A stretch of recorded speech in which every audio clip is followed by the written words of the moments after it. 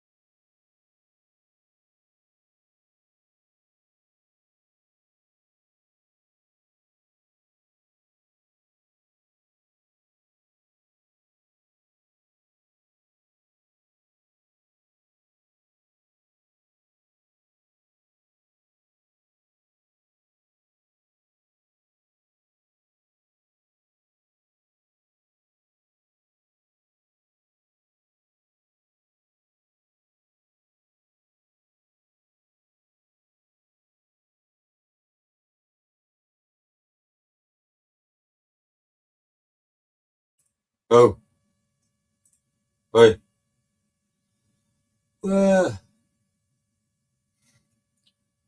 Sloth, Monster, AA, going on.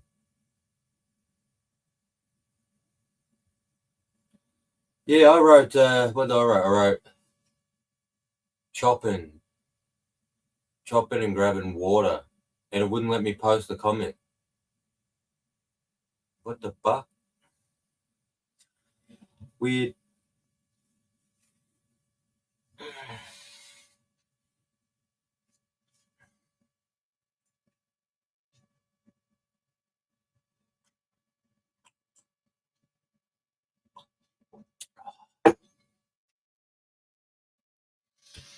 What?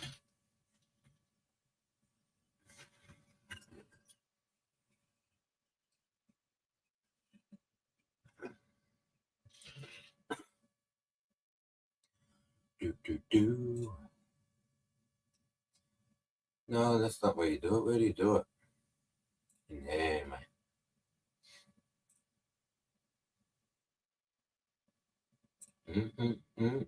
Mm.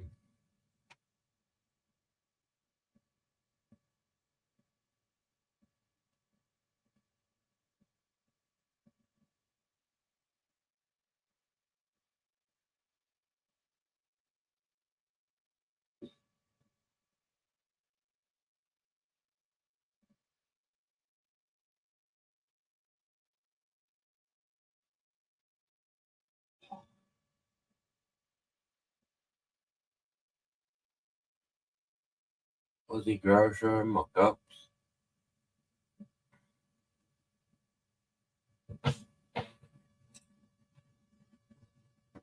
What is that one? No, that one.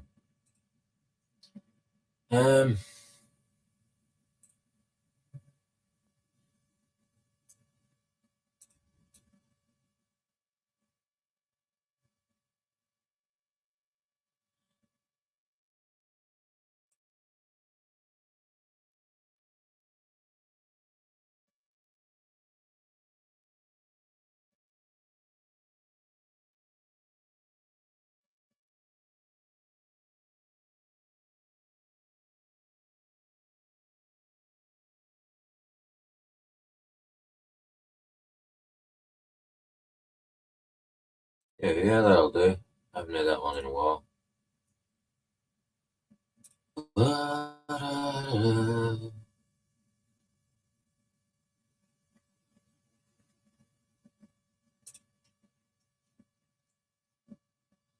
Ooh, diesel and weed.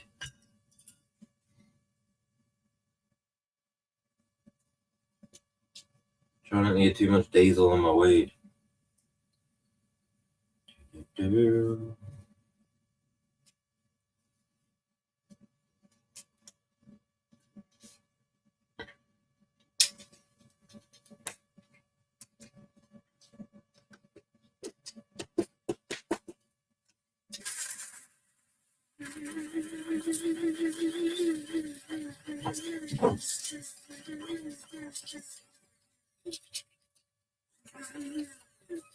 Oh, what did I put on the community tab this morning? Let's go have a look.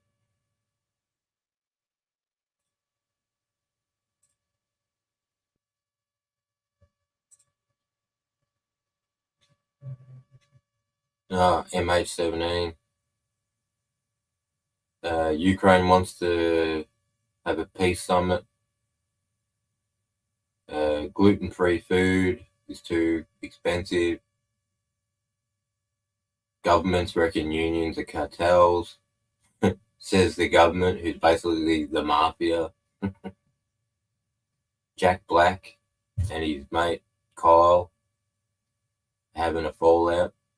One's a Democrat, one's a Republican. And anyone who's 20 years old and buys 50 rounds of ammunition should be reported. You're a fucking moron. Absolute fucking moron. You go buy a box of 22 rounds, a little box of 22 rounds, that's 50 fucking rounds. This bitch has no fucking idea, bro. Do I go in the kitchen and tell that cunt how to bake a cake? Fuck up.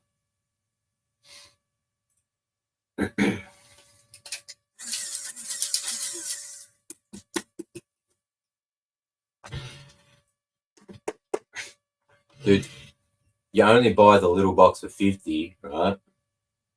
If you like a cheapo cunt. Right?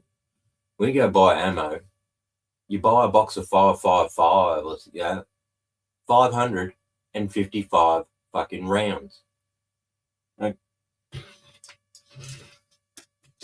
morons, bro. Anyone who buys 50 rounds of ammunition should be reported. Shoot 50 rounds in fucking 2 days, bro. Down at the range. You're done. Take some friends, fuck. I'll shoot 30 rounds.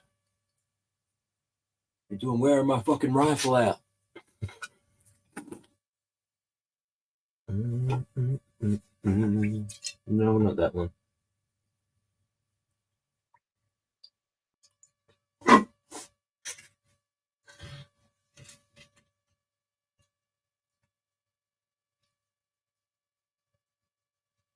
Who else in the chat has a shooting license? Has a gun license? Is a member of a gun club or a hunter or a target shooter? Does the culling programs for the government? Anyone?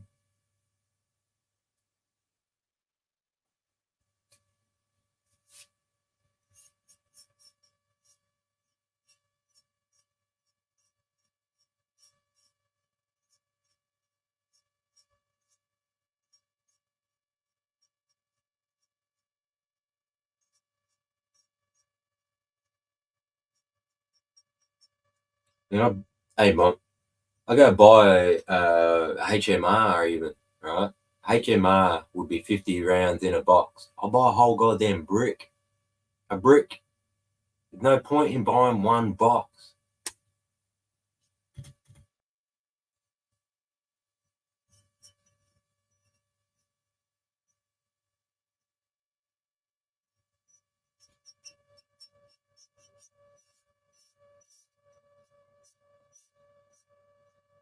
Man, I don't even buy one box of fucking shotgun ammo. I'll be like, yeah, I'll get a box of OOSG. I'll get some sevens. Yeah. You got any solids?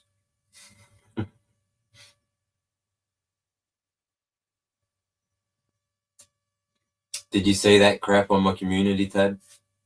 Anyone who buys 50 rounds of ammunition should be reported. You know how many people would be reported every day? Basically, every single person that walks into a fucking gun shop. I don't like it when morons try and tell people how they should live and what they should do and what laws they should live under. I was going to grab a ladder and I'd be right back. Oh, and Mont, 2 minutes and 17 seconds. There are about 50 people, right? Probably more than 50, waving, pointing, yo, over here, over here. 2 minutes and 17 seconds. They watch him climb the ladder. They watch him go that little skinny bit till he got onto the roof. They're watching him go up the roof. They're, what are you doing? What are you doing? 2 minutes, 17 seconds. No one did a goddamn thing. That's weird, bro.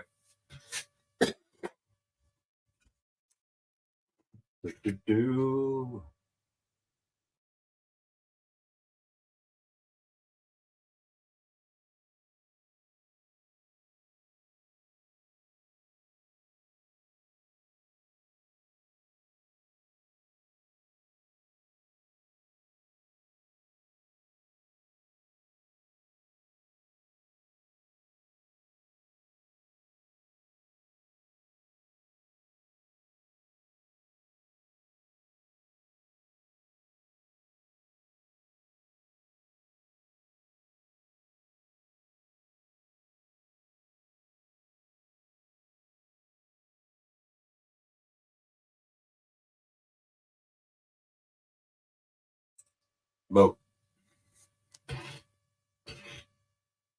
Yeah, there ain't many people in my family don't have a gun license, mate.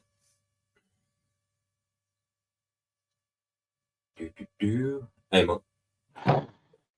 Hey, yeah, I've seen the footage and stuff like that. I seen that a couple of days ago. Like, of him on the roof I and calling, as I mentioned. Like, I knew it went for a while, but like in that footage also, you'll see a policeman walking around the bottom of it as well. But I like, didn't see that.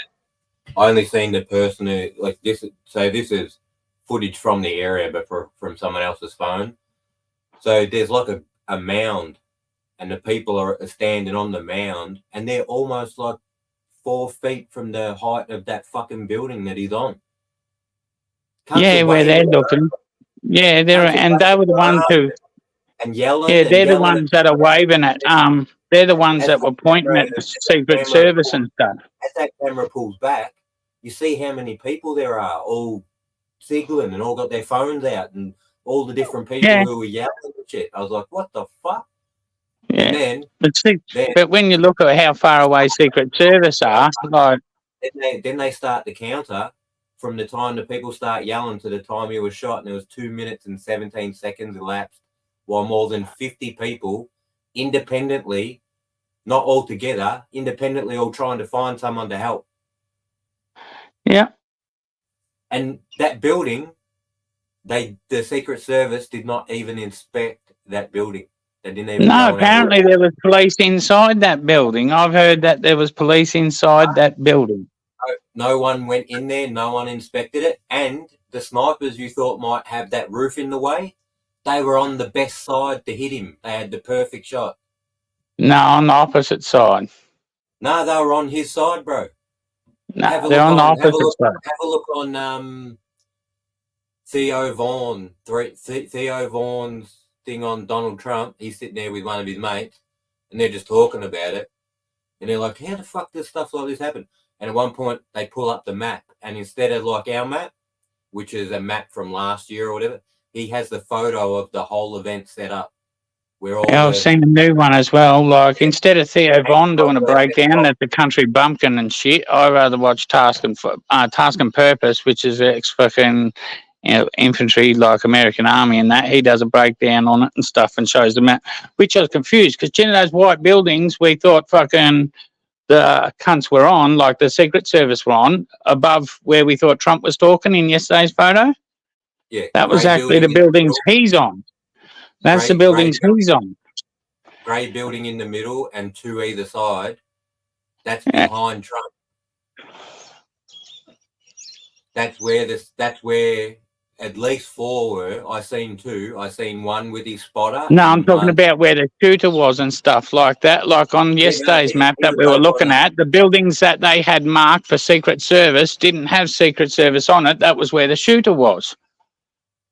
It had the stage, like in the photo, like fucking, because they've got a photo of the stage still in place on Task and Purpose as well and stuff like that. The 2 buildings Secret Service are on are right directly behind the stage where all the people were sitting. Yeah, and fuck all distance from that stage, like maybe 20 meters, if that. And then fucking, and then his building is off to the right. And but it was that big complex of buildings that fucking was initially marked on yesterday's map as where the Secret Service were. Oh, any map I shown yesterday always had those buildings as where the killer was. You might there was a fucked up one a few days before I told you that made it look like somehow the shooter shot his bullet and it stopped behind Donald's head, did a 90, and went direction through his ear. But then when I know he was looking to the right. I know nothing like that happened and stuff, but they had the wrong buildings marked yesterday. Yeah. But yeah, the map I shown yesterday, Secret Service were behind Trump and the shooter was on those buildings. Yeah, the shooter's off to the right, and it looked like small little grey buildings where the big complex of buildings were directly to the right behind, like fucking behind where we thought Trump was. That's why I said, do you see the car park? Is this like a factory or something? Were people working there? Because how's this? They probably sent those people home, right? They did. Yeah, made Yeah. sure no one was there. They apparently Yeah. searched it the day before and stuff, but like on tasks and they're still waiting to find out because after action report that might not ever get released. Like, because there'll be an after action report where fucking Secret Service or military do it after a mission. Everyone has to break down what they did, where what happened, and then they try. It's to fucking evaluate yourself and where you fucked up. All right, so you can do it better next time. But we might not ever get access to that, so we might not ever know whether fucking those cunts were inside that building or not, because they're not going to release that to us. Well, Secret Service says no, they weren't. They did not. No, even Secret Service weren't in there. There was police. They did not even. There was a police unit inside of it. The police aren't in charge of Trump's safety. They don't No, plan in no. advance. No, What but they they're do- also they're in control of the crowd and what's going around the crowd, though. Let me talk, bro. What they do is they'll call the police, and anything they think the cops can do, they'll ask them to do it. But otherwise, they're in control. They did not physically go in the building. They may have sent police, but they stated that they did not even examine those buildings.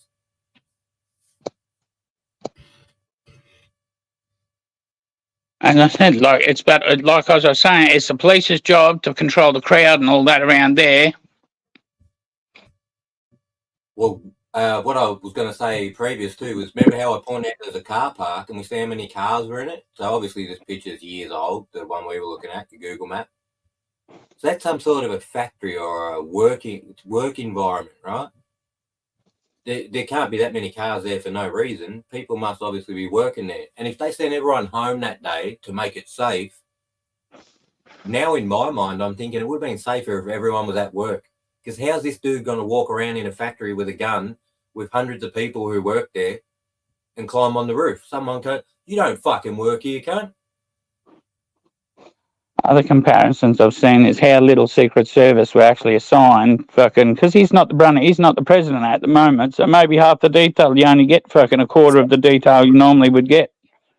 I don't know, but they were saying something about like other fucking rallies he's had, like when he was running for 2020, I think it was it or what? No, 2016. When he was running for then, they had a dude that was at this rally, but also at a rally in 2016 when he was fucking running for then, and he was going like him and his daughter walked in. You could see Secret Service on top of every fucking building, all around, everywhere. It was that fucking obvious, right? Snipers everywhere, and this one they only had 4, like whereas normally they'd be on top of every fucking building, you know, right around like in a big 360. Yep. And that's the first thing that popped in my head, that things were different. I can't say what happened. Yeah. But I don't know. Like, at 138 meters away is 5 to 6 buildings, factory-sized buildings. They must have people on them. To have them bare was the stupidest shit. It's a retard move. It's a move of people who do not know their job at all. Like for us, it was obvious just looking at the map. It's like, well, that's the spot where you clearly know their job. They clearly know their job, but whether they had enough people to fulfill fucking it properly or not, and who fucking decides how many fucking get assigned, I don't know. Did you see, Mike? Who decides fucking who assigns how many Secret Service to a rally and stuff? Did you see that?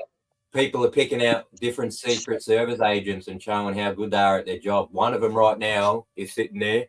She puts Donald in the car, turns around, sees the cameras, puts her glasses on. Oh, mate, they're ripping shit out all the women, mate. I've had a big giggle. Got a gun out, and then when Trump goes in the car, she goes like this. And then gets it. Yeah, like, you're a I've had a big giggle. Yeah, I've had a big giggle at a few. She had to look down to find her fucking thing. But then you also see one at the stage, like fucking, she's ducking fucking more so than Trump when she's meant to be covering him. Yeah. Fucking. Yeah, that's just a rib on fucking the women, though. Like, that's not a thing on Secret Service. It's just a rib on the women that's fucking been employed in there now. For quotas to be woke. I wonder whether that was done on purpose, too. Wonder fucking whether Biden's fucking responsible for fucking assigning that stuff. Like, I don't know who's responsible for that shit. We'll have to wait for all that. Yeah, that would be stupid if diversity quotas have to exist at the detriment of someone's life. Like, At the surely, detriment of your president's life, surely a let woman, alone like major politicians and stuff like other pollies. surely a woman can stand in front of a bullet just as good as a man. Like, You I would don't think see so. the problem there, but I don't know. Yep. But yeah, I was spun out. They sat there, they counted it off, 2 minutes, 17 seconds. Yeah, I'd known that it was 2 minutes, 17 seconds and stuff. But that's 2 minutes, 17 seconds until the fucking sniper has eliminated them, right? And both those Yeah. snipers being a million miles away on opposite buildings, like 2 minutes, like, First shot. When Trump yeah, ducked, and on Task and Purpose, they also talk about the rules of engagement that Secret Service are under, and it comes from some court case, right? Some fucking Holland versus Hickam or some shit like that. I don't remember it off my head now, right? And so they're not allowed to shoot until fucking the cunt has fucking taken a sight and is about to shoot on Trump or has shot. okay, that's something that I was wondering about, what the rules of engagement are. Because me personally, like the president, you think that if it was Biden, anyone's on the roof in that area, they kill him. No, well, they're under the same rules of engagement too. And I figured Trump might be a little bit stepped down. It should be the same. No, But, it's the same rules of engagement for all of them for Secret Service, but it comes from some fucking Hickam fucking versus something. So if you were just to shoot some cunt because he's got a rifle, you go to jail. Yeah, so obviously this Hickam case or whatever, some dude was on his roof with a high pressure washer cleaning his roof or something. They popped him. Yeah. Yeah. But apparently 2 hours beforehand, right, this guy was at the entrance of the security fucking place with a laser rangefinder, scoping the fucking distance to it. And the security guards fucking like, oh, that's weird. Fucking tried to question him, but he disappeared into the crowd and they lost him in the crowd. They reported that to Secret Service, but somehow fucking nothing happened. Okay. About that. Yeah, that's another dodgy thing I found out. Like, but then, like, apparently they were like, oh, maybe he's just trying to find out the distance so we can get a good look at Trump. Like, make sure he's a good distance. Yeah. For his camera. Yeah. Did you know the shooter walked from his location to the spot where he shot with his rifle, full in sight, walked down the street. People were watching him walk down the street. And that Theo Vaughan's like, no one said nothing because it's Pennsylvania or whatever. He goes, it's more Republican. He goes, and at a Trump rally, you expect to see people with rifles. Yeah, you wouldn't think they're trying to assassinate anyone. You think they're just using like their Second Amendment right thing or something. Because maybe that's why no one anything. Yeah. But everyone's working through it, trying to figure out things. Wondering why things happened the way they did. Hey, cool show, mate. And yeah, did you see Jack Black? Oh, I didn't read the article. I seen something about it. So they got something they do on stage, and a robot comes out or whatever, and asks Kyle to make a wish, and he goes, "I wish you didn't miss Trump." Huh. That's it. Yeah, Jack went and cancelled the rest of the tour. Oh wow.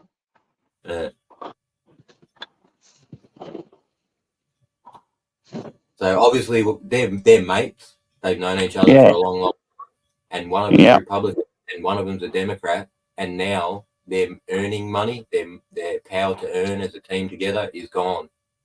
Yeah.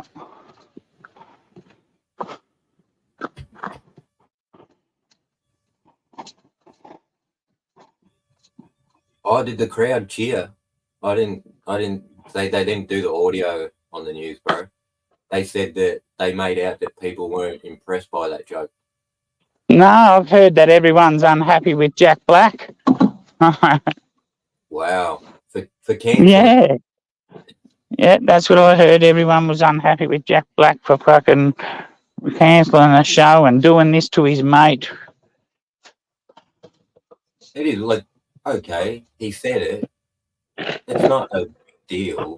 Like, yeah, it might be in bad taste, but it's not a big deal, is it? You could work through that with your mate you've known for probably 30 or 40 years, couldn't you? You think so? Oh, Yeah. you realistically, it should have nothing to do with your friendship. You'd just go, "Oh, dude, that was in pretty poor taste," and we might cop some flack Yeah. from our crowd for that. He's a actor, comedian, musician. Why didn't he come back with a quip Yeah, immediately after he said that and to nullify, and then they could have just went on? yeah, yeah. You could have had a quip about fucking Biden's lobotomy. He's had at some stage, poor cunt, the strokes, whatever he's suffering from. Yeah, he was on the news again. Someone fucking. Oh, they're trying to get into him for some comments he made after the shooting or something like that about Trump.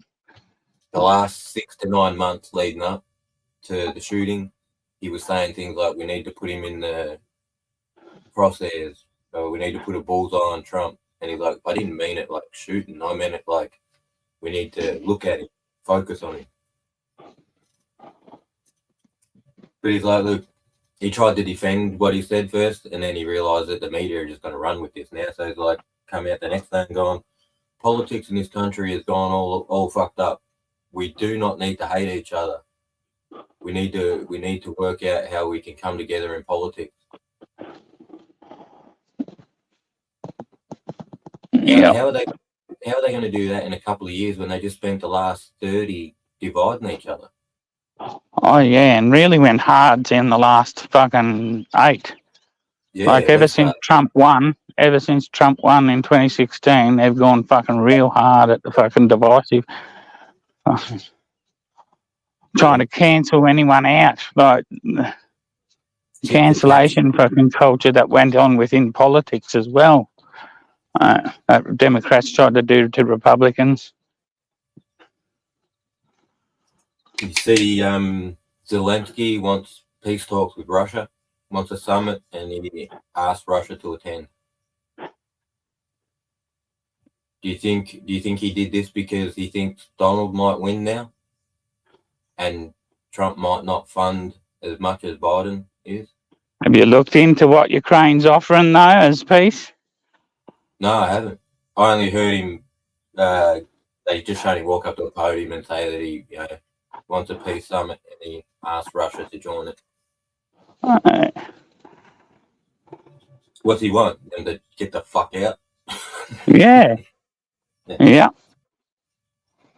It's not going to be the first thing they come up with, obviously. These things are negotiations. But I don't even know if it's done on this first summit. Might take 3. Well, considering both sides refuse to meet with each other and hold their own little independent peace summits, I think this is just fucking smoke and mirrors realistically. Because Ukraine realistically are going to be in a pretty strong position pretty soon. Like 3 more fucking Patriot batteries, fucking a fair few other air defense fucking things. F-16s fucking should be here fucking. They've only got 10 days left before the end of the month, and they'll be here this in the month.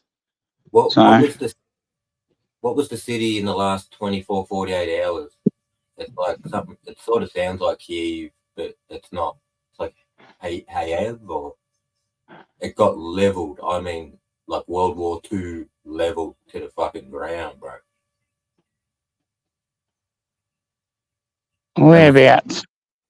Russia's latest attack in Ukraine in the last 48 hours. It's something like Lviv, not Kiev. Advika. They leveled the whole. It's just, I think it was definitely H. It does sound familiar. Krasnokor. Nah, I think it was the H one. Lizhkivka.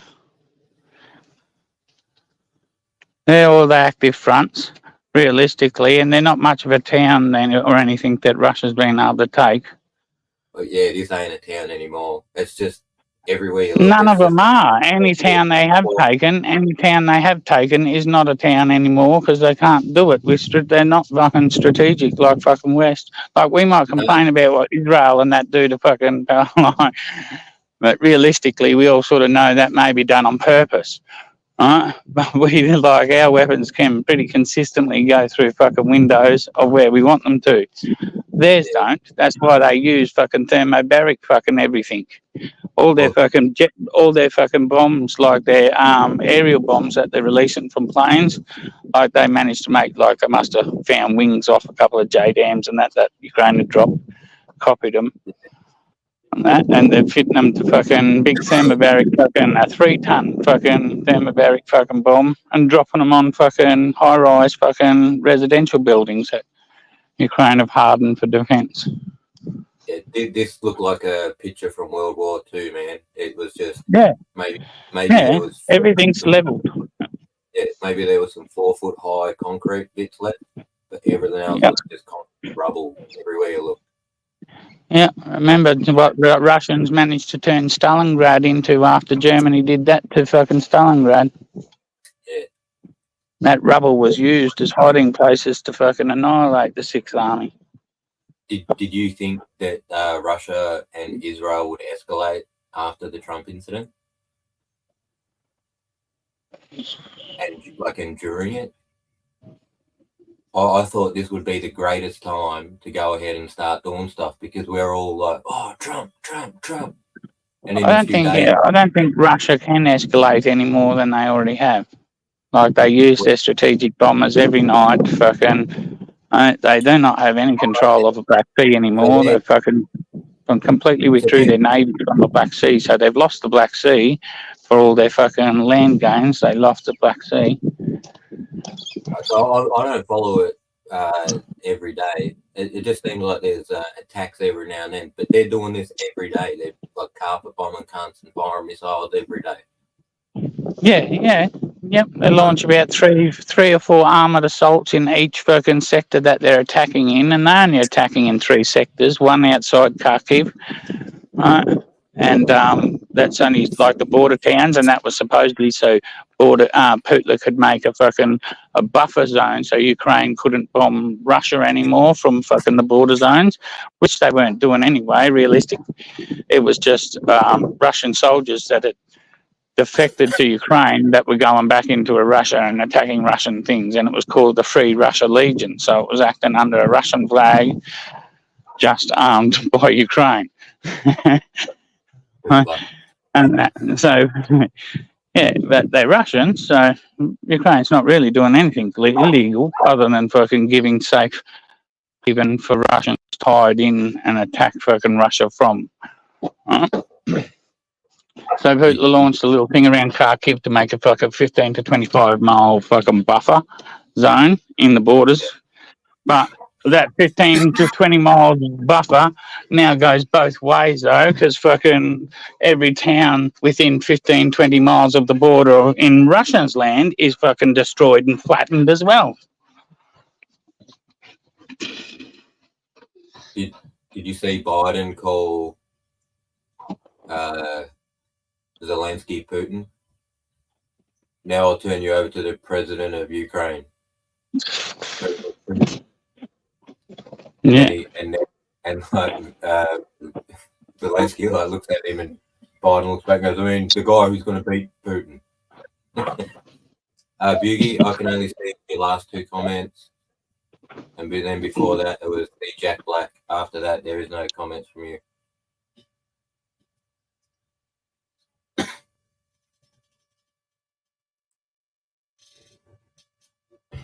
Dude, YouTube censored that I wrote chopping and getting water. Be right back. Wouldn't let me post it. Went all red. I don't know what's going on. There must have been some new YouTube laws that came in while we weren't looking.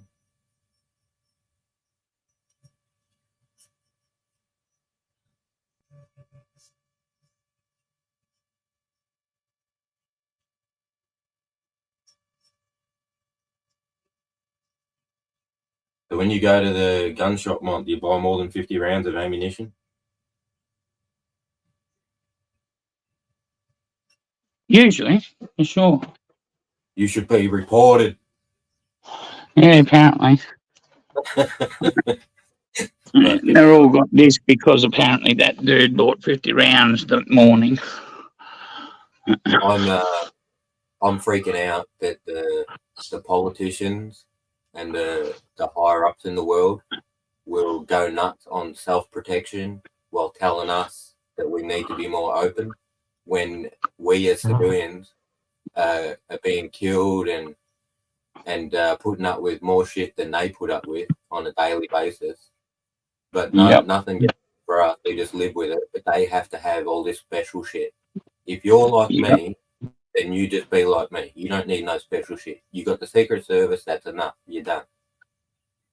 Now they're all trying to fucking, oh, we need to do this. No, you don't.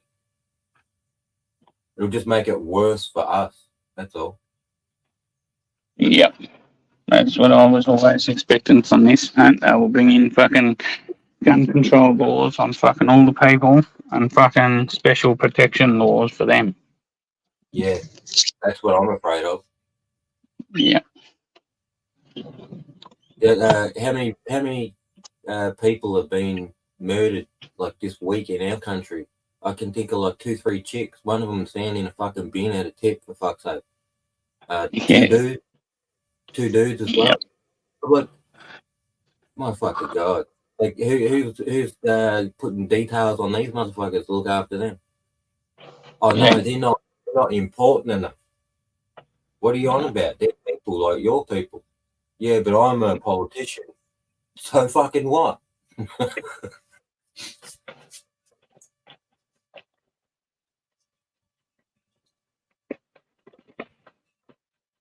It'll get. I can picture it getting so bad they'll want to roll up to a city, and a week before you get there, your city will start like locking you down. There'll be certain groups of people that aren't allowed to move at all. Other people told you're not allowed to go near here. Yeah. Our world, and we're going to be told what to do.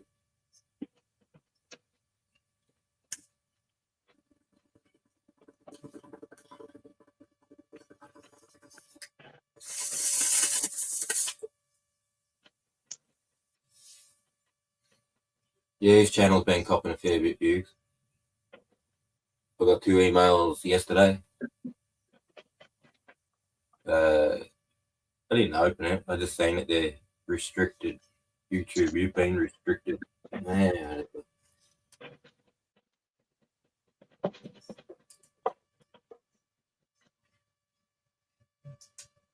Don't like us talking about it.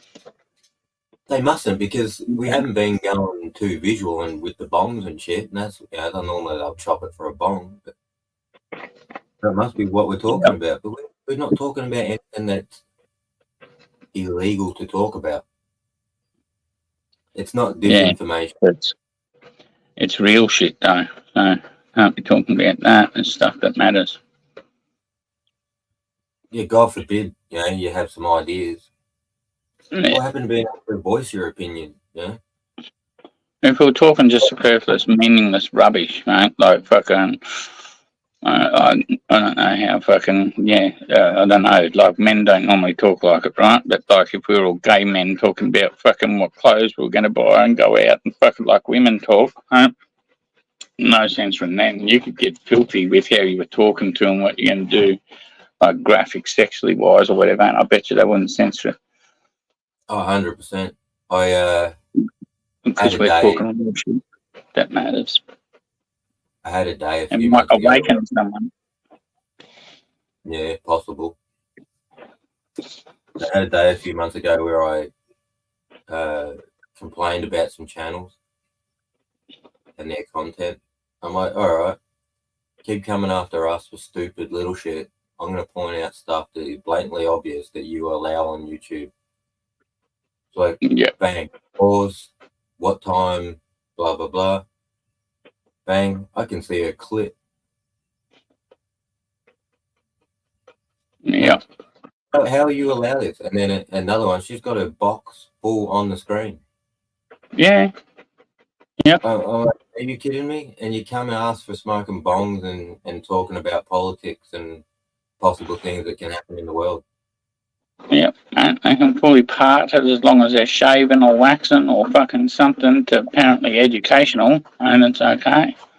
And God knows what they fucking class as educational nowadays, mate. Fucking hell. That's what the title on the full box shot was. It was getting waxed, like how to wax or something. I'm like, you kidding me? Yeah. Yeah. Wouldn't And the rest surprise of me if they allowed if they fucking title educational purpose over how to click your mouse. How to double click your own mouse. And allow women to be fucking masturbating on this. Well, That's the other one, educational. I'm teaching young people how to pleasure themselves so they don't need a man. it's just normal. Everyone does it. Yeah. Yeah, the other ones I complain about were yoga ones where chicks were wearing stuff where they bent over, their box would pop out, or they'd put pants on that you could see through. Yeah. And you do understand what they're doing, but they don't give a shit. Every comment on that channel's got nothing to do with yoga either. It's just a heap of dudes who are probably masturbating over it. Yeah, for sure. They're just big up on her for doing it. And I'm like, hey, this is blatantly obvious, but yet you attack 420 community. Yeah. So, yeah, I just wanted to point out double standards. So, just I've complained enough that they know that I fucking know. Yeah. I don't know whether they listen unless you get have a fucking lawyer's fucking letterhead at the top. Right? Yeah.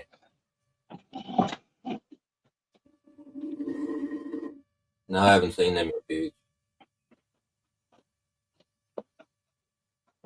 I don't watch TV, really, so. I do know Target and places like that had a clothing line, and that was being promoted in the United States. It did get promoted here for a very, very small amount of time, and then it was pulled. The clothes I weren't. did think that.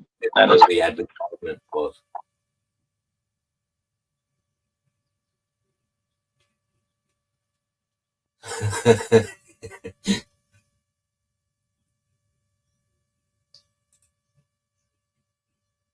See that, Mike?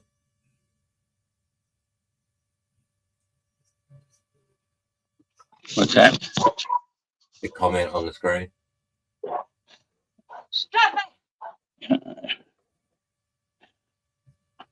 Yeah.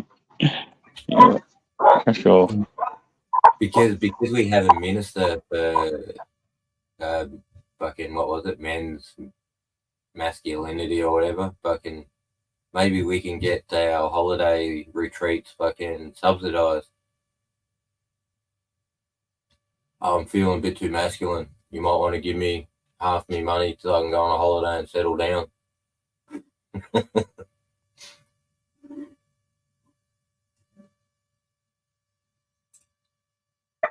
We only funded to fucking approved camps where you will get emasculated. Oh yeah, no. I want to be able to pick where I want to go.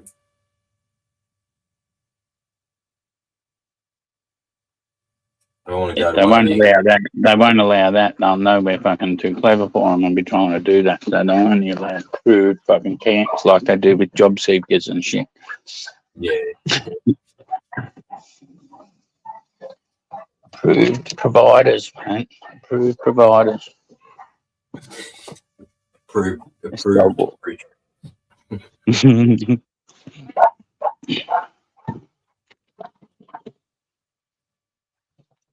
This new fireplace, man. She's fucking economical on the wood now.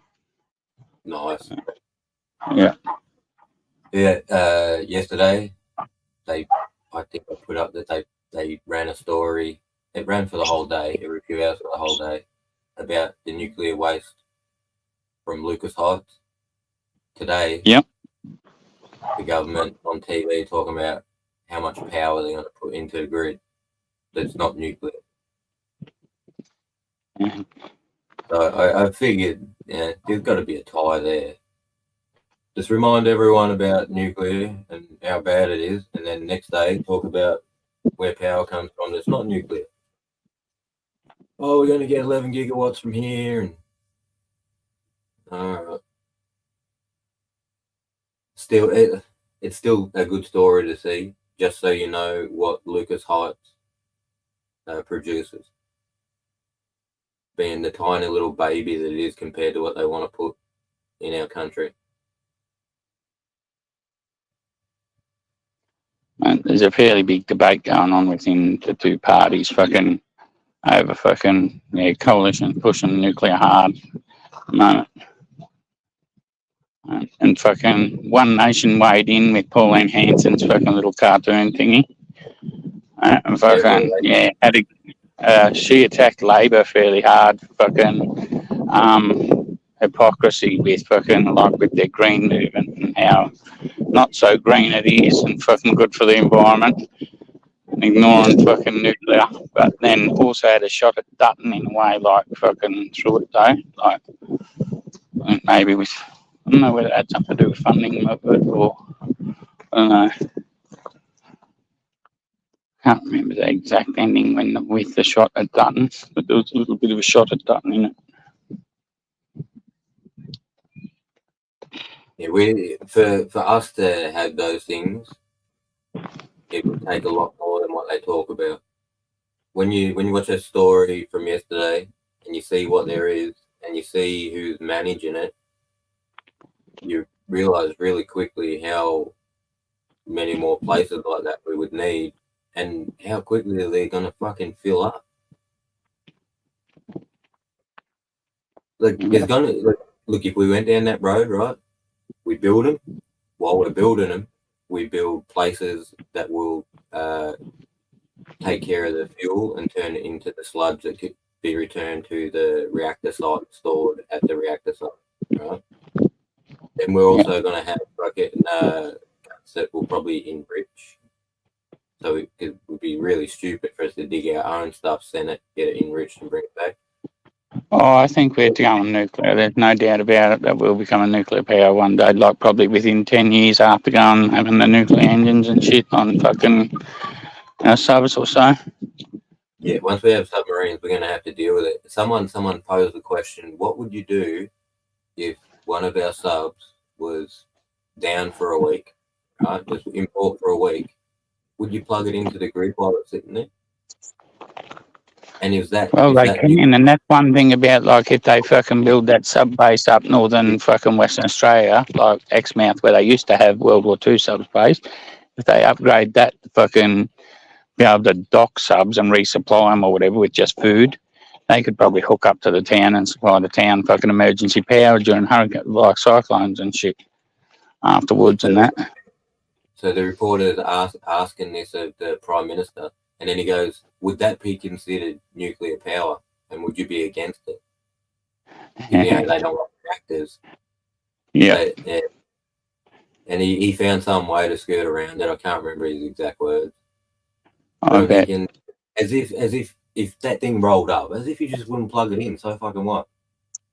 It'd be ridiculous. It'd be stupid not to, wouldn't it? And just because you did doesn't mean, oh look, he plugged the submarine in. We better get nuclear power plants now.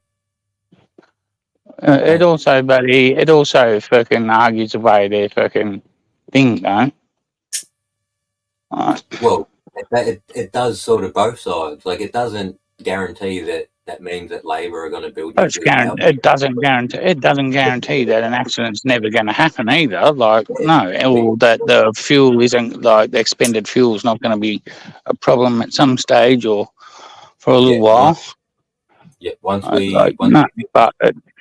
But it totally gets rid of their idea that fucking we never can't have nuclear power here fucking because it's dirty and stuff like that. Because we've got them here already supplying a town, like they're just parked in our harbours.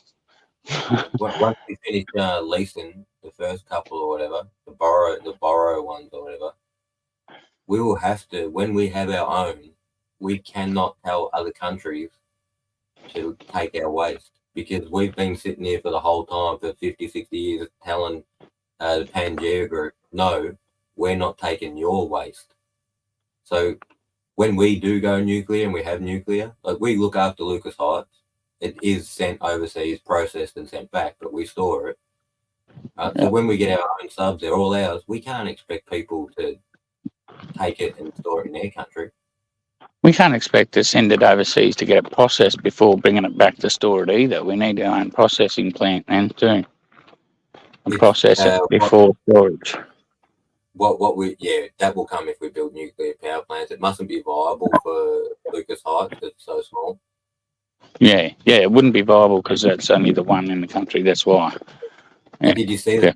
They got these two massive cylinders, steel and concrete and steel again or something, and they're for grade A, the highest, worst nuclear waste in the world. And what comes out in Lucas Heights when it gets sent back to us after processed is B waste. So it's even safer again because they're storing B waste in a container that's made for A waste. Yeah. But those things, they've barely got anything in them. But then when you look around the rest of that factory, there's just tens of thousands of 44 red 44 gallon drums just everywhere, just full of all the other waste. So holy shit. Yeah. This is what I was trying to get across to people. Yeah, the bit that comes out of the actual reactor from the pellets, the fuel, the spent fuel, that's small. That's, a big ass American reactor that's like half a kilo or a kilo. But a bit different when you count everything that helped get it there, everything that got it out. That's all waste too now. It's just different levels of nuclear waste, but it's all treated as nuclear waste. So it all must be stored in a nuclear waste facility.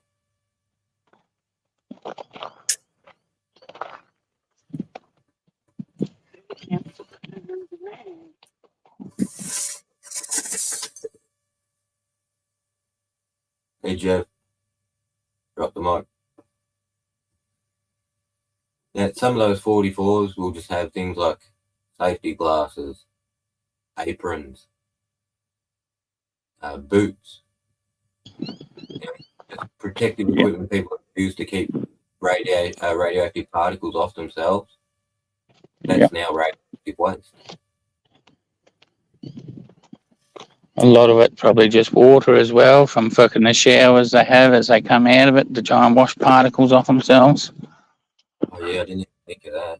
Any water, what they do with water, shit. Yeah. Even though they probably can recycle that back into the cooling pond. Yeah, well, in my head, that would be the most efficient way. If I was running a business, cost effective, the cooling pond would be just circulated water. I wouldn't be taking no water from anywhere because you got to pay for it. I'd be hoping that pond stays full. I'd be fucking making sure some creeks or rivers run into it. Yeah.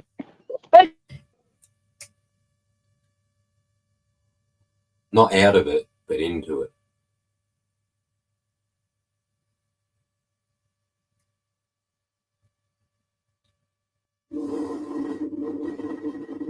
Hook. Oh, where's the mouse gone? There it is. Hey, mate. Boys, how are you? How are you? Hey, mate. Good. I'll show you what I just brought. All right, for $5.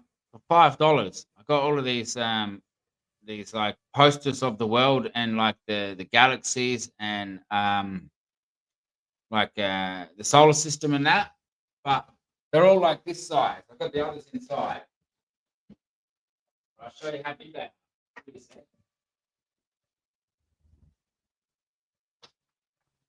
Looks laminated too, yeah? And laminated. Yeah. Big motherfucker. Yeah, I'd want one of them.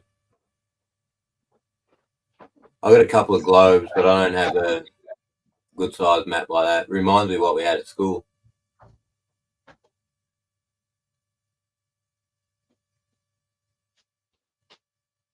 Yeah, yeah, we got them for $5. Had to get them. Had to get 'em, mate. Each or $5 for the lot. For the lot. Oh yeah. Yeah, big Oh, yeah. heaps. I've got a few more inside. Get one more inside. It's funny because I actually went into a map shop last week looking for a map, and they didn't have any that size. That's for sure. They had all of them, but they had the one size smaller than that in the store. But that was like $150 laminated. Yeah, you go. No, they usually only match of your state or the whole country in some cases. But you go to your in our state, it's called the Upside Down Building.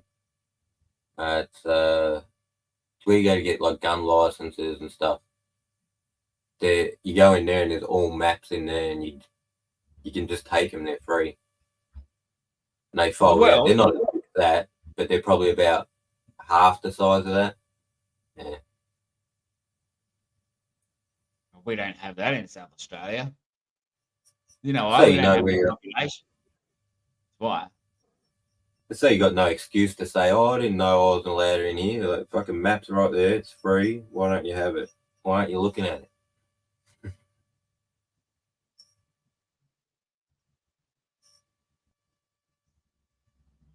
Well, I suppose I just jumped up to have a cone.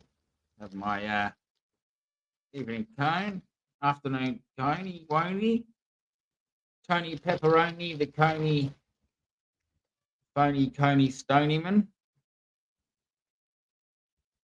Yeah, just having a arbo mix.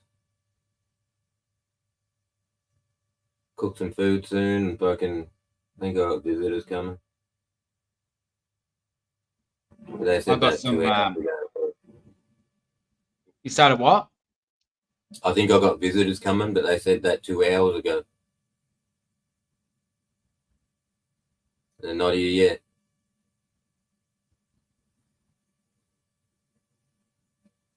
Well, I got some dirt to do some transplanting. I got to move some seedlings into bigger pots. Oh, yeah. Yeah. Make way. It's always fun. Yeah. I only got small pots though, so they are really literally seedlings. I just need the space though. I need to get the seedlings out of the space, the bigger pot, my sprouting pot. Yeah. Chuck some more in there.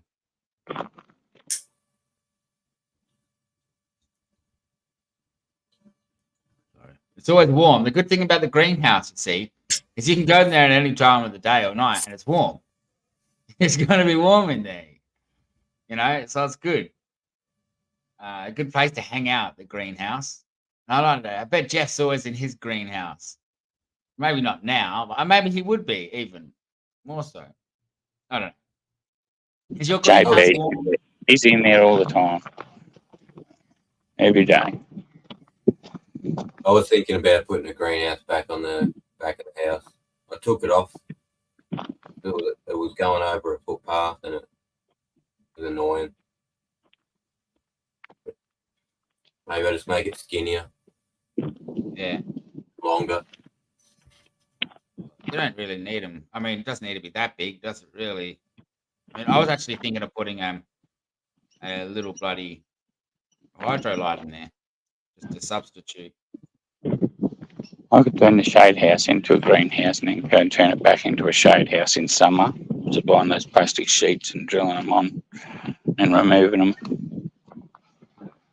Yeah, they even have ones now that have you buy the sheets. They're probably about 1.5 wide, probably about 2.5 long, and it looks like corflet. And then you get this plastic thing, and it attaches to one side, and then you get another sheet, and you just push it in, and now they're clipped together. Clip together. Yeah. Yeah. I don't know about the clippy bits. I think fucking water gathers in there and stuff and rotting it away. So I'd rather just fucking overlap them by one little edge. You will get lichen in there over years, but if you're going to remove it, like on and off greenhouse, glass house, then you should be all right. But yeah, you leave them up there, and any ridges like that, like and eventually grow there because dirt will find a way to hold on somewhere in that fucking little ridge cap on the edges where it meets the plastic. For sure.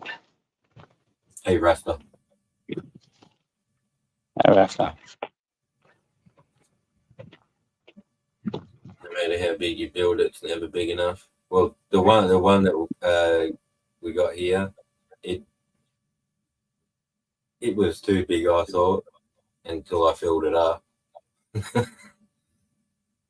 But it's built pretty well. It's got shelving down each side and along the back, so you can utilize different heights in the greenhouse.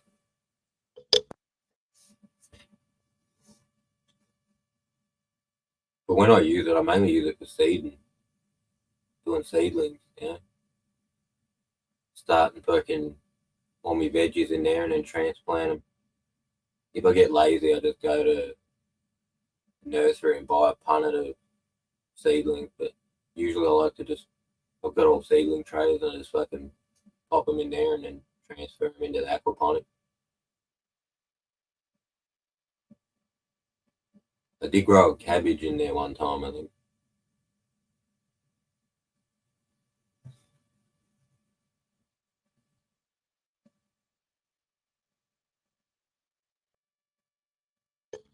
Wow.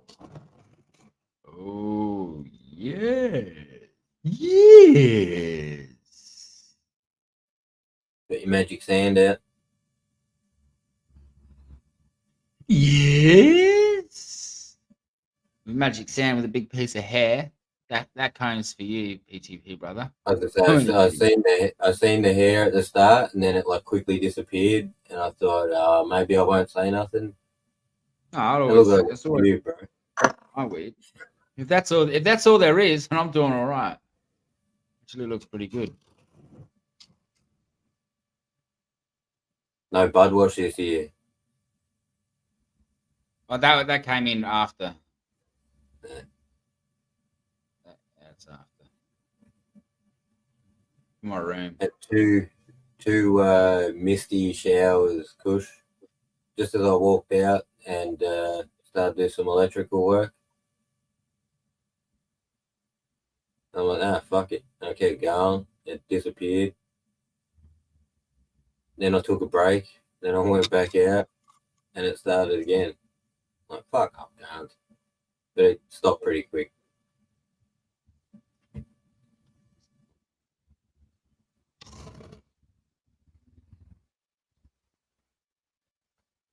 Oh, damn. I think I covered everything up. I haven't checked the tank though, but I haven't had good rain in fucking 3 days anyway.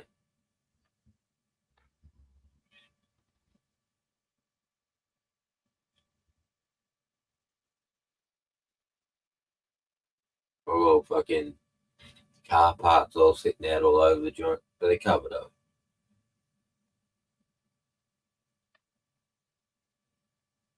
Currently rebuilding some injectors.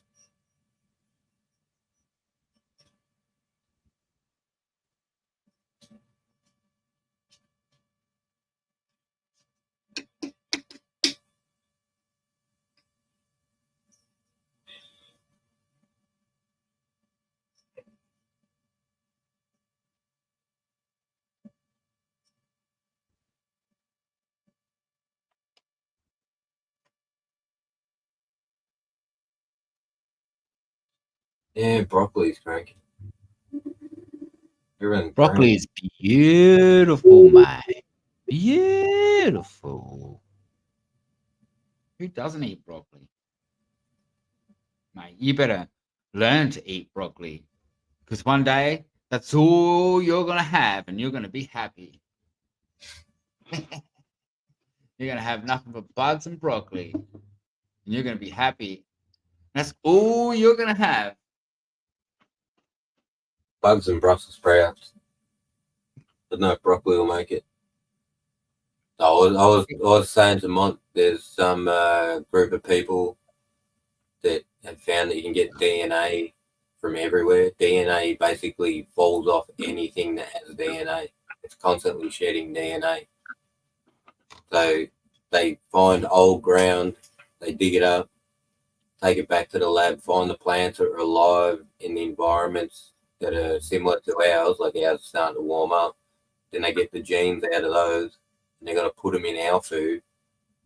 And then that way, our food, if the planet warms up, we'll still be able to grow it. We won't have to change food.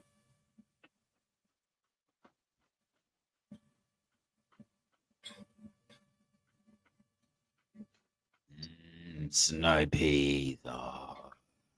Isn't Chinese cabbage bok choy, or is that lettuce?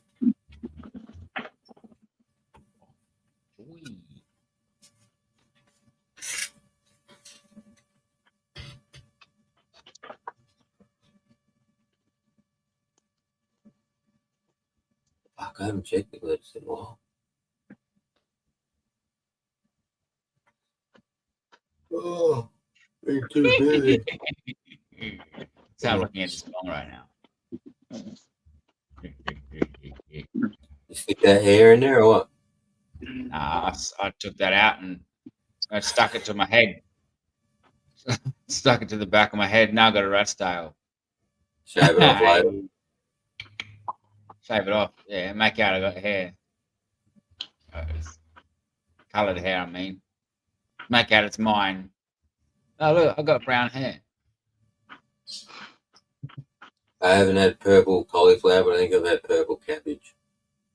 They must be riddled with anthocyanins.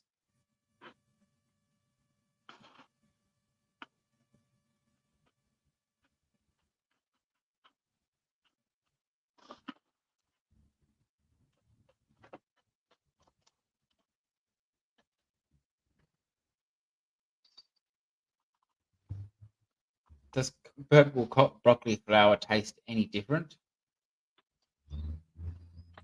I wouldn't think so. Don't be racist. See. See.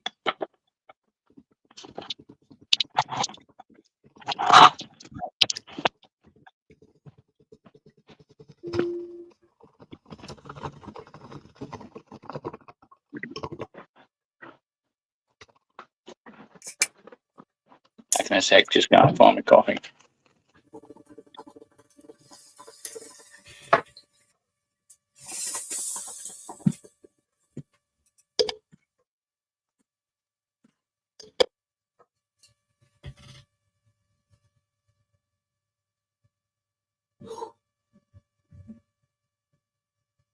Yeah, I already had a coffee. Can't have another one.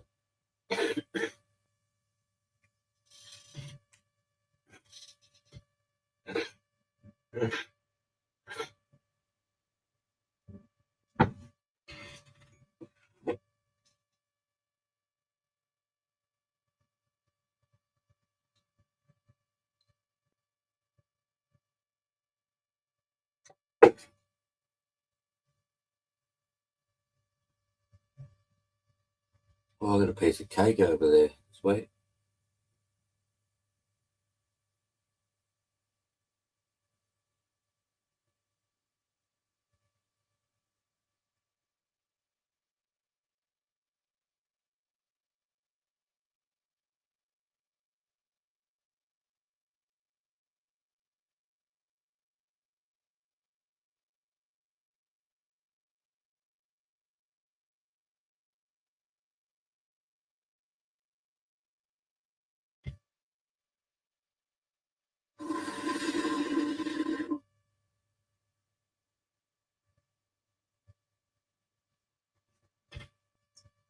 I'm gonna need a little fat.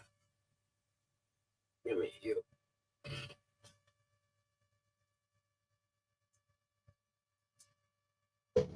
I love the weed. Love the Yeah, weed. stick it in. I've been eating so much lately and I wondered why. And I know why. I haven't been drinking the iced coffees. Ah, Farmers Union.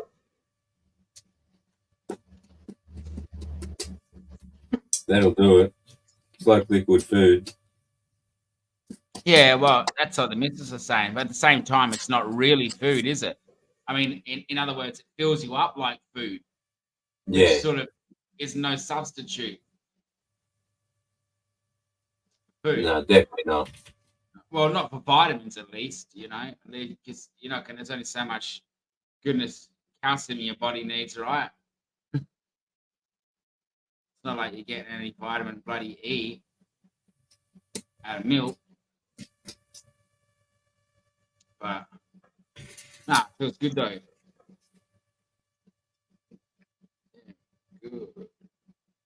Doing them food reviews would help too. Yeah, I've got heaps of videos. So I ate a gyros today. Today I've eaten a gyros and a quarter pounder. Yeah, So that's what I've eaten today. A gyros and a quarter pounder. I could go a pork chop. man, I had Hungry Jacks a few days ago because I was fucking late cooking tea, so I ate that while I was cooking tea. While I was waiting for tea to cook.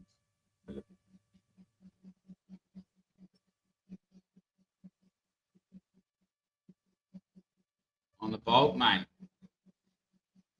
On the bulk. I can always tell my weight by my wrists. See, I've got these bones that stick out here. You can't really see them now. You probably can, but usually when I'm really skinny, they stick out. Really stick out. I ain't really skinny as it is, but even me putting on a couple of kilos, which I actually have done recently, it's noticeable. Yeah, I only notice with jeans or t-shirts. Sometimes I'll put a t-shirt on and I'll be like, oh, that's a bit too tight. Or other times I'll put it on and I'll be like, baggier than I remember.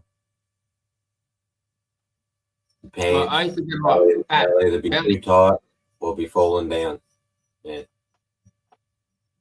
I used to notice that if I'd put on weight when I was drinking milk and eating, but I haven't noticed it go to the stomach yet. I've noticed it go to more to the just out evenly through my body, which is a good Oh, thing. I haven't got started to get a fat ass yet.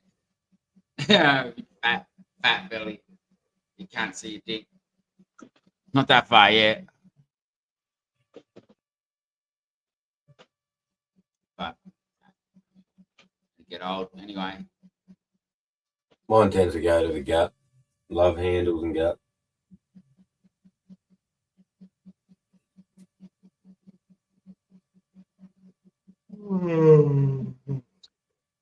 Oh, and that Mine will another evenly space until I get fucking too much overweight, and I'll go to my gut.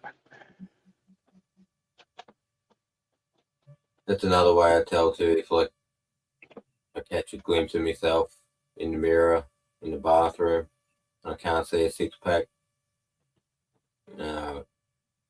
Put weight on.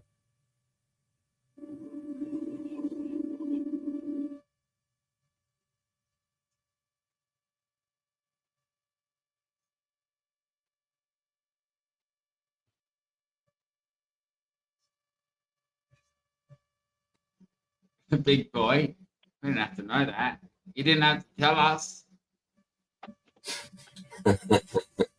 Just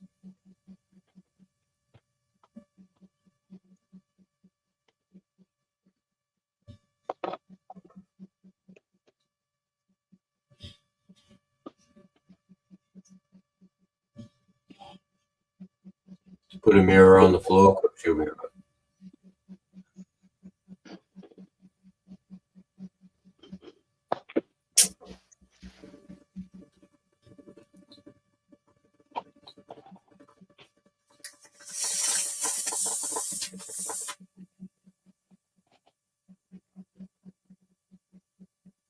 Bloody shrinkage.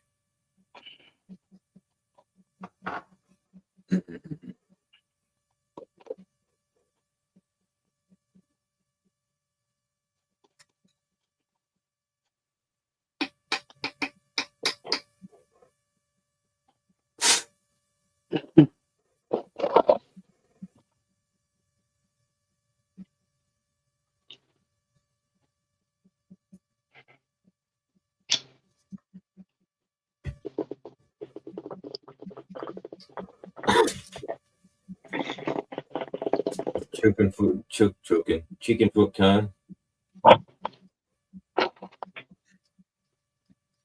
Chicken poop. Reminds me like a spur or something on a chicken, like on a rooster's Oh, leg. yeah. Chicken leg. Yeah.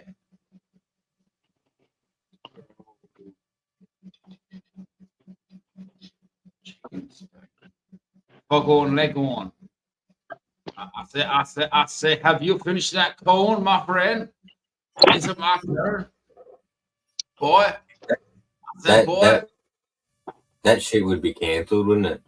That's Yeah, you'll probably get not. yourself cancelled saying that. Be careful with them words. That cartoon would not be on TV anymore, would it?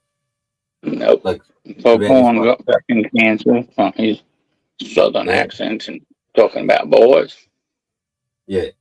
I didn't know if he did. I just assumed it. I'm like, as soon as I heard the voice, I'm like, oh, he won't be around anymore. Same with fucking Yosemite Sam. He got Oh, well, he cancelled. was the best, man. Wasn't he the best? That's the dude with two guns and the wide hat, yeah? Yeah, big red fucking beard mustache, or a big mustache maybe with a beard, yeah. Oh my god. He'd set up forts across him, and Bugs Bunny would make forts and fucking do all ideas, fucking bomb each other. That was sick. They're trying to kill each other. And, yeah, that was sick. Gone are their days, Monty. Never to be. That's like gone with the making of who made the bloody pyramids, mate. See, we grew up with those cartoons, right? We grew up with those cartoons. Did they make you racist, or did you even have an understanding that they were racist in any tone back then? Like I didn't. Not in any way did I ever watch a cartoon and think of what social things it might be trying, people are putting on it now. Yeah, well, I didn't get any subconscious programming to be a racist from it. Like, I haven't grown up becoming a racist because I watched those cartoons. Like, and when like why they need to be cancelled? Because, like, I don't think they fucking really had the meaning to kids what fucking adults are trying to put on it. yeah, exactly. And then when I seen Elmer shoot Donald Duck in the head and his beak spun around his skull, I didn't think, oh, I can shoot people in the head and They'll be fine. Their face will spin around. No, run off. I knew it was cartoon. I didn't watch He-Man and walk around in Speedos for the rest of my life with a sword on my back. What, did you try to fly?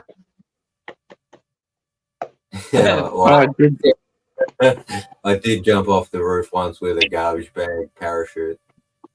Oh, there you go. Well, you're the normal. I think you're the norm. If you didn't, I'd say there might be something wrong. Well, think about it. I don't think that was from a cartoon, though.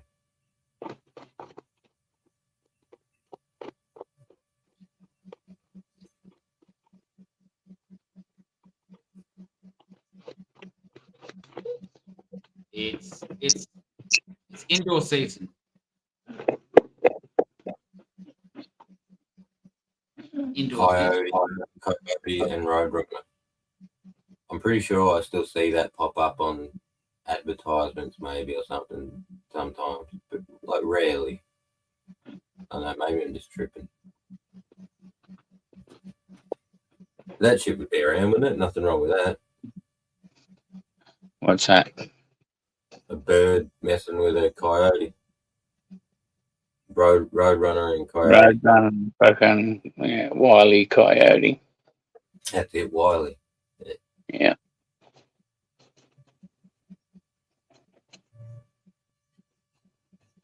I didn't need to watch him strap rockets to his back to want to strap rockets to my back.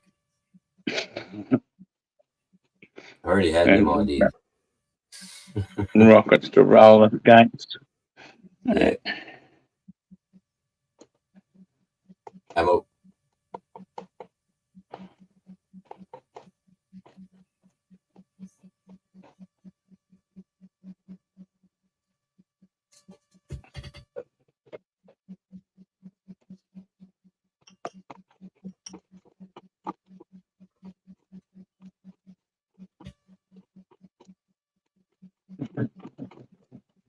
you reckon- Roadrunner. when you seen Trumpy with his bandage on his ear, did you think to yourself, like, could they have got a bigger bandage?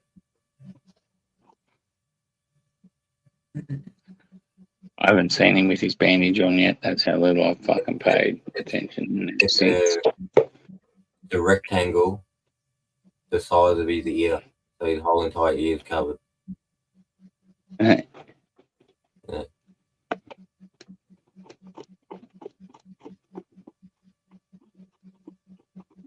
Probably like put the little one on the top where it got injured, and he like went, nah, go bigger.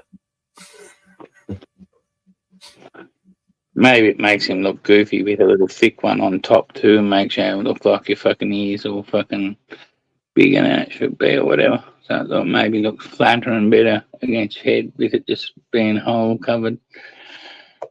Aesthetics, man. Aesthetics.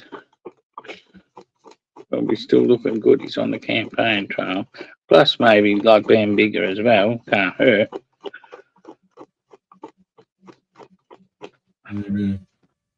Not for looks, anyway. No, Damn, must be a that big wound wouldn't- under. Got hit more than we thought. Yeah. But apparently, he said it was like a mosquito, really bad mosquito. Oh, it'd be through you quickly, like fucking. You wouldn't have much time. It'd be like getting stung like a fucking wasp, I reckon.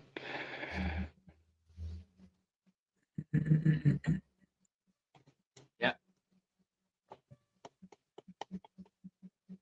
Fucking big ear piercing. Cracks like one of the fucking ear piercing guns that shoot the fucking thing through your ear.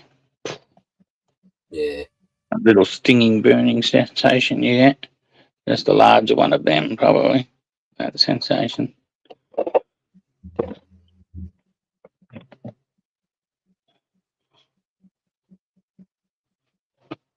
there's a hole, and the very top of your ear, like the top part of your ear, right? Which is, well, on mine, it's not directly at the middle of the top of the ear. It's slightly towards the front, the highest part, slightly off center. That high bit, and about a centimeter in front of it, a centimeter and a half. He's a pretty big dude. Got a big ear. That's gone. That whole flap is gone. And then behind that is the hole. So when it blew that bit off, it went through the flap at the back of his ear. Put a Yeah. hole there. Here, Yeah, yeah. yeah. It's gone through this hit here, and then it's gone through that part. Both parts of the two parts of his ear. Technically, it's been shot twice. Same bullet. Is that what you're saying? Yeah. And the hole, when I seen the hole, looked like you could put a ciggy in it. 223, like, yeah.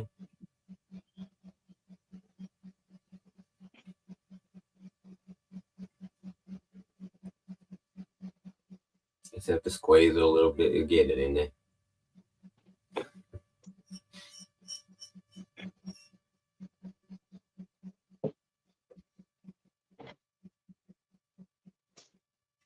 And see all the people endorsing him now.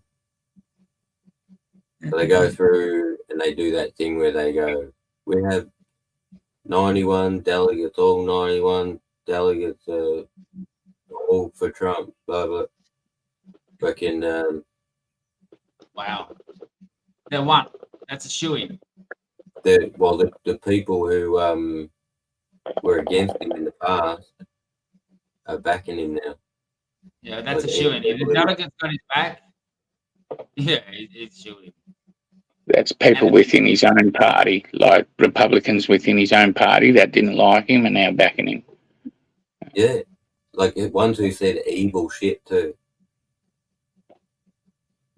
Well, realistically, when something like this happens, like fucking, they realistically as a party, they should pull together and fucking It'll probably only last a couple of weeks though of that unitedness before their fucking political divisions on whatever fucking foreign fucking affairs or fucking whatever their fucking differences are within the party will fucking be exposed again and come to light. The wars aren't going to stop, that's for sure. Just more may start. There was Zelensky wants a summit and a peace summit, and he invited Russia to it.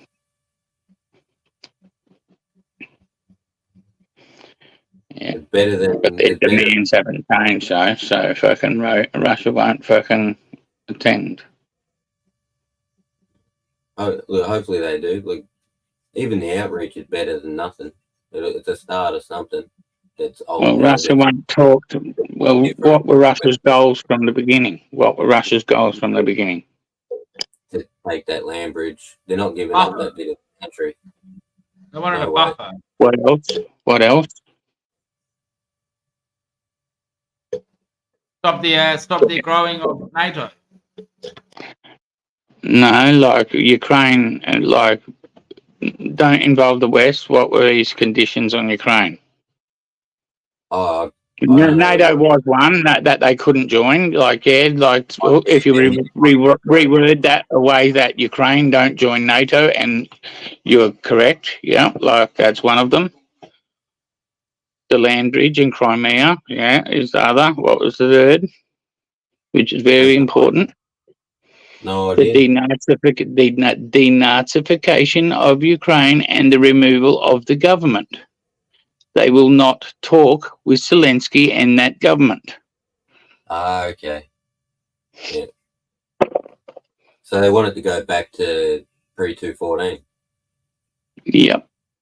Yeah. They want to install their own puppet little government, and they've got a man in Russia, which was that dude, fucking one of the cunts that escaped there, fucking before the invasion, ready to take up the presidency. When they fucking sack the whole country if they ever can, which was never going to happen. And they were close to Ukraine in the beginning, closer to Kiev and that government in the beginning. And Zelensky didn't run then; neither did the government. So they're pretty safe now. Been fucking 10 years since that fucking change of government.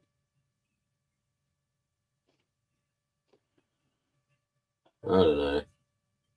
Look, I'd like them to get the other 1/3 of their country or nearly half their country back, but I doubt it. So I'm thinking maybe they keep what they got and he accepts that government and just tries to work with it. Because if he rolls it back to a government that's more favourable to his country versus our countries, he might as well just have the whole fucking of Ukraine for himself and put it back in Russia. So he wants to set it up as another Belarus. Yeah. He wants to keep that half of that country. I think at this point, he probably should just. It's not even half the country, though. It's not half the country. He has to go right up to the Dnipro and fucking where Kiev is, take that whole thing to be half the country. About a third or whatever it is, that section. No, he's got about 1/5 or something like that. Oh, it's even better. Not as much as I thought. Yeah. But you're still pissed you lose that land, but it'll shut them up. And then he I don't think this new Western government. Shut who up? Russia? Or yeah, Ukraine? By keeping that land, and then Russia just has to deal with the new Western government that exists in Ukraine. But he won't. But he won't, because they're the Nazis that he wants to fucking started the war about. So if this ever dies down, those people who are extremists in there, they will probably be outed, even though they did a duty for that country. If they're not all dead or whatever, you know how this world is. At some point, those people will turn back into what they are, and we will persecute them and get rid of them. Well, I don't think that'll be the case anymore, actually, because fucking as of right in 2014, like under condition for the West to do military training and to train the military, Ukrainian military from 2014 after the fucking first annexation of Crimea and that, we said that we will not train Nazis and stuff, right? And I'm fucking battalion, it's not part of your military, we won't do it and stuff like that. They fucking got the head of it, fucking, and about 4 or 5 other cunts that were fucking top of that, and maybe like a couple of lower cunts that were fucking brutal Nazis or whatever, jailed them, put them in jail, fucking destructured Azov, made it part of the fucking, not part of the military, but it was fucking their reserves, right? So like it's fucking, but Azov was never allowed to receive fucking direct training still, right? But that allowed fucking the West to go in. NATO went in, fucking trained the rest of their military in Western fucking tactics, right, since 2014. But about a month ago, Azov was officially taken into the Ukrainian military and is a part of the Ukrainian military's combat fucking thing. And NATO will train them now as well. For the gear up, but when it gears down, you watch that will not be allowed to fly. Well, they're not Nazis anymore. That's the thing. That could be argued too. Like, how many of them already died? If you're training new people, they're just training under a name. They're not the people that were there before that you were concerned were Nazis. Yeah, well, none of the people in there be again. Like, they all got jailed. Those Nazis and the people that were supposedly Nazis that started it and all that when they were football hooligans and become a fucking paramilitary fucking thing in 2014. They may have been Nazis and stuff. They were jailed. They're not allowed to be part of the military. They're not allowed to be part of the Ukrainian military. They restructured Azov and stuff, so it's not Nazi. If you only go find Nazis, you'll probably find 10% or fucking or whatever percentage it is per capita in Ukraine throughout every brigade, and like you would throughout its civilian fucking population, just like you will in every country. Yeah, exactly. And you'll find more in Russia. So it's just the name has been tarnished, and now Yeah, the name was tarnished. Yes. They're like, oh, they must all be Nazis because they're using that name. Yeah. But Azov is Azov Sea. The sea is named Azov. So, like, all they did is use a name that was before. It's the same as the fucking swastika, then, isn't it? Yeah, or different fucking. Yeah, you can't tarnish a name because there was individuals that decided to use that name for their ideology. Like, doesn't mean that name was fucking anything to do with Nazis. PTP, see us when I'm looking at you. No. Hey, look. Hey, later. Good night. Wait a minute. Hey, Wilson. I'll save that. I was going to eat that cake right now. Fucking, I'll save it.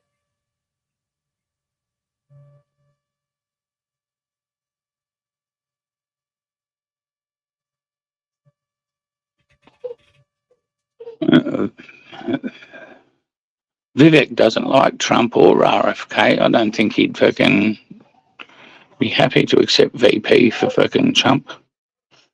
RFK is a Democrat, so he can't be VP for fucking Trump.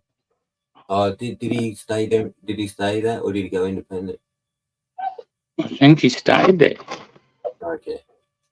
And if he went independent, both Vivek and RFK would be both independents. And I know Vivek's running on the independent fucking movement. I didn't see too much of him, but what I did see of him, for some reason, I didn't like him. I don't mind some of the things he says, but then fucking the way he behaves and rants and abuses people fucking puts me off a bit as well. Because, like, it's a fucking very fucking, like, he's a very touchy subject that he's fucking dance along, like with Zionism and stuff like that, like, where he won't answer certain questions, right? He's sitting there, like, call everyone a Zionist that sits there and says that fucking doesn't condemn Israel for bombing Palestine and have a two-state thing, but then if you ask him, does Israel have a right to exist, he won't fucking answer that and call you a fucking imbecile for even asking that question. yeah, I from what little I seen of him, I just had to get a feel, and that feel like jumped out, and it was like this dude's a little evil. He's not someone you want to have power. Like Sonny he's loves smart, him. educated, but he's not someone you need in power. He's an evil person inside. Yeah, I think he could be. But I only seen a little of him, but that's what was so prominent about him when I was watching him talk. Like, obviously, first I'm like, a couple of things he said, I was like, he's pretty clued on, and then I'm like, what the?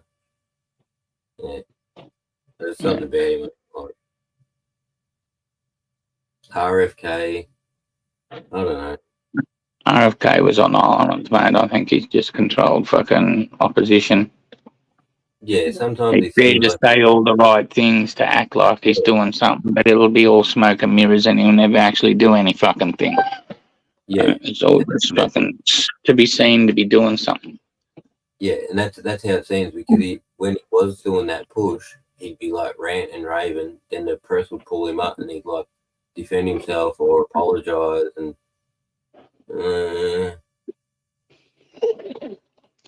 PTP thinks Vivek Uber is fucking evil. He's got a lot of anger in him, mate. You can't fucking deny that. And like, if he had absolute power, that anger could fucking manifest in a bad way. He does seem very angry inside, and it's like he's just got this veneer that he's showing people. No, I'm like fucking calm and shit, can't you why I'm fucking talking, bro?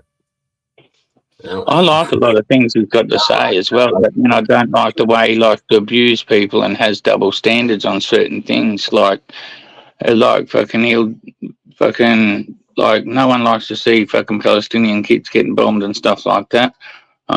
We all condemn Israel for it. Everybody does. Shouldn't be bombing things like kids and attacking fucking kids, but then fucking you sit there and ask him, does Israel have a right to exist? And he fucking calls you an imbecile for fucking asking him that question. But yet he won't answer the question either. So, like, he's happy to have the Palestinian fucking Hamas fire rockets and shit and stuff. And, like, we'll not sit there and say Israel have a right to defend themselves in any way like that. Like, it's sort of double standard. Like, I'd love to see if the ones, like, if he implemented the world he wants, like, within 6 months of him doing that, we'd be watching Jewish kids and Jewish people being slaughtered by Palestinians and every other Arab, and then fucking the world would be up in arms about that. Oh yeah, oh, of course they would. Because no one likes seeing kids fucking die. And fucking Israel does have a right to, like, that problem that was created a long fucking time ago. Like, fucking, there's no way to fucking fix it now other than making the two-state thing. Look, there were still people who think that somehow everyone except for Oh yeah, he's super smart for sure. Israeli people, every other Very Israeli who's touchy. not native to that area should piss off. And yes, some will stay, but the ones that are meant to be there, and then fucking, I'm listening to this cunt talking. This is not going to happen, bro. It's not going to happen. And then he's saying how two-state can't work. One of the Israeli dudes starts talking, right? And he's like, what we're going to do is we should do this. We just take over West Bank, right? You should have seen the fucking Palestinians' faces. And he's like, what we do, we go in there and we make it all good, build the infrastructure up, fucking make it all safe, merge all the people.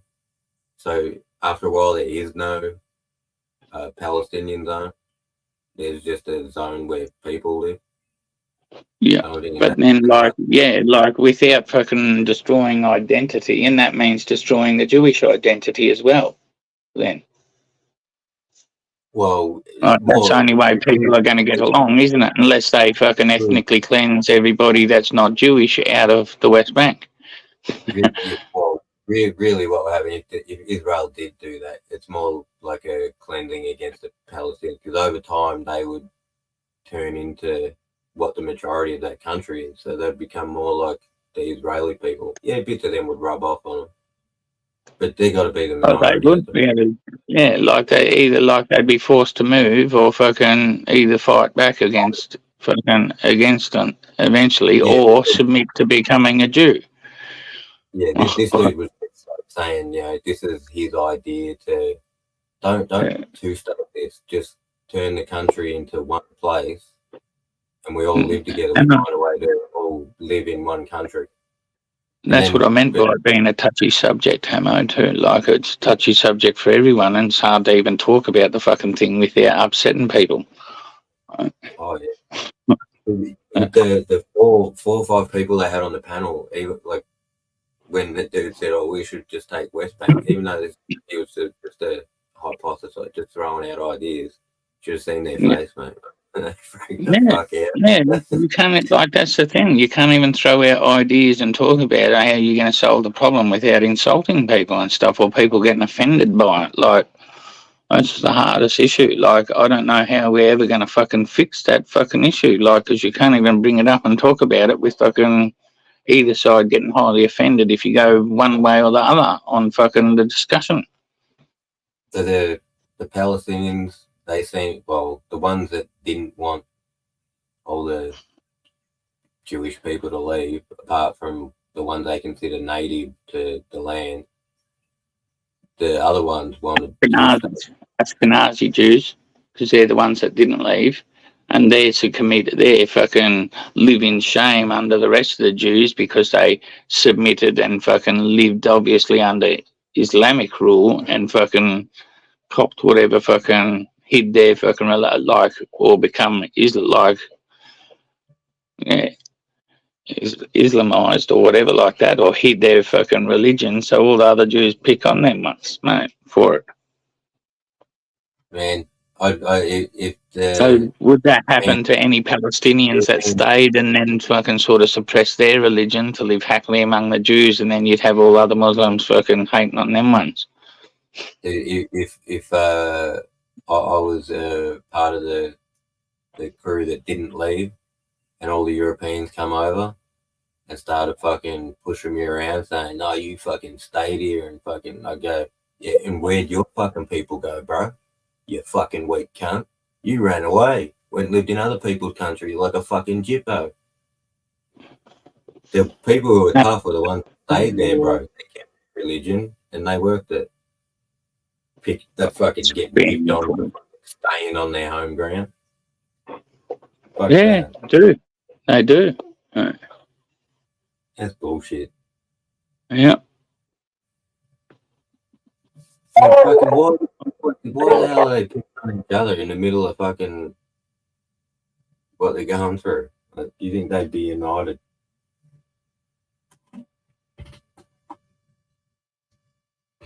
Yeah, I don't know. Like, originally when I fucking heard of it, like when I first heard of it, I'm like, what the fuck's going on here? Why are they fucking in this guy? Like, because it's one of the best movies to sort of fucking watch. Like, where I learned it from mainly was like watching the Jews released a fucking short series, like a TV series. It's on Netflix, and it's the Golden Heights. We're on the 6-Day War. Yeah, no, not 6-Day War. Yom Kippur. And that, because they're like celebrating and stuff. And one of them, they bail out of jail, like, because they're on leave. They bail him out of jail. He must have got arrested because he was fucking somewhere protesting as a, like, he must be a member of a communist group or something. He was protesting and got arrested. And it was the Ashkenazi guy that bailed him out and stuff like that. And they go back to the other guy's house, and the Ashkenazi guy likes his sister, other guy's sister. And that, and they shame him fucking for liking her, and fucking he has to hide the fact that he likes her and doesn't let them see him talking to her, and she likes him and that, and she's trying to say don't fucking fuck what they think and stuff like that. And he's like, but I'm Ashkenazi and that, and then I'm like, what the fuck are these Jews? So I fucking Googled it and that, and found out they're the ones that stayed behind. At first when I heard the name, I thought maybe they're the ones from fucking Khazar, the area or something like that, and that's why they hated, but no. Yeah, I know you can pick on people that stayed. The ones that ran away that are pussies. I don't think they ran away, didn't the Romans deport most of them? Well, all that time they couldn't go back. No. So, somehow some of them managed to stay. Yeah, that group that submitted and didn't live fucking Jewish anymore. They said didn't live a Jewish way anymore to stay there. They had to give up their fucking shit.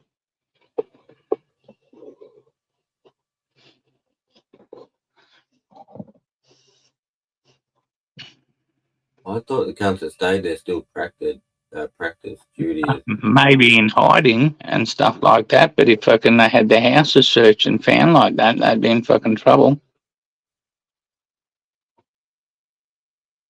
And they weren't allowed to practice fully their fucking whole religion, hence why the others fucking pick on them because they have to fucking hide certain parts of it or fucking not practice it at all.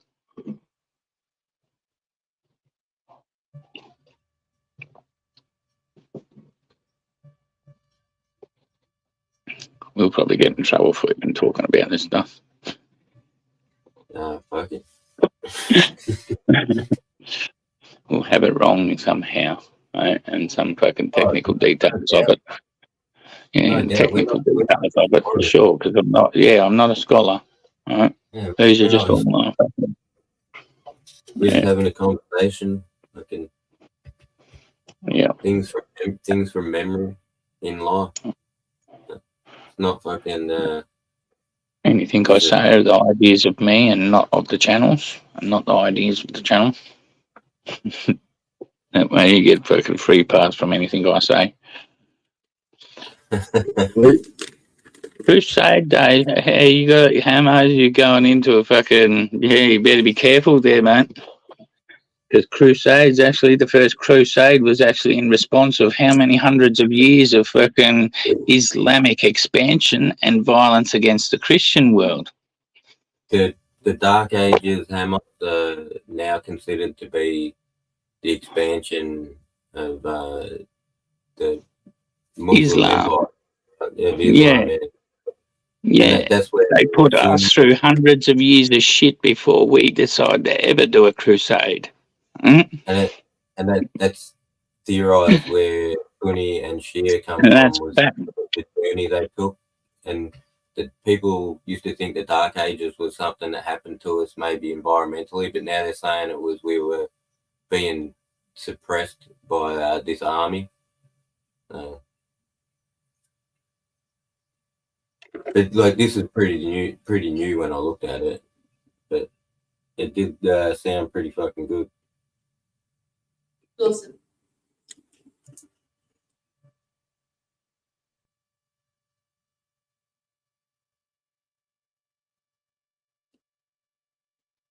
What conversation did I fucking walk into? Israel, Palestine, fucking The 7 year talking war. about Fucking 7 panel years. and they had some Israeli people and some Palestinian people saying different ideas of what they would like the outcomes of the future to be, of the country and the people.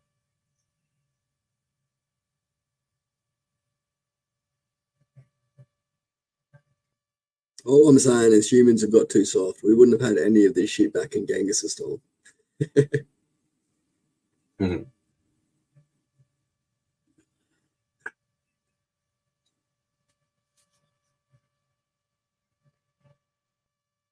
Back in mine,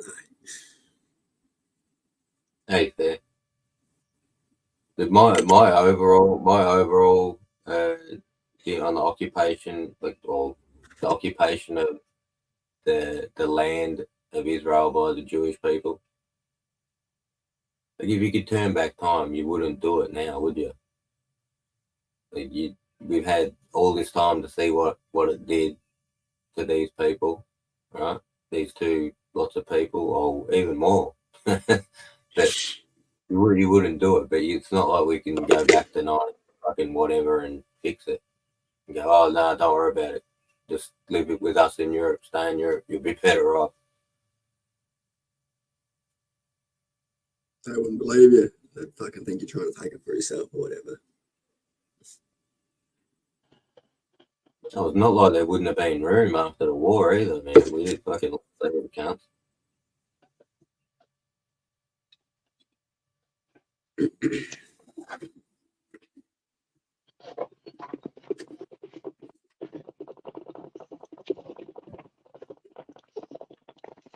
But now, like, sometimes I just want it to be like natural selection.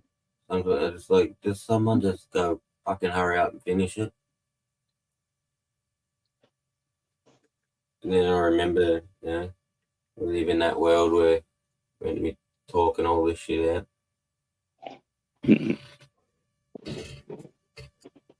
Yeah, definitely. Yeah. Sometimes when I look at the madness, I want the fucking world to come to that, yeah. But then I realise, nah, it's going to get harder for the people I love, even too. Like, and like, so. Yeah, it's That. always overlooked, I think. I forget, Yeah. forget to look at.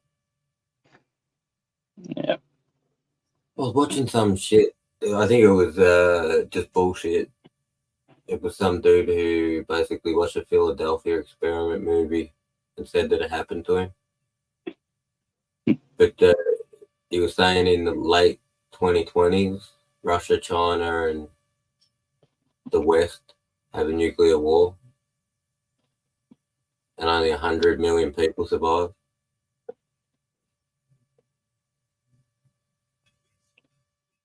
Yeah, when I was watching it, it was like visuals with it, and I was just thinking about it. Just like it hit pretty hard because it was like, well, harder than normal, just because it's like the tensions and that what's happening now. Yeah. And yeah, we got 6 years. We make it to 2030. His prediction is wrong, and we're all good. Plus, I don't think it's a thing anyway, because fucking it's pretty spot on with the movie, and I doubt they would have wrote a movie telling you what happened.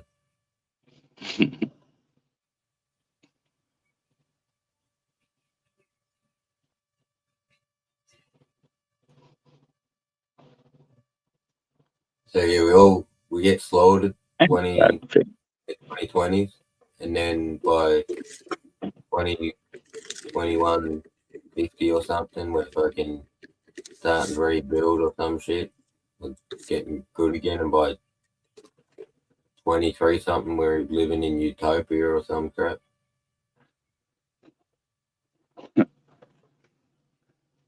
Not us, mate. We'll be dead. Yeah. Yep. Oh, maybe I'm not you, sir. still going. Hopefully, I'm still going at 20. Oh, if we are, we're going to be pretty Oh. fucking. Depends how good these drugs are they come up with, Mike. If they can do this, Or I unlock that fucking way to open up my jeans back. start turning back the clock. Yeah, or fucking just unlock the fucking the one that's fused and fucking somehow fucking. Oh, you get more than 150. Yeah. That's gonna happen. That's like that they know about that. It's obvious that they're targeting that. And what do you think? Like things like CRISPR and NRMA, fucking. I was fucking disgusted the other day. Do you know what I found out? Do you know what they use to make fucking mRNA and other vaccines, like the fucking vaccine for fucking chicken pox and shit like that, and fucking polio or fucking human kidney cells? Human lung cells were used for mRNA. Fucking no, for the first couple or something like that. Fucking, it was kidney cells. Yeah, HEC-293 for fucking mRNA. They used kidney cells. From embryos, and fucking actually the fucking last one was a 3-month-old fetus. Yeah, right. It wasn't even an embryo. Yeah, I thought that was an immortalized thing. So like, Yeah, filthy cunts, mate. They've been fucking injecting us with fucking bits of people for fucking ages. Right? No, so what they claim at least is once you isolate it, it's an immortalized protein. So I don't give a shit what they claim. And if that was the case, they'd be pulling it out of some other fucking animal. Yeah, I don't know if another animal would work though. Why wouldn't pigs work since you can do fucking heart transplants and kidney transplants with fucking pigs? For a human vaccine. What did I miss? Is that what you're talking about for a vaccine? For vaccines, yeah, they use fucking embryos, bits of embryos, man. Like fucking even for older vaccines. It would For probably like be the chickenpox vaccine and fucking polio. not polio. What was the first ever one? What was the first ever vaccine? The needle. Smallpox. Smallpox, right? So that was an animal one. But Yeah, that was used. They used cowpox. They used cowpox to fucking make that vaccine. But fucking yeah, most of the ones through the 80s and that like that, fucking that we would have got and fucking that at school were fucking made from fucking embryos. And then the mRNA one, they used that HEC293, fucking the embryo, like the fucking kidney fucking cell ones from an embryo to fucking make the mRNA vaccine, the spike part of specifically. when you're making something for a human, though, like I'm not a dude who makes vaccines, but it just that animal barrier, like I've heard about in medicine, you know, just growing up, different things that happen with animals and people, different implants and stuff. That barrier that exists, you would think that coming from a human, it would probably have a better shot. Why don't you use adults? Dead adults or some shit that fucking donated their fucking body to science then. Why cut up fucking little embryos and fucking, yeah, and put them into our shit and never told it? Oh, fuck. Unless you fucking... Probably not as supercharged as an embryo. That's why they probably don't talk about how they fucking made all these other vaccines ever since fucking they only ever talk about, spruce on about their fucking smallpox vaccine being made from fucking cowpox. That's why that's the only one they talk about, because that one come from animals and the rest all come from fucking babies. I do have the information in my head somewhere. I'm trying to fucking find it. I would have told you before how they make a vaccine. It's escaping me. It was specifically the lung fucking that they used there to fucking, yeah, because they told the story of each embryo and what fucking part that they fucking took and actually what fucking, yeah, who was the parents of the embryo, fucking, yeah, they knew the embryo's fucking lives, like fucking leading up beforehand and afterwards. Well, some cunt went to the effort to fucking track all that shit down, then told it in a cartoon thing.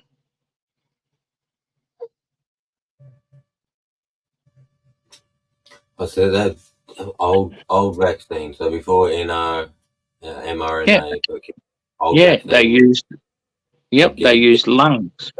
They used a bit of a cell. Yeah, something out of a lung of a fucking embryo.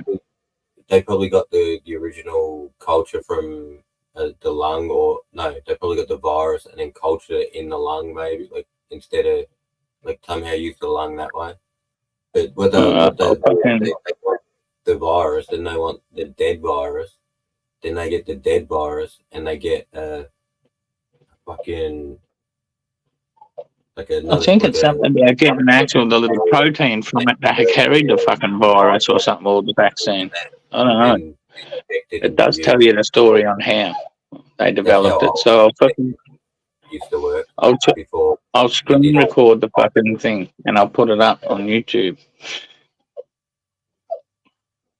I'll re-screen record the fucking story, the cartoon, and put it up on YouTube. I'm not sure what they use the body parts for, whether these body parts were used to help grow it, whether they were diseased body parts that they originally got the virus from. No, it tells you in the story. It tells you in the story. So, like, without me having to go off memory and just paraphrasing and fucking it up, I'll just fucking screen record it and post it to fucking YouTube so everyone can know. It'd be weird if you don't need it in the vaccine and they're just throwing bits in there.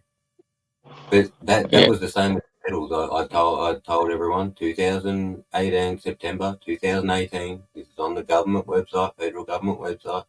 We promised. Mate, they started doing it in the 60s. They started doing it in the 60s. we promise as of September 2018, we will no longer put heavy metals in vaccines. That is in plain fucking English on the website, federal government website.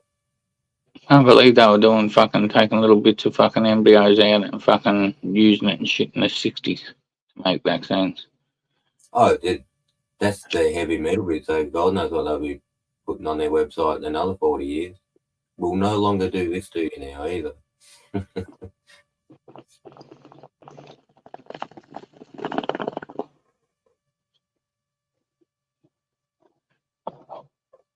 Yeah, I'm weirded out by mRNA because it's too much because I don't know a lot about it, right? What I do know about it, it's like I associate it with like CRISPR, and I've got some CRISPR stories, and they merge with the mRNA stories, and I'm like, I don't like this. Yeah, well, it does. It does merge with your fucking genes somehow. Fucking splice into your fucking genes in your DNA. Right? And fucking apparently only for a week or a couple of days, like just to fucking make your immune system recognize it. But that's fucking, I don't know, now I've seen some conspiracy theory saying that everybody who got the jab will no longer receive human rights soon because they're no longer considered human because it's altered their fucking genes and DNA. Well, if the majority of people on the planet got the vaccine, then they'll be the new majority, and we won't be the humans. No, apparently they won't be the humans, mate. Well, good luck us few that didn't get it, and the fucking. That's what I wondered. Like the first poll I picked with the conspiracy, I'm like, oh, well, that's a lot of politicians fucking apparently getting locked up as well. Aren't human anymore. The whole entire fucking. A lot of celebrities lined up to fucking have their arms fucking jabbed on front of the TV. Who's to say they actually got jabbed with anything though? They could have just been all for smoke and mirrors too. So every single armed force across the world, every single military across the world had that vaccine. They're all gone. No, what happened? The people without the vaccine will be considered non-human anymore. I was watching footage of an American fucking airman that refused to have the jab. So his commander locked him in the cells, right? And then got about 5 or 6 of them to go in, tackle him, handcuff him, fucking and force him to have the fucking jab. I think fucking they fucking before they were able to give him the jab, I think fucking someone may have fucking crushed on his neck or something like that a little hard and fucking made him fucking ended up in being a medical emergency, and they had to fucking pull him out of the cell fucking unconscious and fucking laying down, and fucking they were rushing off to fucking call a medic and fucking that, and the medic, and it stopped. The film stopped then because it was body cam of fucking a couple of, I think the commanding officer, I'm not sure whose body cam it was, right? And then fucking it just went on about the story that he just won his case against the military fucking for trying to fucking, I think they tried to fucking kick him out even for fucking refusing the jab, but he also got him for fucking like abusing human rights and assault and all that for what they did. It was all on camera. Apparently the fucking commanding officer had gone a little overboard, fucking locking him up and trying to force jab him with people, physically manhandle him. So he got a bit of compensation out. As he should. That comment, Hamos, fucking, that was my go-to. Like, that was, to me back in that time, I was like, it doesn't look that bad. I think I'll survive it. I'll be fine. I'll just do as much as I can to not pick it up or pass it on. I'm not going to go get this weirdo vaccine. If they made a real one, like they used to make vaccines with a dead virus, they didn't create some weirdo shit that I don't understand that makes me think it's going to cut bits of my DNA out and put it rather random bits in and shit, then that's the shit that, if something was bad, that's what I'd do. I'd have that. But I'm not taking fucking shit I don't understand. Hasn't been. They still do incubate viruses inside eggs, Spud. That's why they're getting rid of all the fucking chickens and shit like that, mate. It was fucking about 12 months ago it come out that fucking something about chicken yolk was killing their new mRNA virus. and fucking so they wanted to get rid of the fucking chickens and the eggs. I mean, it Someone doesn't fell. culture there. It doesn't grow there via vaccine like the old vaccines used to grow inside of the chicken eggs. But horse blood, I know they used fucking to make anti-venoms with and stuff. Usually blood like horse blood's used to make anti-venoms. Yeah, yeah. Because they're a large They- animal, but they're viable.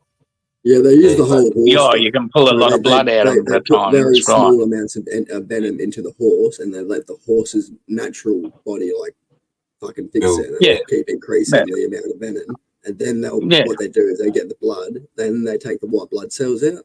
Then they You keep spin the it, white blood yeah, cells. separate the white blood cells and then use the white blood cells. Exactly. Yeah, But yeah, you're not going to Yeah. do it to a rat. no, it has to be a large No, animal. you do it It's to not a huge horses. They get 4 litres of blood at a time when they do it. They pull out 4 bladders and 4 litres or maybe 8 litres of blood out of them at a time. I've watched it being done. And that fucking, yeah, they'll fucking and they'll keep the same horses for ages. The horses will end up becoming immune to fucking whatever the venom they're being, like Basically, fucking immune being. to it. Yeah, it's fucking crazy, Yeah. isn't it? If has anyone seen the American dude that keeps taipans and fucking, Yeah, what's yeah. that fucking deadly snake fucking that he has? Fuck. Black Mamba.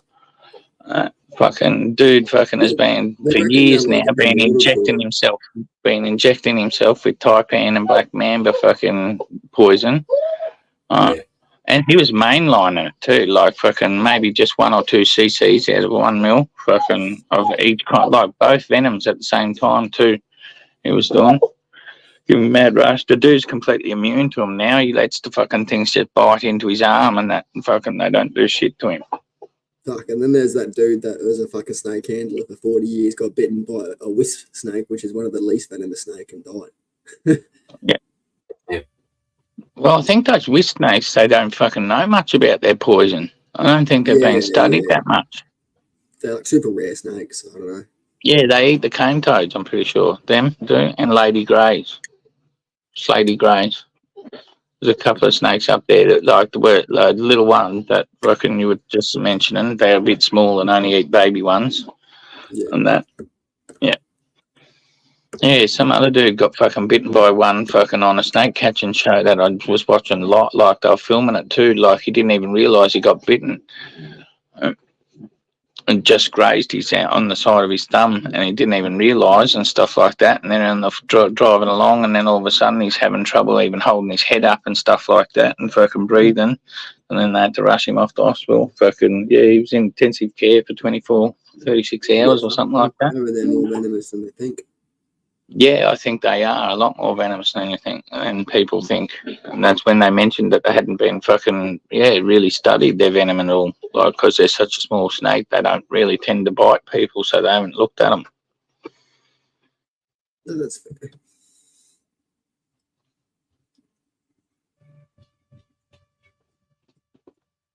And Yeah, majority Ken's of the going snake along, bites actually happen in spotlighting. India.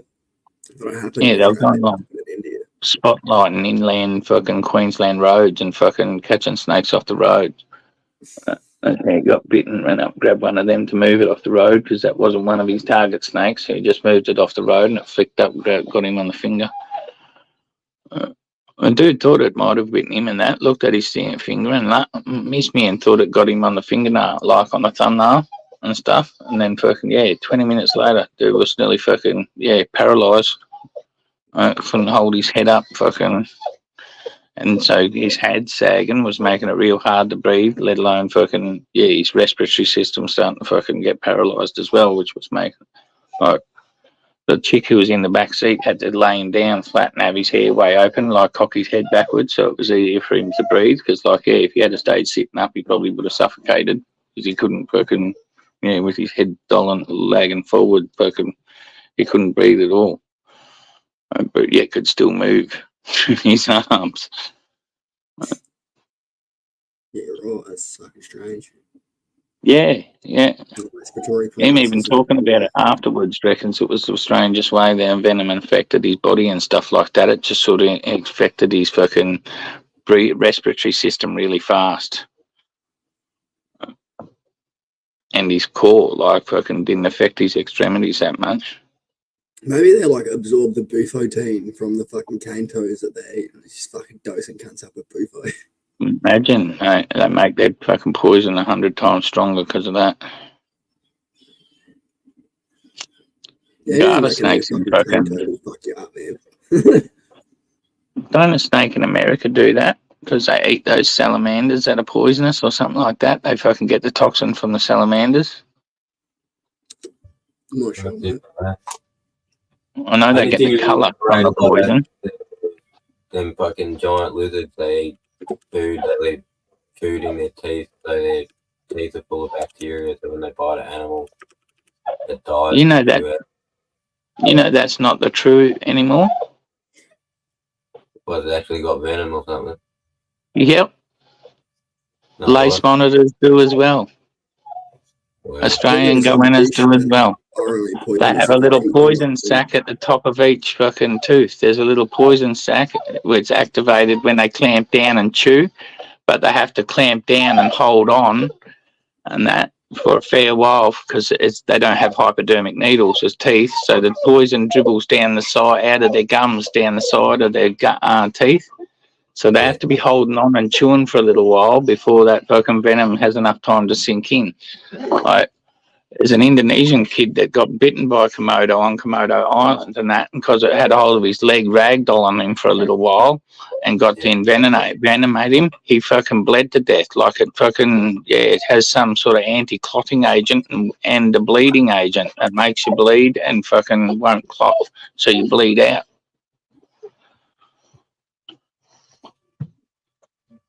And the other thing they do also have the bacteria in their mouth that will just bite you and infect you, like that's you. But that's how they do the big game and stuff, because they don't get to hold on to buffalo and chew them for long enough. But fucking little game and anything smaller like rabbits, they'll clamp on and fucking just and envenomate. Lace monitors also have the poison. The lace monitors are Komodo dragon's closest living relative. Fucking and whatever goannas are closely related to fucking lace monitors will also have it. Oh, fuck. Yeah. Just lucky then, eh? Yeah. Been scratched and bitten a few times. Yeah. Yeah. Yeah, I found out a while ago, like probably about 10 years ago, I found that out. They fucking were like thinking, like, I remember probably 12, 13 years ago, they were thinking maybe like they had a poison and stuff. And do you know that Australian dude that's a specialist in sea snakes? He's bald, he's fucking allergic to anti-venom. He can't afford to get bitten by any snakes, but fucking loves them and goes around catching them. He was the dude that fucking, I'm pretty sure, fucking found out that Komodos were poisonous when he went over there. And I think fucking, yeah, also did the test here on lace monitors at the same time. I think they had one in the zoo that they did the thing on, because they could get him to grab on and chew for a while, so then they could test it afterwards. Fucking get a little swab. When you see a Komodo grab a larger animal, it does tend to try and hold on for a bit, and then it's like it has a crack and it's out. So they I always thought it was just, but they used to say the bacteria eventually kills it. Didn't know they had fucking venom in it. Yeah. Yeah, like for half my life, I suppose, until about 25, I didn't think they had, like maybe 30, I didn't think they had venom in either. I thought it was a bacteria. And that fucking just give you a bad infection and fucking killed you. Or killed animals anyway. Most people wouldn't die because you can get help. Fucking antibiotic. But no, until that little Indonesian boy got savaged and fucking, because like his wounds weren't that bad. It just wouldn't stop bleeding and fucking, yeah, and bleeding profusely for the wound it was. So like fucking, yeah, and then he bled out and stuff like that. And so they fucking, yeah, investigated his death because it was real weird. And they were like, what the fuck? He was attacked underneath his house or next to his house. Actually, no, in his house. They crawled up the stairs and grabbed him. Yeah. That was a fucking dog. It was 2 deaths or something like that in about 2 or 3 years over there. Another little boy got chased down and killed. He didn't have much chance. Him and another boy were walking along and fucking were ambushed by a big one. It just pinned him down and mangled him.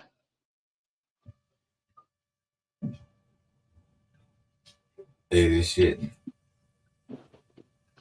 happened to Biggie as well, but happened to me too. I know what YouTube's done. Don't know. I got smashed by an eagle. Rip Snowy, he got smashed by an eagle. Bubba's trying to write stuff and he's getting fucking blocked or whatever. YouTube essentially. Beauty tried to write something earlier. Yeah. I tried to write something at the start of the stream and it wouldn't let me drop it. It comes up red. And so I can't put that. And goes, no swear words in it. Nothing. What the fuck?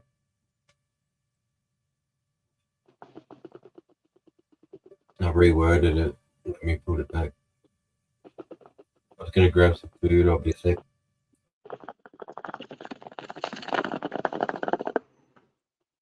Anyways, Oh, how's your land going, Cedar?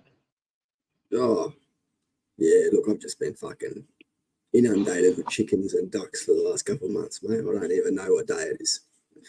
Just chickens and ducks. It's like that, mate.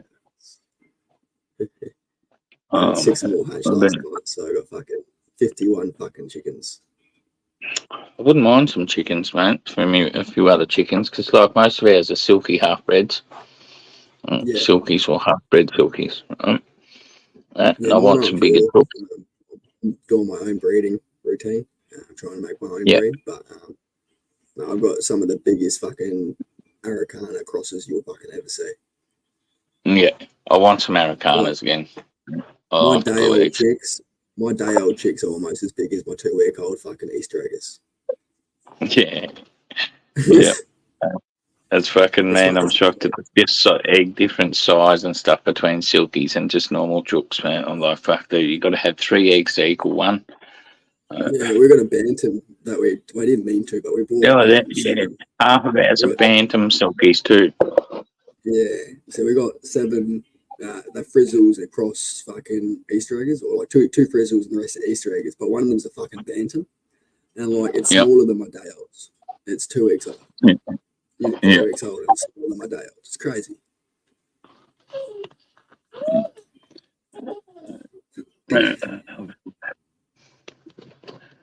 Should have grabbed some eggs Yeah, while I was up in my sister's day. She's got some Rhode Island Reds, and then which were originally our chooks. Like they just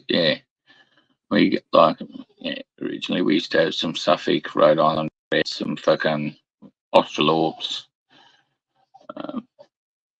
Yeah, and I we don't gave name enough all her the breeds we have. Fuck, because I've got so many cross breeds. It's a joke, but that's the way you want to do it when you're selecting for a new breed. So yeah, that's right. like, And then a you lot of just people cross people back don't and then like cross back crossbreeds, to the but breed. they're more healthier. Yeah, they have more genetic variables. The only thing I don't like about the It's hybrid Araucanas bigger is as they well. have a fatal cell. They have a fatal cell gene, so they have a low hatch rate. Yeah. But that being said, my hatch rate's not that low. So Yeah. yeah, it's winter. So considering that we're getting fucking more than 50% hatch rate in the middle of winter is fucking pretty good. I'll be here. I'm just going to have something to eat. You're right. Yeah, you're right, mate. Enjoy. Yeah, definitely enjoy.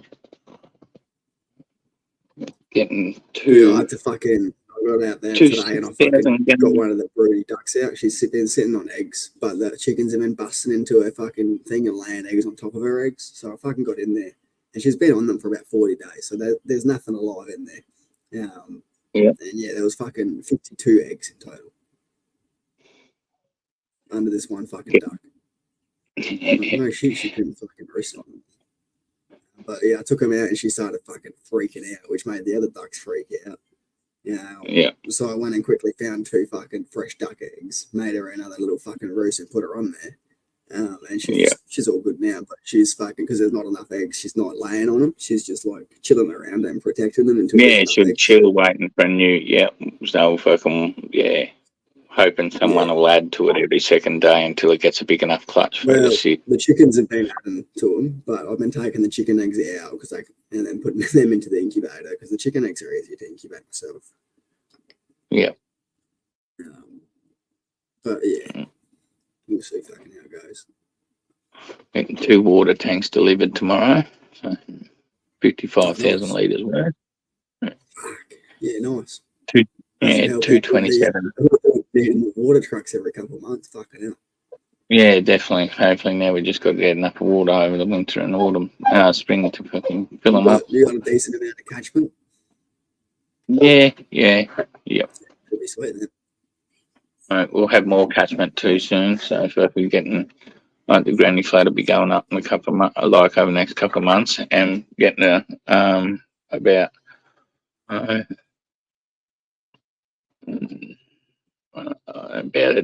12 by 6 shed being built down the back as well, just for extra storage.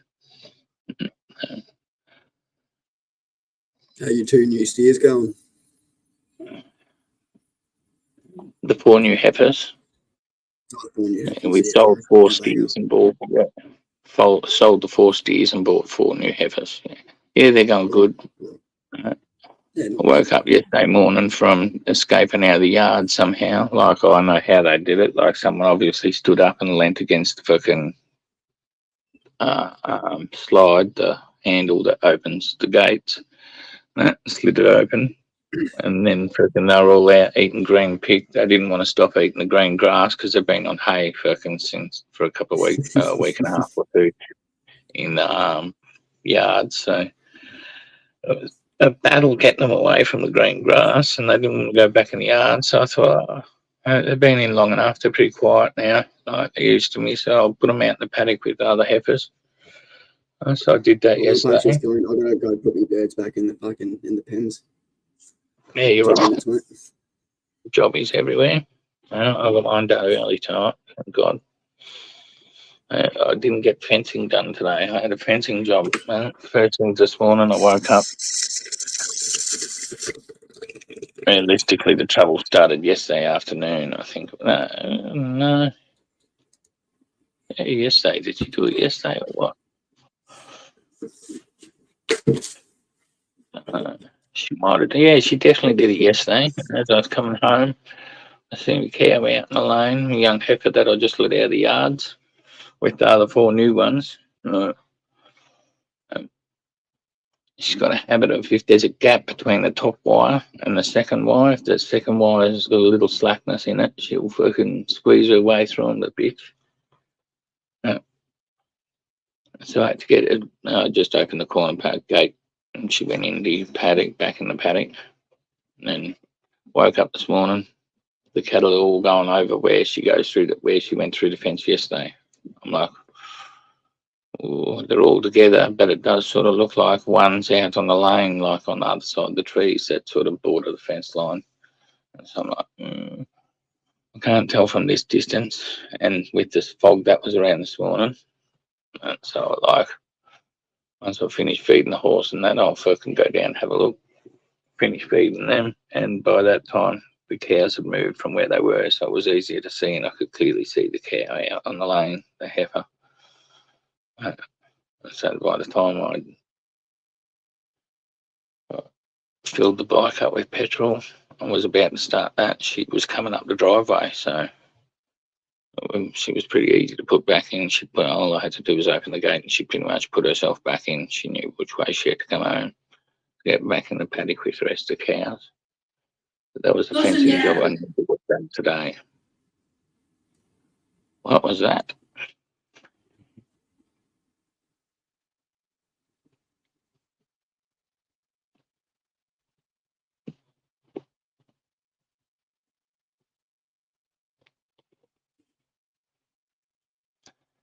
So I'll be up tomorrow. Fucking bluestone being delivered in the morning to put underneath the water tanks.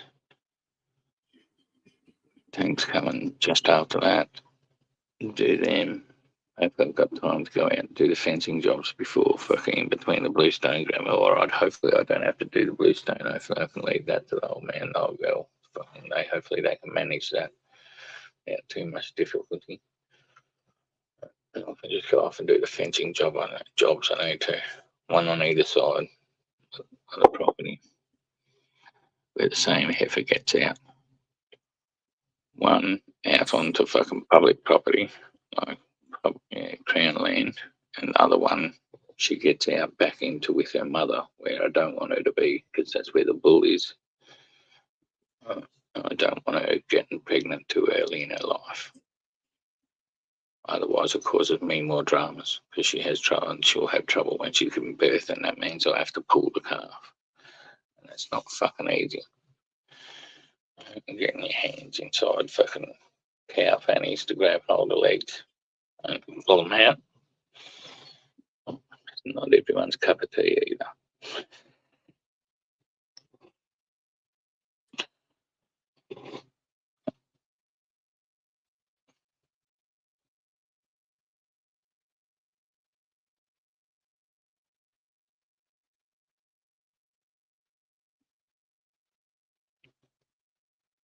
Long on, fam.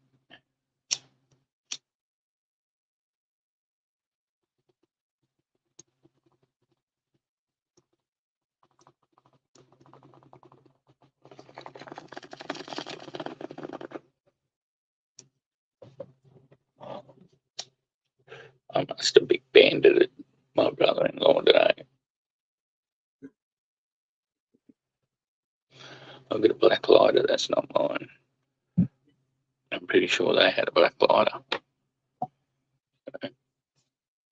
Old smoking habit, putting the pocket lighter in the pocket. Oh, fucking, I'm back. Animals away, mate. Yeah, man. All All safe. fucking 50. All 50 fucking one of them. Fucking, I had the sheep in the fucking. I accidentally left one of my gates open. I had all 3 sheep in my fucking front garden. Luckily, they didn't get to me winter patch. They just got and they fucking were eating fucking agapanthus and shit that I don't care about. So Yeah. Right. Be careful though, like they could do it again. They will have a nibble on your plants, that's for sure.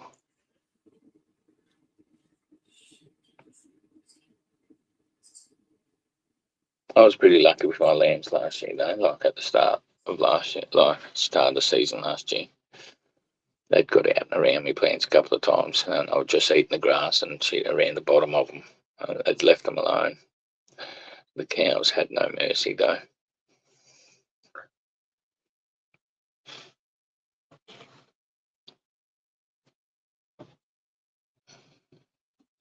And then on Friday, I've got to go to Melbourne, pick up a new stock trailer. no, nice. Got made over the last 2 weeks.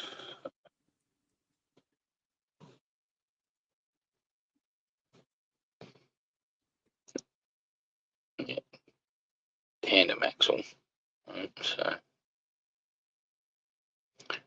should be able to carry about 6 or so cattle in it.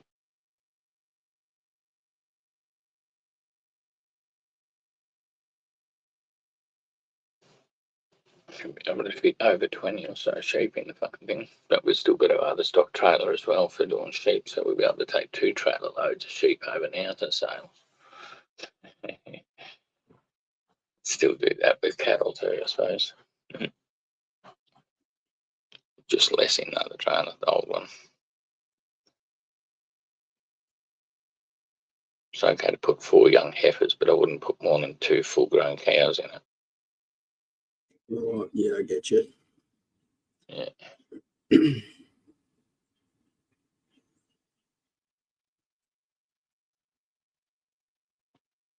I think it's an 8x5, the old one, but it's only a single fucking axle. So putting close to 2 ton on the thing, fucking a bit rough on her. The new one's rated for fucking what, 2.9 ton. So we could put 2.9 up to a ton in it. But so that's probably a bull and a cow, or a couple of cows, but you wouldn't have the space in there. The bull fucking would take up fucking most of it.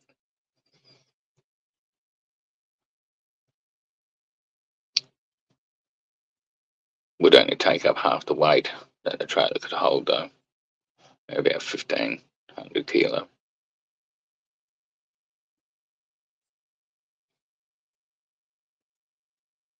You got It's one of probably those worth. fucking spots to back up a truck onto? Yeah, we got a race and all that. Yeah, nice.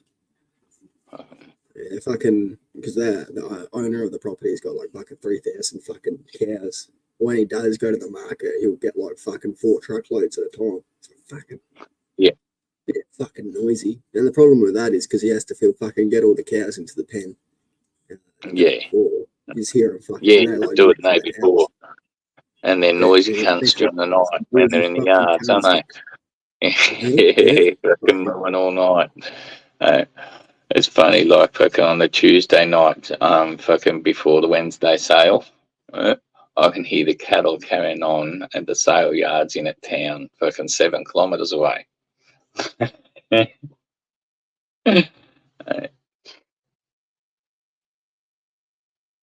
It's funny.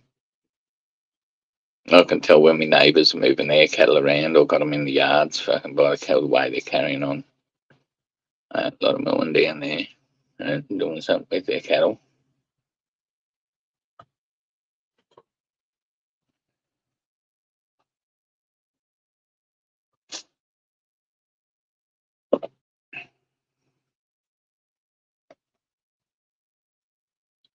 I'll set up a fish tank today too.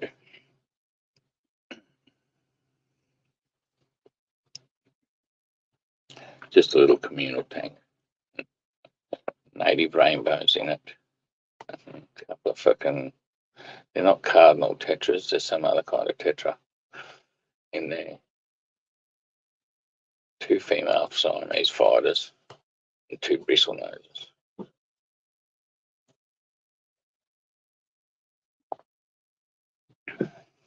I'll probably get some more. I'll probably get some little neon cardinals and stuff.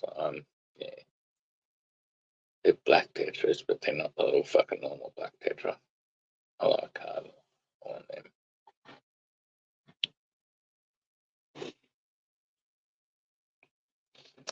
Frost up my way tonight, probably, Jeff. Clear skies, so fucking it's likely to get down cold.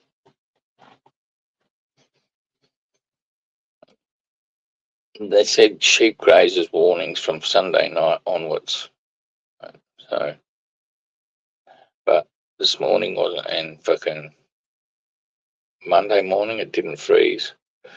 It was just cold wind, but because it stopped raining the night before that, it sort of, it was just sort of the cold wind. The sheep, if they shouldn't have been too bad. Like if it was raining first thing in the morning with that cold wind, I would have gone out and checked on all of them straight away. Fucking been a bit more worried about them.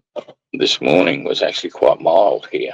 It was a thick peacock soup that wasn't frosted. Tonight, I think if it doesn't fog, it'll definitely frost.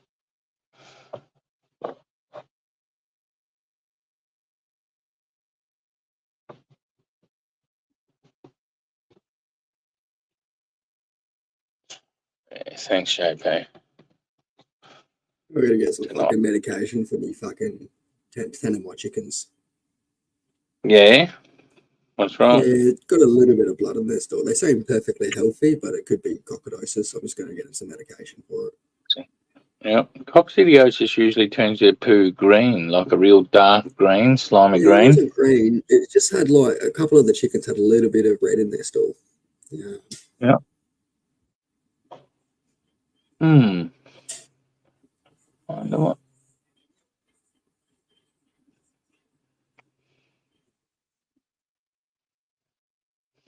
I don't know skin disease off the top of my head that should make them bleed like that. Stool in Oh, their yeah, blood, like it's only, yeah. I thought Coxie had red too. It's only very slightly red. It's not like alarming. It's mainly normal looking, but with just a slight red color in there. And Oh. I think that's sign that an early infection. Yep. So I might They just should treat drop that weight water. really quickly. Yeah, they should drop weight really quickly, fucking, and then start like green slimy poo. Like, and it'll be all green, no white in it. It'll be just a green, black, like almost a turning black green. Yeah, I'll keep an eye on it, but I'm going to get the medication anyways and put it in that water because Yeah. you know you can't. It won't hurt. No, it won't. Flagyll's a good medication to get for fucking birds and stuff like that. It's a good antibiotic for birds. You get pretty cheap and stuff like that, common. Actually, I have a mate that works at a vet clinic and he's just going to give me some shit. Yeah.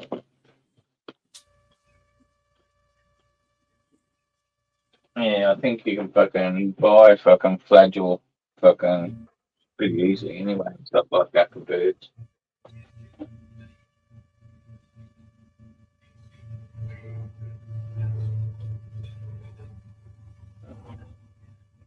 But the asked old man a bit more fucking, because I haven't really fucking paid attention for the last probably 20 years or more fucking to what he does with the birds and that with his pigeons, because his pigeons, I remember them copping coccidiosis a fair bit when I was younger.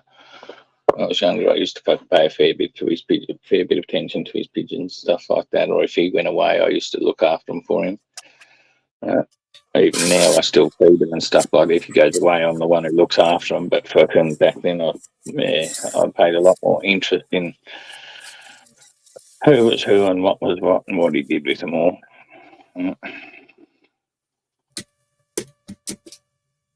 Now, if I've got to look after them, it's just I've got to know what's being fed, what's what. But I do go through his cages and fucking look for any sick birds. If there's any sick birds or fucking sick looking birds, like they got a cold or fuck whatever. Like, it's pretty easy to tell with birds, like when they're getting sick, they fluff themselves up and fucking look half sleepy all the time on their perches. Yeah, I've noticed that they didn't eat as much food today as well. So yeah. Yeah, I reckon it's coccidiosis.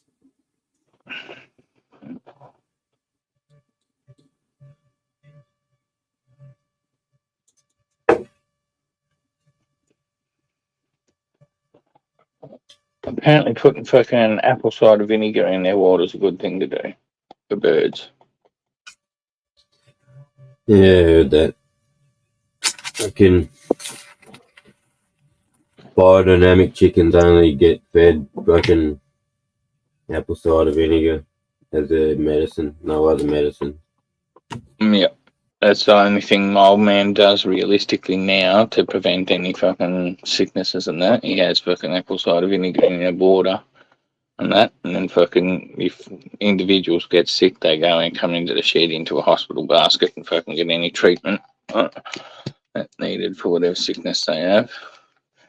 But yeah, like, I don't know, since fucking the application of apple cider vinegar to their water and that, like, the overall health and that is, heaps better for their system. So I've got so many carbon off, I can have to give it a go. Dude, I just went and got a fucking cigarette. Now I can't find it. I'm back.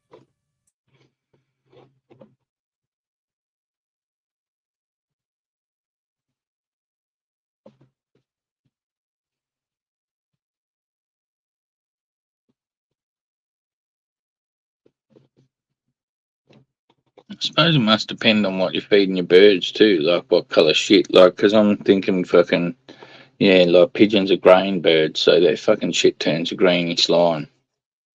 Whereas fucking These girls are omnivore. intermediate currently. Yeah, they're omnivorous and stuff like that, so they're fucking more protein in their fucking food and stuff like that. So, could be more reddish. My Turn a chicken red laid a colour. Hey, My chicken ate a cow yesterday. Or a bit of a cow. Just fed him the leftover spaghetti bolognese, the pasta and the sauce. Right, if Pretty you've much. got any mice, throw them to your chooks, mate. You watch them fight over a mouse, man. The Yeah, fucking one who yeah, I that know. will sprint like a Hectic, isn't it? motherfucker as they're trying to choke the mice down their throat.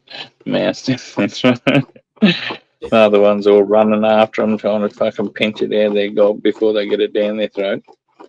Yeah, I try not to because we bait the mouses out here. I don't want the fucking chickens to get sick. Yeah, that's why I've like fucking you only do it to ones you catch and fucking bop. Don't do it to Yeah. sick looking country catch out in the open. Yeah, In yeah. If I look daytime. sick, I don't even let a dog fucking bite them. I just back them. No, Just give just them a dump on them and throw them in the garden or the compost, mate. Mate, compost bin. Yep. Same thing I do with the rats as well when they look sick but fucking healthy looking motherfuckers. So you catch them at night time and acting normally, fucking, or in the daytime if you're lucky just to catch them underneath something and stomp them before they run off. And they go and get chooked out.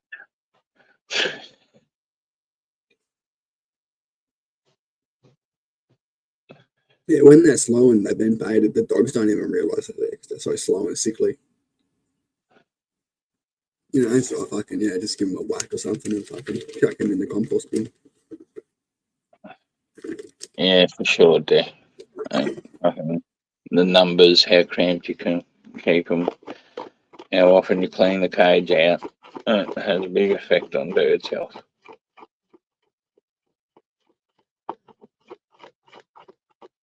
I mean, there's only 10-week-old chicks in there.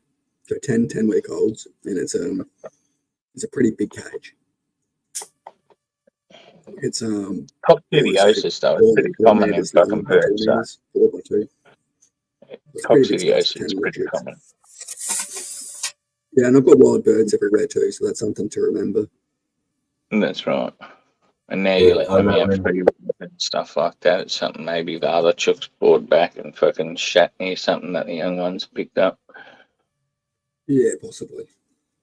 I know when mine are sick, but I don't know what the hell they got. Like, yeah, I'd say every 3 years or so, 1 or 2 of them will go a bit slow for a few days or a week. It doesn't die, it comes fucking good. It's not like they're sick all the time or fucking, once a year or anything. It's pretty rare.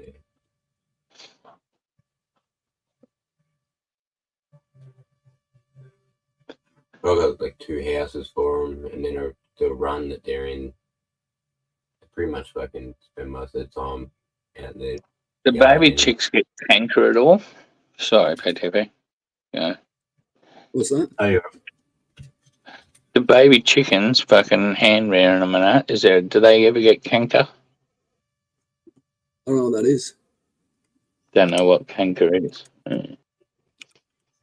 It's a fucking cheesy growth they get in, like if they get a scratch on their throat from eating grain in the inside their throat and it's an infection, it grows like a fucking cottage cheese and fucking can clog their throat up and stuff like that and suffocate them if you're not onto it.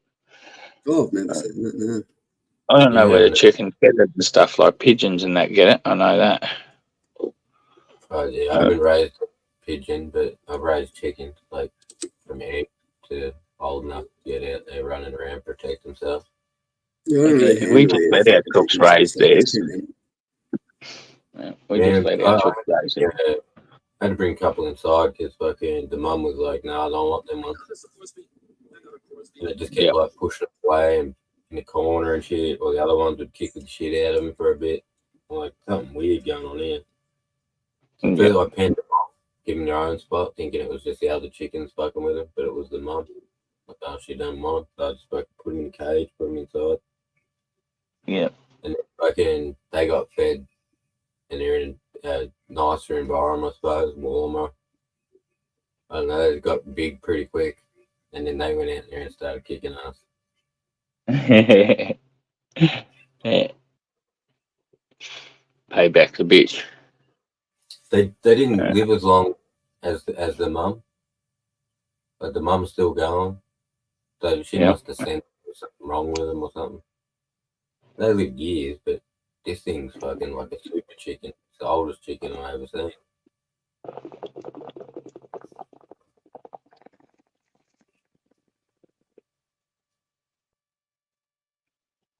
Usually, if they're rejecting them, there's something wrong.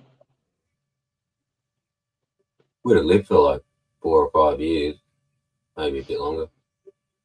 Yeah.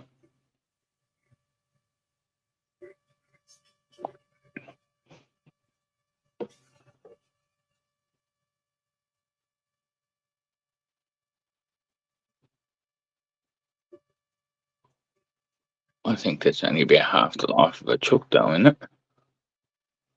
Yeah, that's what I mean. Like she must have. That's why she was probably kicking the shit out of them when they were young. She already Yeah. knew at birth that they weren't worth her time. Yeah. Because all the ones that she kept, they're all still going. Yeah. Or in the ones I gave away. Shit, fucking heaps of them.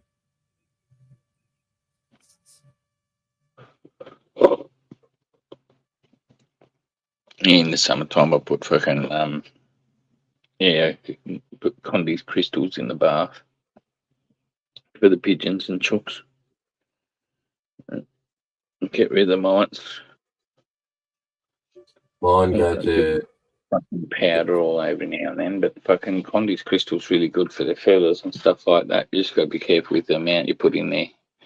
It's like if you put too much in there and they drink it, because they will drink it, you can kill them. mine find the sandy spot in the yard. I'll go over there and I'll just dig Yep. like a fucking 3-inch hole, just sit in there and flip it around. Dust bars. Yeah. Yeah, dust bars. Or if if it's a really hot day, man, they'll go lay down in the sun, spread themselves out, and fucking let the sun cook the fucking mites off them. Mites can't control their temperature or some shit like that. Something to do with fucking temperature. And if a bird lays out in the sun, you'll see wild birds doing it as well, fucking on really hot days. Just look like they're laying down, fucked like they're half dead. But they're actually just laying down, cooking the fucking mites out of their fucking feathers. No idea about that. You'd have these little motherfuckers years ago, like a plague of them. You'd walk out there, and if you walked halfway in there and came out, you could look on your shoes, and you could see little tiny things walking on your shoes. They'll be little fucking, some sort of fucking mite that lives in the ground eating the fucking scales, like dead fucking scales and feathers. It's the ones that get on them are the worst fucking things. Like the feather mites and shit like that. I fucking hate holding a fucking bird that's covered in fucking mites and they're fucking all over your hands as soon as you're holding the fucking things. Yeah, I feel so bad for the fuckers. I put that fucking dust in there that's like sharp. Yeah, the powder. We'll fucking powder birds like we usually do it with fucking the old man will do it to all birds, like new birds that come here before they go out into the cages. They'll go get quarantined in a basket inside the shed and fucking dusted down, fucking quarantining there for a week or two, make sure they're not carrying any diseases before they go out and join others.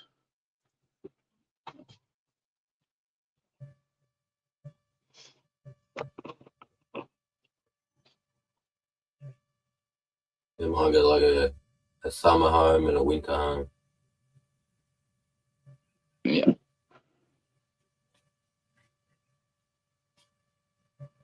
At the moment, they're all in the back one. In the summer, they can hang out in the front one.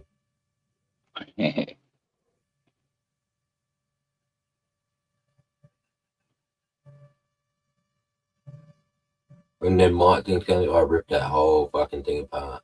Because I'm thinking, if I just put dust in their beds and shit and fucking on them, what's all over the ground, I don't want to put all the shit everywhere.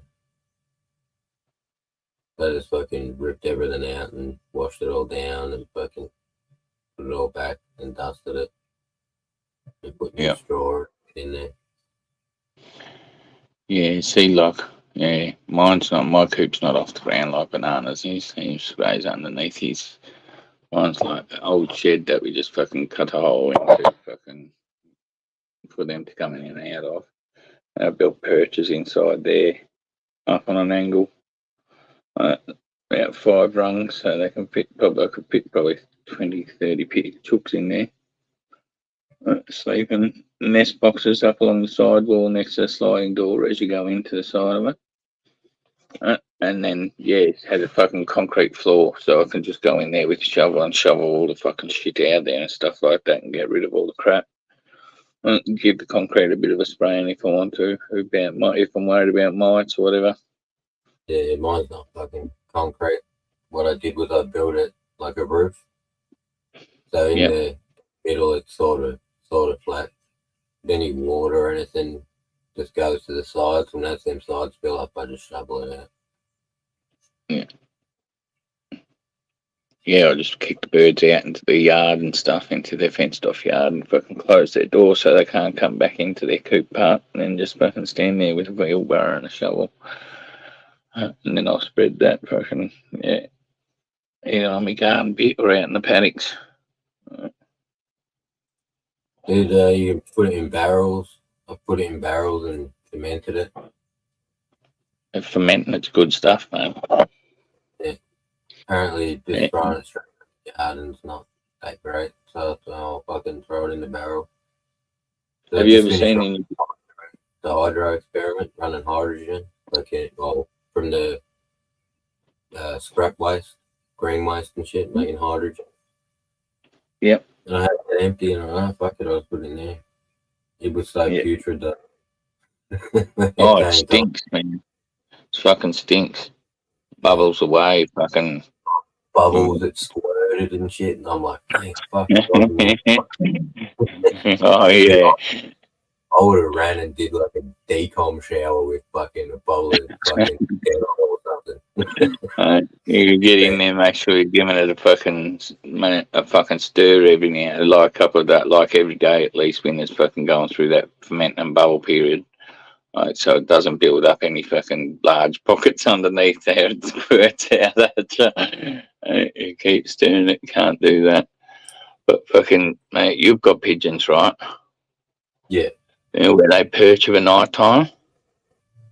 Yeah. Do you get little poo mountains underneath where they perch of a mountain night time? Yeah, I wish the chickens did that because it's so much easier. You just get the shovel and you go, and it comes. Like, break the poo mountain off. Yeah, break the poo mountain off. Yeah, break the poo mountain off, right? And then go fucking drop that in a barrel of water and fucking break that down. You watch that bubble away and ferment. That's the best shit ever. Yeah, I chucked theirs in there as well. Because if you because like if that fucking poo mountain gets low, if it's a foot high or something like that, could you imagine how old and fucking fossilized the original layers of poo are? Yeah. the first time I cleaned that cake out good, I remember. Stalagmite. So again, as I was thinking, I was like, oh, I did put sand in the layers of these cages of floor. I just forgot. You know what I do?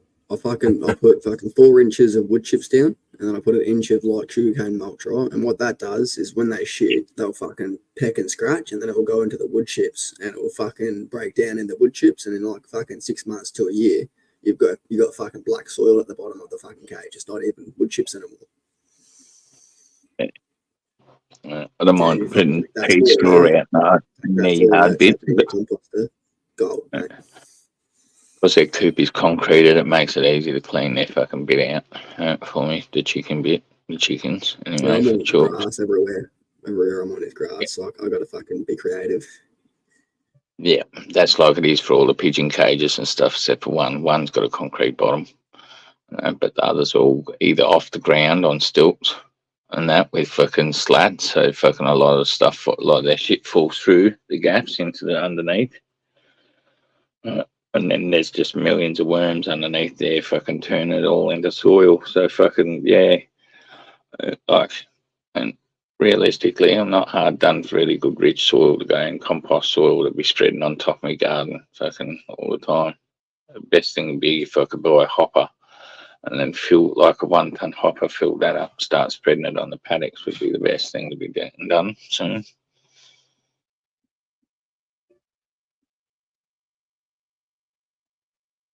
Yeah, I'll be doing more fucking cleaning, filling barrels.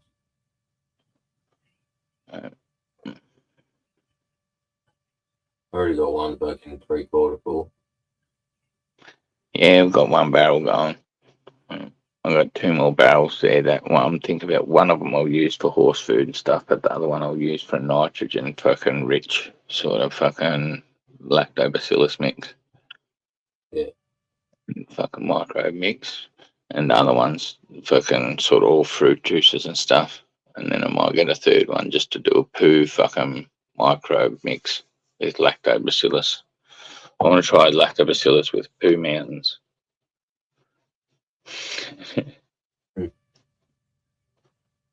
Give them a kick. Yeah.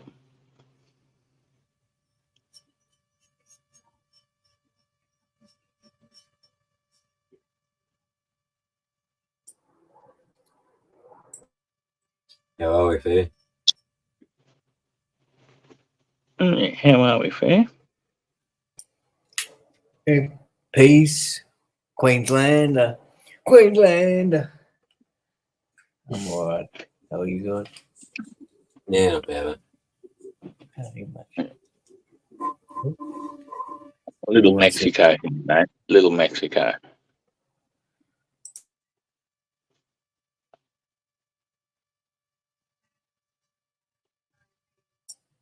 What's going on in Mexico? Little Mexico. Yeah. Cold weather. True. Man. Yeah. We had a beautiful day today, though. It was a nice day today.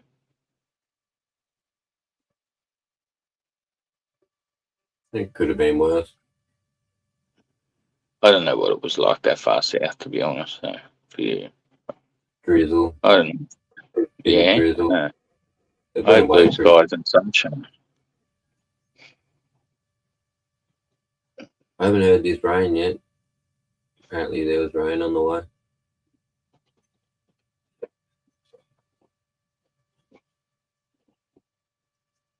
Definitely no rain here. I've got a frost coming overnight.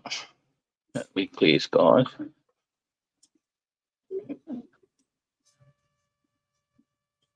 Even though it was cloudy this afternoon, though.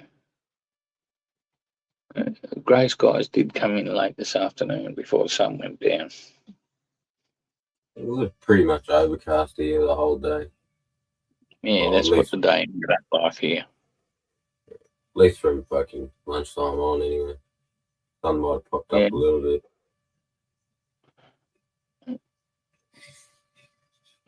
No, it was a beautiful day here, actually. And it was only like the last fucking 40 minutes of sunlight where it got overcast. So.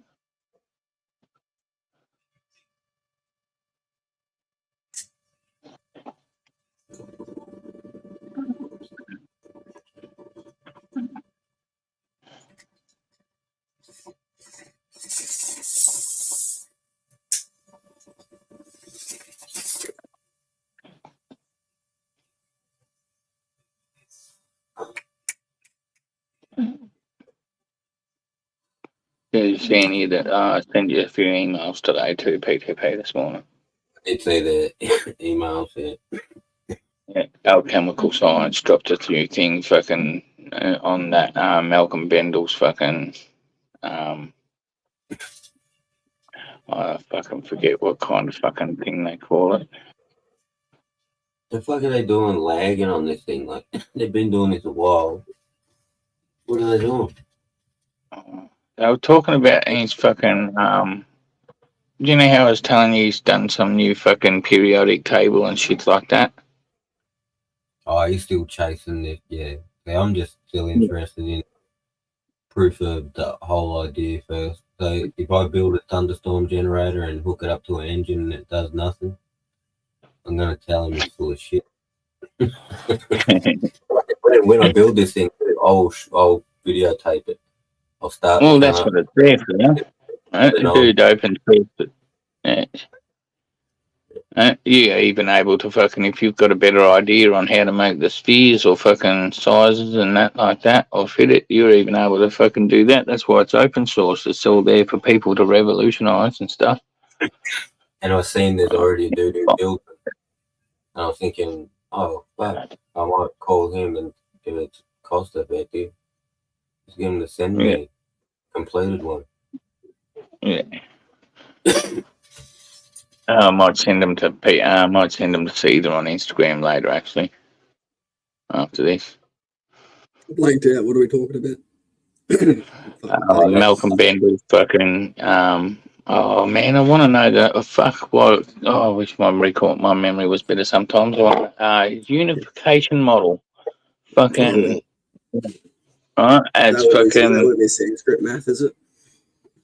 Science. Yeah, based on Sanskrit math as well as fucking like it's a different way of rearranging the fucking periodic table as well. Like he's rearranged the periodic table into fucking man, it looks like fucking torus field in a way. Like it is a 3D, it is a representation of the torus field, and it does spiral, right? It looks very similar to what Terence Howard did with his little fucking circular bits of fucking all the the elemental table, but he's saying like fucking it talks about space, time, and fucking heat, right? And heat, like it's the first time the whole lot of it, because they broke it down into 3 or periods and that, and then this is the first video release where it's explaining the whole thing in one little bit, right? And they're talking about that space and time is like, or distance and time are the same thing, but they're fucking like, and talk about dark matter being heat energy, and that talks about calories, and that how we fucking used to do it on calories or something like that, heat, and now that we might be looking at a different way of fucking how we measured heat or whatever like that. It's fucking too much for my head to spread off fucking like this. Okay. Yeah, we're not in the fucking educated position to be fucking talking about it, really. But I'll have a suss of it. You send it to me, mate. Yeah, will. I'll send it to following him. that shit in my head than fucking trying to explain it. You know what I mean? You could have been like fucking really deep into it to be able to explain it to a layman. Exactly. Like, and I'm fucking just trying to get my head around it all myself, so I've got no hope of explaining it. And that guy's science built the thunderstorm plasma generator, yeah? Yeah, he's the dude who made that, yeah. So for me, that's like, say if I get hold of one or build one and it works, then I'll look at his ideas, like his science and shit. Same with Terence. I don't want to see his little 3D shapes. I want him to do something tangible that will make people go, how the fuck does that work? We should fucking get it straight. And Terence like, is fucking cool. The other bloke at least is making stuff. We don't understand. Yeah, Terence isn't stupid, because that Eric Weinstein didn't really shoot down anything he had to say. He should have, though. Yeah, but he didn't, because like he did, like realistically, like you gotta remember what Eric Weinstein was doing, though. He was placating to him to win over both Joe's and Terence's audience. It's a move for his career, not for his. No, he was trying to understand Terence. Otherwise, he builds a fake model of his fucking shit and goes in with a pre-assumed fucking model of what Terence is when it may not be. So they were discovering each other. He was also steel manning Terence's arguments, where he could have straw manned them as well, right? Yeah, that's right. He was strongmanning. Even the things he said that he's wrong with, like he couldn't say, like even to a technical level, fucking like when Terence brought up, there's no straight lines in nature, but he goes, oh, but the reason pulls a crystal out of his pocket, right? And he goes, but now, no, if you look on a microscopic level, there's no straight lines Because on that crystal. Right, but you're doing the same thing Terence does, man. You're confusing two fields. Yeah, that's I'm not what. confusing the two really fields. Like I was just like, That's what Terrence is doing. Though. He's Yeah, this is confusing what two fields. Weinstein. This is why I think Weinstein did good. He listened without being a cunt, right? And just going, "You're a retard." He listened like he thought this guy had something worth listening to, and then he told him when he was wrong. One stage he was using a phrase, and he's like, "No, you're wrong." And he explained to him what that phrase is. Terrence sort of had an idea when he started talking about it, but he said, wait. He totally explained it, and then he realized he can't use these terms because it pisses off people in science currently because that's not the correct term to explain the idea that he was talking about. And not only did he pull him up there, but then that also he wasn't even. But even in that, he wasn't saying Terrence was wrong though either. Though he was just saying because these people want to know, like they fucking come from this academic background, and that they're not even going to giving you the chance because you're using it in this way, so they don't even listen to what you've got to fucking say. yeah, They shut exactly. you off straight there. Don't know how to use the vocabulary, so you sound like a fucking moron. Yeah. No, it's more. He was more saying not the vocabulary. It's more because he goes from fucking one extreme to another. Like he jumps between fields to explain his thing instead of staying on the one course. But he also doesn't because explain those fields correctly. His the idea field, solutions so are he incorrect. confuses two things, like two fields that may have in his head like something that seems similar. So then he turns it into a unified fucking thing. Yeah, that's what that Weinstein was trying to say to him. No, you're mixing this up with that. Yeah, and he countered with that, but you just stuck to your academic ways and that, and instead of and looking out the box and maybe look at it. And like realistically, that's what Weinstein says as well. Like coming at these things will be able to open up other people's eyes because like they have been trained in specific ways. Right, and not in others. Like, and whereas this guy's coming at it because he's self-educated himself, right, and fucking coming at it, and maybe coming at things differently, but that might be not what's needed to progress shit. Right? And it does open up things like guns where they're narrow-minded because academia didn't allow them to think that way. Yeah, and that's what Like Weinstein. a lot of Weinstein, what he was saying wasn't shooting down Terrence at all. That was a part I of would Weinstein. advise you to watch it again if that's what you thought. That's what you got from the Said interview. that there's some things there that are of value that he does not understand, nor does he have the mass or the yet to understand it. But yeah, so you think he was shooting him down? Because like they even they said in that, And I watched the like, other one but he twice, wanted to make sure that he I realised thought one it time pretty steady. he pulled him up on that. Yeah. Yeah, but Terrence said he even used that as a metaphor, though, like But then he backtracked on it. But then to he show the backtracked Jim on it Crow and laws. went into he didn't say he that backtracked previously. on it twice. No, he did say that at a fucking at 6 years ago when he spoke at fucking Oxford University. I didn't hear him say it on Rogan. And I have. No, he did say it was a metaphor. But That's then when he also bring. That's continued- when he goes he on to bring up the continues to Jim Crow misuse it, laws. though. This is You the can't Jim call Crow it a law. metaphor. You can't call it a metaphor and then continue to misuse it and placate it as a mathematical principle. Rogan, I didn't hear it. He's using it as a metaphor to point out that there's something wrong with the maths, though. Like, No, he's not though. but Well, that's the way he did it. But it might be for him that it might be his way to point it out there because he's not fucking educated in academia ways to fucking do that though. So he's self-educated, so that might be his way to do I that. don't know. As someone that spent like a lot of their life learning mathematics and engineering, it's fucking offensive the shit he says about maths. It's just fucking plain and wrong. I'm pretty sure His constructs are incorrect. He's got fallacies like 1 times 1. He doesn't understand what grouping means. You know, and then he goes, you can't times 1 by 1. If you times $1 by $1, you get $2. That's because they're not two groups. He's got fallacies within mathematics itself. Hey, Jules. Hey, How long you lads. been there? Like 2 minutes, something like that. But I mean, it's still interesting. I get where you're coming from, Monty. It is still interesting. But I honestly think the other bloke who made that generator has far more to offer the world. It's only a fucking thundercloud generator, bro. Settle down. Yeah, but he's actually got something to show for it. Yeah, The other true. bloke has someone else's design that he held a competition for, and he took the winner's design. Mm. He didn't make anything. He's really good at making shapes on Blender. Those shapes he made, looking at the void in between bubbles and that was what interested Weinstein. That was one of the things that interested him.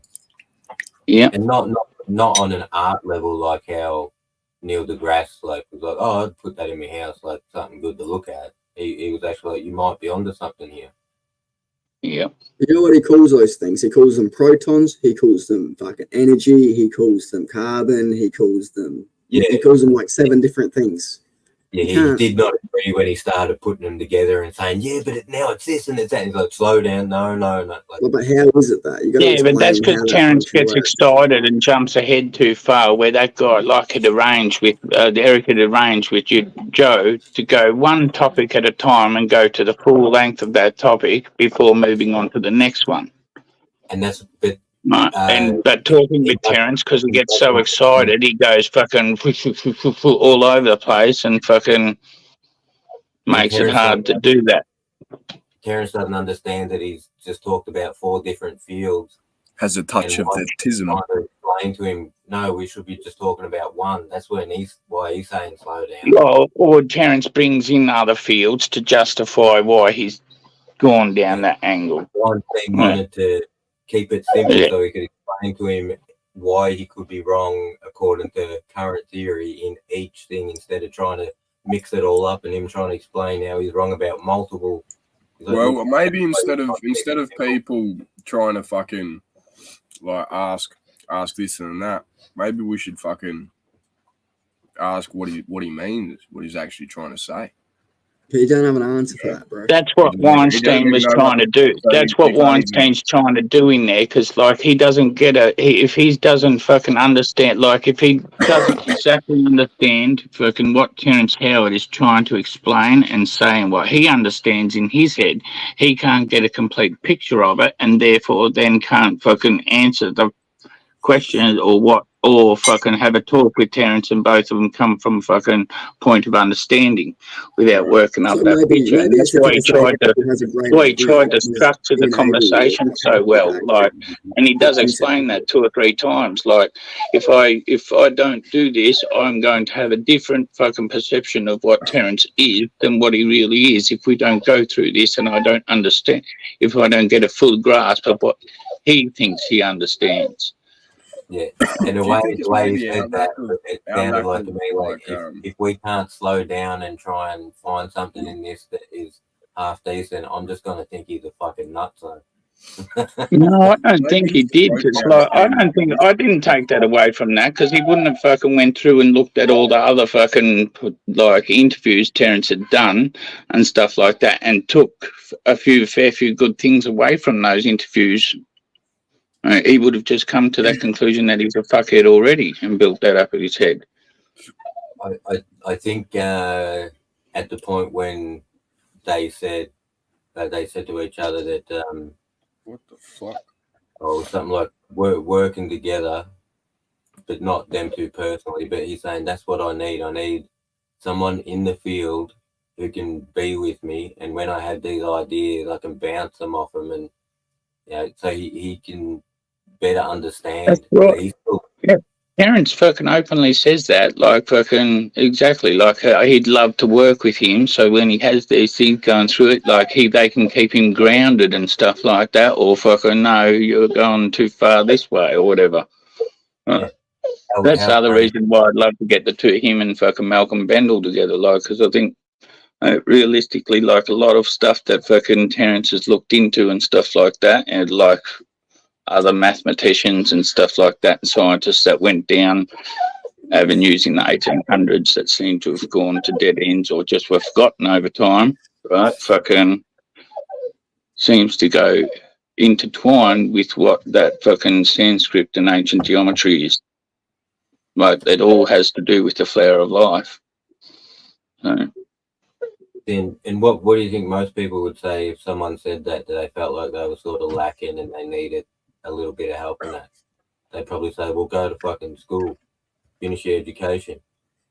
He didn't say that to Can I him. do some more? Great idea. I don't know, bro. I don't know.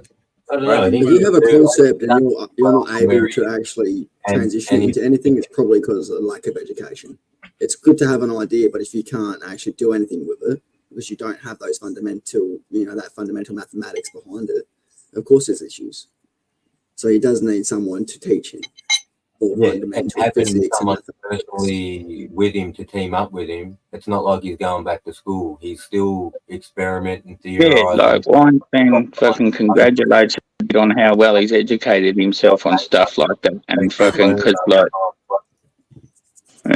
because the dude knows he's fucking. Even Weinstein said, like, Vance is pretty fucking smart and pretty clever, and he's done it all himself because he can tell because of the way he fucking pronounces words, because it's straight out of the book. It's not the way you would pronounce it if you learnt it by hearing it.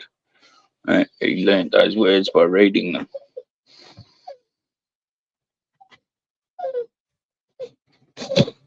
So yeah, he still wants that education, but it's like he wants it to be more personable, more in the lab, and while he's doing his thing still.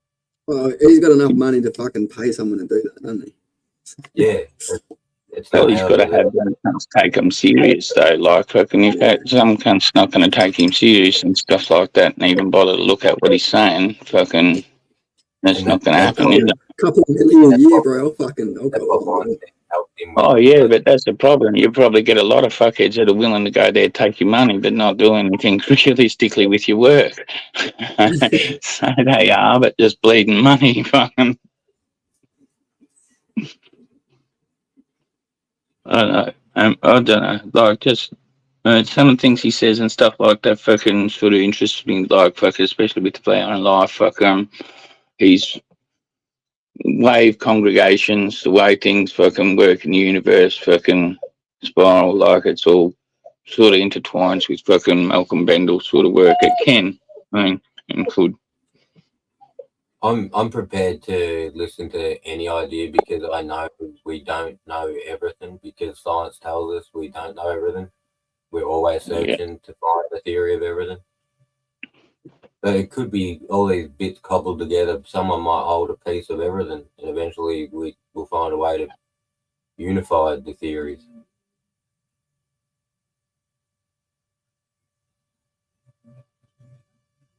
At this point, no one knows if shit. Like if some of the shit Terrence says is wrong, like they know some things he says is wrong, but they don't know all of what he says is wrong. Hence why See, they're prepared to about it. Where I finished, like, because I've only watched an hour and a bit so far of that, so I've still got 3 hours to go. They were talking about the ether, right? Terrence brings up the ether and that, and fucking, and Eric Weinstein even has to admit that, yeah, you like technically, like, you might be right. Like, I think maybe with later, like a lot of the later stuff like we've been doing in fucking mathematical physics is fucking proving that the ether probably does exist. Yeah, when I like, there's heaps of. But I'm wondering.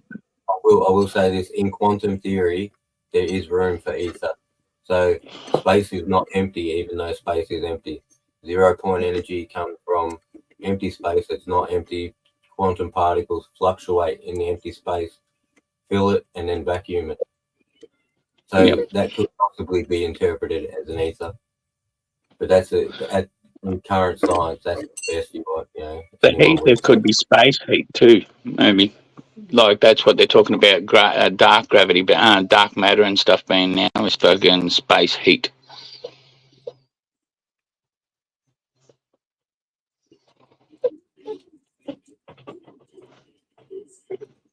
I'm trying to think what the last thing they reckon fucking dark matter or dark energy was. I've seen that today. They're fucking looking at fucking the way they measured calories and maybe changing the way they thought heat was, because they used to think heat was a liquid or something, right? That, yeah, I I've got to try and remember this one off my head now. They used to think he was a liquid fucking. The only thing that contradicts like the Right. prove idea of an ether is quantum entanglement.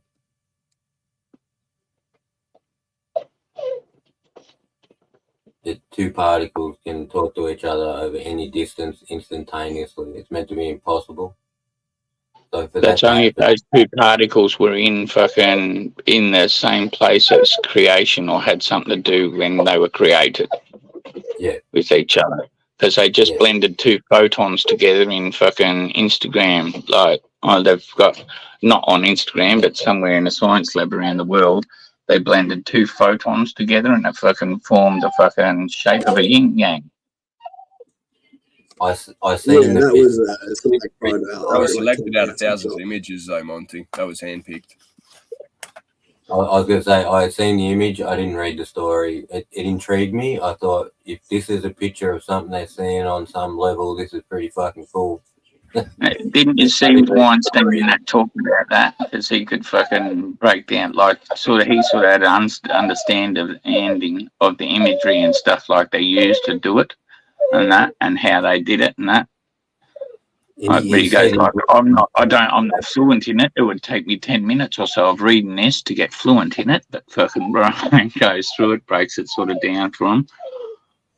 For him, for fucking Terrence and Joe. But yeah, quantum entanglement, that two particles could communicate over infinite distance. Yeah. But they had to be in creation at the same place in creation and then somehow separated fucking over what distances and then they can do it. We can do that. This is how we know it happened. So yeah. But but I'm just saying, like, for the people out there that there's if they want to know that the particles have to have been, because it can't just be two two particles. The creation of it's not the point. What's the point is that they're that far away and they can communicate instantly. Yeah, faster than the speed of light. Well, for that to happen, there needs to be a medium. When there's a radio wave sent out, that's the medium of which you communicate with. So maybe they're just like twins. Didn't they have twins can apparently fucking feel? That's why, well, even them, they need some sort of medium. They're using some sort of medium to communicate with. They're not communicating through nothing. So that gives room for an ether, because there must be something out there we can't see that something can transfer information across instantly. But only if you're connected. Can't do it if you're not. Monty, give your dog a hug, bro. No, I'm just no, saying. it's fucking, mate. There's a bit inside on heat inside. He's just. I'm going to give him a whacking with a pole in a minute. I'm just telling you, these are the only rooms for the ether in modern science. Everyone says it doesn't exist. I'm just giving you two examples of where it could possibly exist, or like possibly still be plausible to keep thinking about. I think it's all a bunch of locking the pen if he keeps going, but then he'll know where it goes.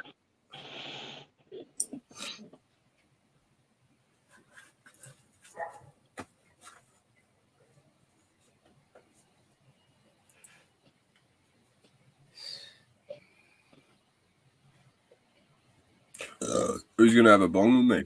You're gonna sit here all quiet. Yeah, I'm packed up, mate. I don't even like having fucking your cam on, you weirdo. What are you, fucking vain or something? What'd you say? Hey? What'd you say? Time for a bong, mate. Time for a bong, mate. Yeah, let's do it. Well, everyone's a bit crook around here at the moment. Yeah, woke up before, it's like I had to clutch up pearls, bro. I was like, what the fuck? It was like phlegm, but in these tiny little balls, bro. Like pearls coming out. This, bro. I've been poisoned. Still here. 2 spoons of cement, mate. You'll be right. Oh yeah, what's that gonna do? What did that do for me, Saver? Should harden your intestines to the point where you'll need to go to the doctors. No, that's shit.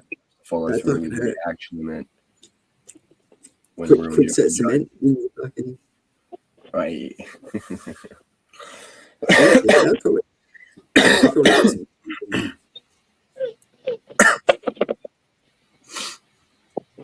Monty needs a fucking roll of newspaper like the old days. Yeah, man. It would have been good if I did that when he was young, realistically, like, because he would have been terrified of the noise, just from the noise that it makes. I did that with my old pig dog when he was a pup, because, like, pig dogs, when they get big, you just hurt your hands and stuff like that, hit them and stuff like that to tell them off. And I used to think Michael was cruel using the logs. Yeah. He used to be his dog with logs. I just think that was a bit harsh. One of my So old from a- bosses, he turned around and said, bunch of cunts he was with growing up, nasty people. The way they'd work out, like a fucking, the owner of a dog, bros, they'd put this puppy in like a pillowcase and all these cunts were kicking the fuck out of it. And then when they let the dog out, whoever the dog walks to, that's who it's like it's meant to be for some shit. That's what my old boss told me anyway. I'm like, that's fucked. Cunt. I'm like, that's fucked. That's That's horrible. fucking nasty for sure. That's fucking horrible. Realistically. Yeah, I was like, that's wow, bro. People can You know, be I got really told to pick a dog from a litter. Like, if you're going to pick a dog from a litter, the pup that comes up and wants to be with you is the one you should take home. fucking oops. Shouldn't have done that. Mm. Yeah, no. The one that comes up and wants to be with you in interaction with you, even though you're a perfect stranger and just come up to the litter, that's the one you should take home. Yeah, when I went and picked out Lucy, these cunts made me sign all these T's and C's and shit that they hand wrote. I was like, fucking whatever, cunt. I was like, all right, fair enough. But they basically, like, they wanted me to get it to sex to 6 months, and I'm like, fuck that, it's not happening. They try making it sound like you're going to cop a $10,000 fine if you don't as well. And then they turn around and say, you're not allowed to breed this specific dog, blah, blah, blah, because it's our genetic. I'm like, cunt, I was paid $4,000 for this dog. I'm going to do whatever the fuck I want with it, bro. You know what I mean? Yeah. And they're not allowed to restrict you anyway. I didn't get her to breed. I got her as a working dog. And when she was little, I seen her potential. I'm like, fucking hell, she'd have a stunning litter down the track. But after her accident, when I ran her over, that put that out the window, bro. It's never going to happen. Her hip, Unless there's a flaw, there's a flaw in the blood, like in the dog, like for the like if you look at the kennel, dog kennel fucking description of it, the dogs, like for showing, right? If they have like a colour flaw or something like that within the dog, and the dog's bred with that colour flaw, you're not allowed to breed with them then, and that because it continues that colour flaw. It'll continue that colour flaw that they're trying to breed out of the breed. Well, they didn't tell me nothing like that. You know, Lucy's pretty fucking. She's pretty Nah, they dry. were just trying to restrict you to breeding her because they Yeah, didn't want her pretty well, bloodline out with you. Yeah, fucking. pretty well It's like they done. can't do that. But that's misleading, the information they gave me, because it turns around and says if you don't, you'll be fined over $10,000, and it's not true. If you register as a breeder, or if your dog is a working dog, for purposes of that, you don't have to get your dog desexed. No, 'cause you that's won't right. get- Working dogs you don't have have to get your dog desexed, bro, because their hormones, like her, for the work we were doing, need her that way, bro. She needed to be caring and nurturing and fucking gentle and that. I didn't want to fuck with her hormones that early on. And I ran her over as well, so I'm not putting her under surgery again if I don't need to. Cunts can go fuck themselves. But yeah, then you run into issues like you can't register your dog because you haven't got it desexed. And I'm not going to register as a breeder because I'm not going to be breeding her. So I don't fit the qualification to register her at the moment. I give a fuck. Try to take my dog, you lose your hands. Council, officers, I don't care what you are. She's a support dog, brother. One of them.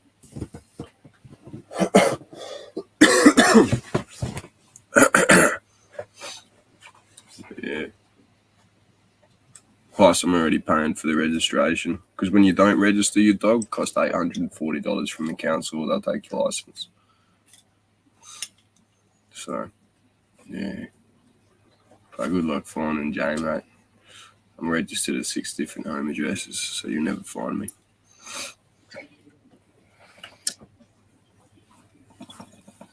Who reckons I'll take out your license?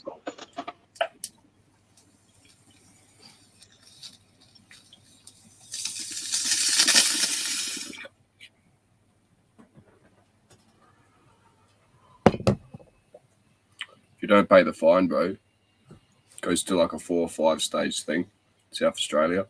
The last extreme, you refuse to pay your fine, they'll suspend your services with Service SA, which suspends your license. So they force you to pay your fines, bro, or you don't get to travel.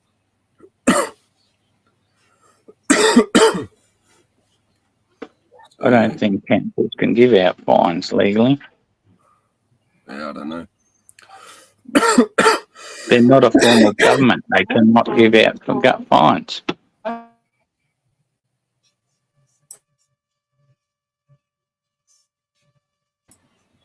Well, I don't know if they send off a fucking application to the fines department for the simple fact you Doesn't don't. matter if they do. It's a council. They're not a form of government. They're not allowed to give out fines.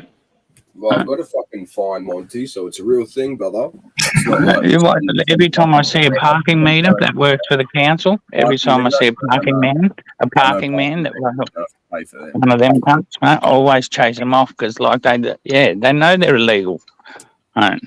They don't like having people like I point them out, yell it out, and tell everybody their rights, and they run off pretty quickly.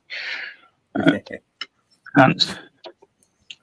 Yeah, there's been 3 referendums, mate. Always been voted down. They're not a form of government. There's no local government. There's only state and federal. Yeah. They can only come and give out fines.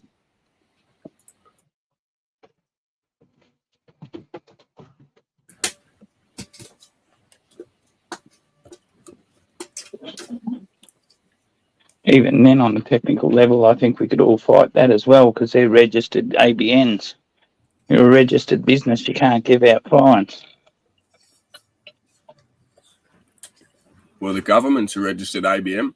How the fuck That's do they right. That's why I said on a technicality, we'd all win if we fought them because they're registered fucking ABNs. They're registered businesses and they can't give out fines legally. And they're not even registered in Australia, bro. They're on their American registry. Yeah, because they changed their constitution illegally in 76 to do that.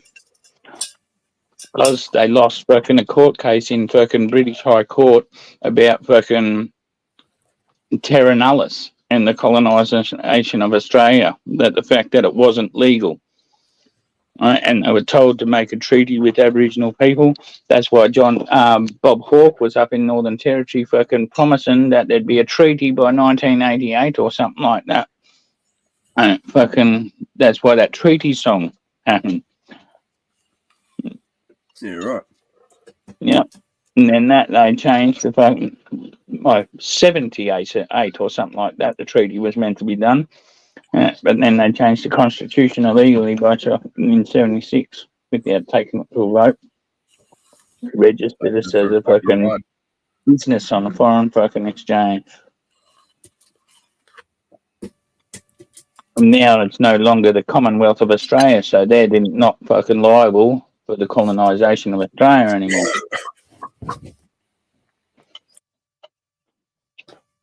They think. But it also makes them an illegal government ever since then.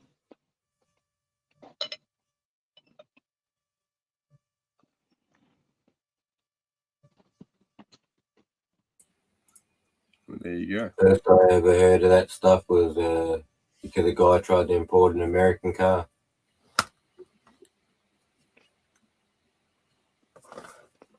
He got some fee, which he expected to pay, and then he got some fee, and then he got some fee, and he started questioning it, and then they wouldn't give him the car, and then he realised the letterheads weren't correct. Yep. On the letterhead, that's exactly where you catch them out because it doesn't say Commonwealth of Australia anymore. It says fucking Government of Australia. And then from there, cases went forward, and that's when people found out that, they registered the country like a business. Yep. So all them sovereign citizen people started fucking telling everyone, you don't have to do what the coppers.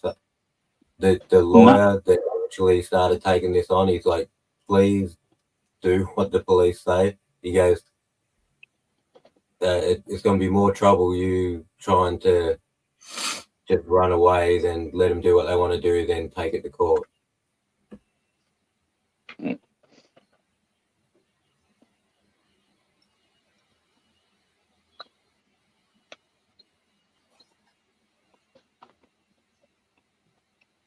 I love the little thirst they love to try and spread that no fucking no sovereign citizen has ever won a court case either. Because they always get dropped by the fucking crown.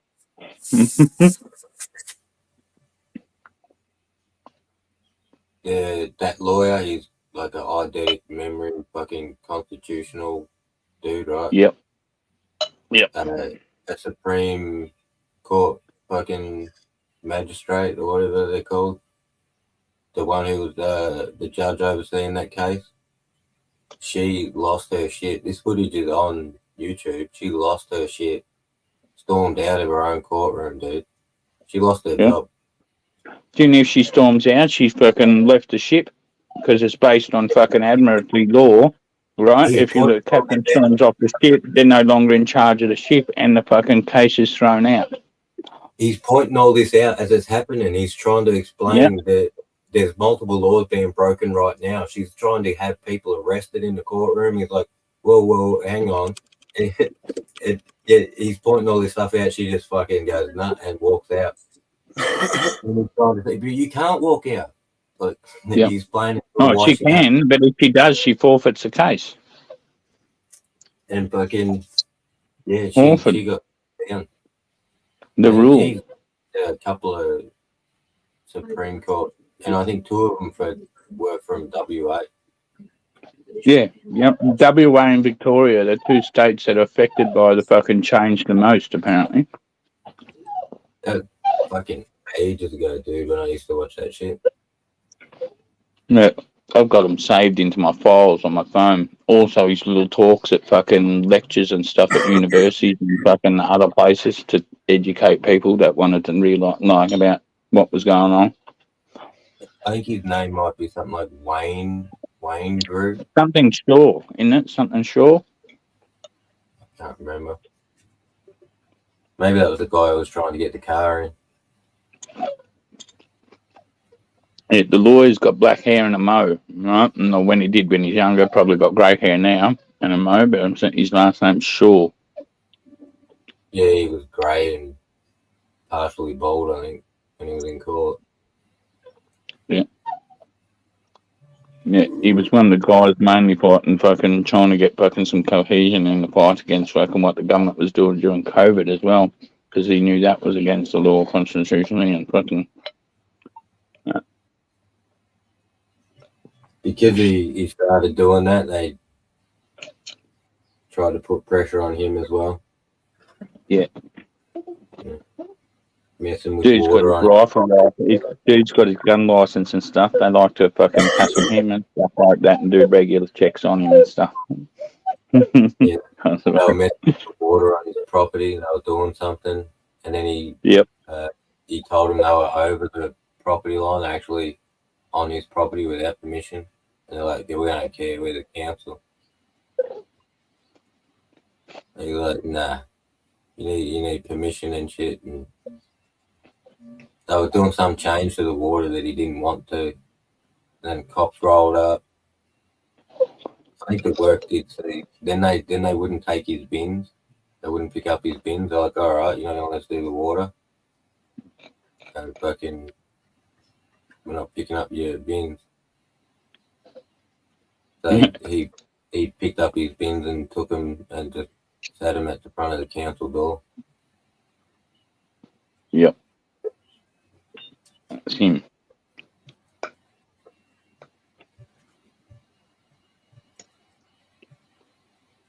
He was reminding them too. You do realise I pay for you to take these bins. If you look at this, you're really charging people 3 times to take the bins when you should only be charging them once. I wish we could have Hamo up here right now. I want to be explained to how the King of England is the Antichrist.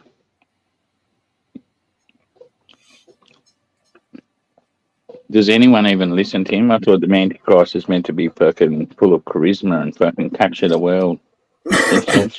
That's why when Trump got shot, I brought up how the Antichrist will be wounded and survive the wound, and everyone will rally behind him. That's one of the things that happens to the Antichrist during the rise of his power. Yep. Yeah. Yep. I'd say Trump's more like the fucking Antichrist than fucking old King Charles, mate.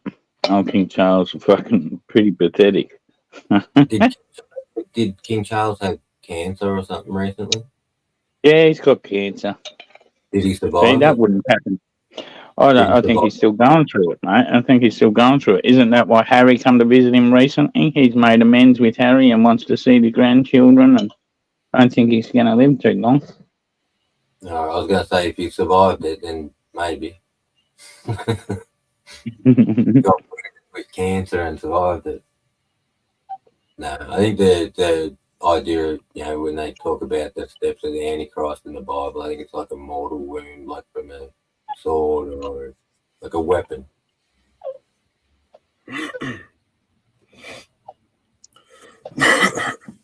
Fucking hell.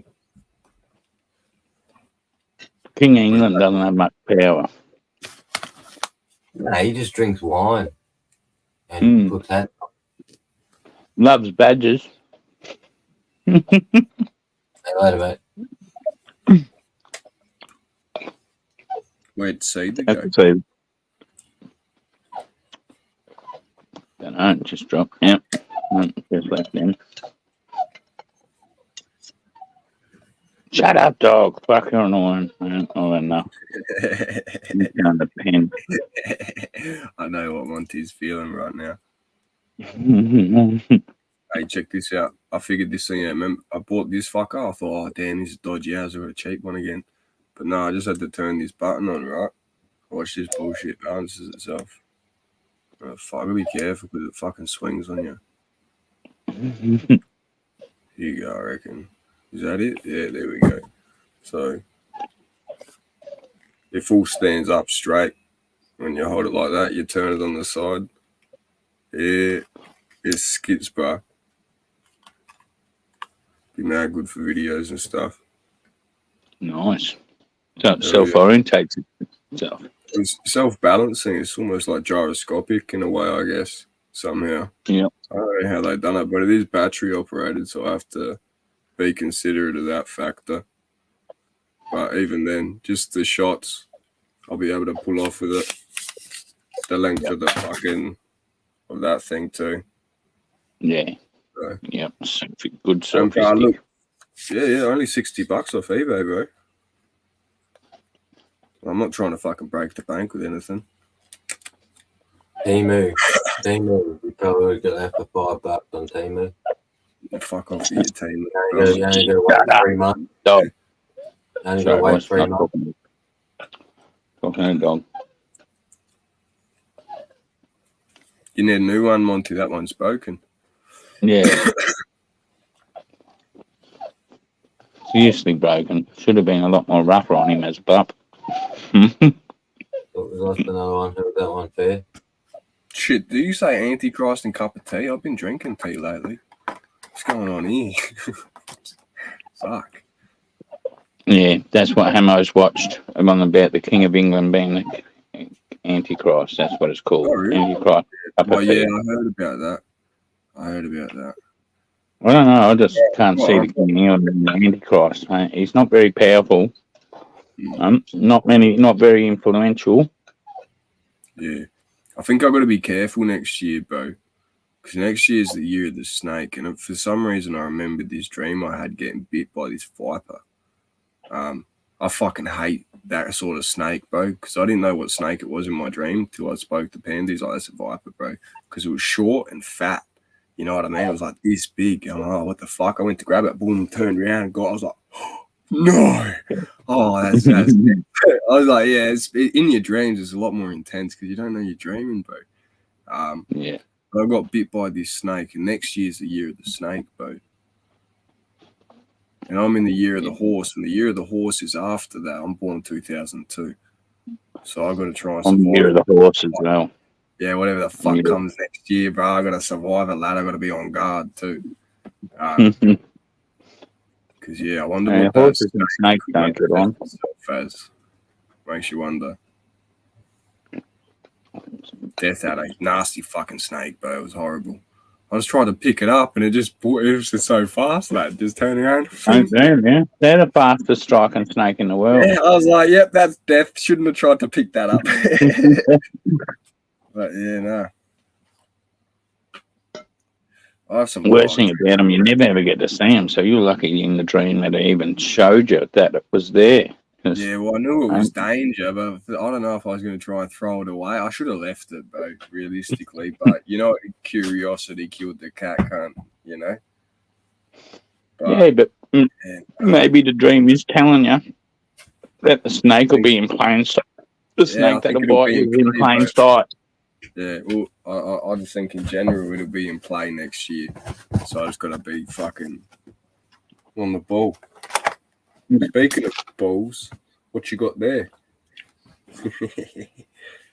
Because usually, it's not death adders and that. They're the cunts that hide under leaves and shit. The cunts don't run away when they hear they're coming. They just fucking hunker down, and if you stand on them, you get bitten.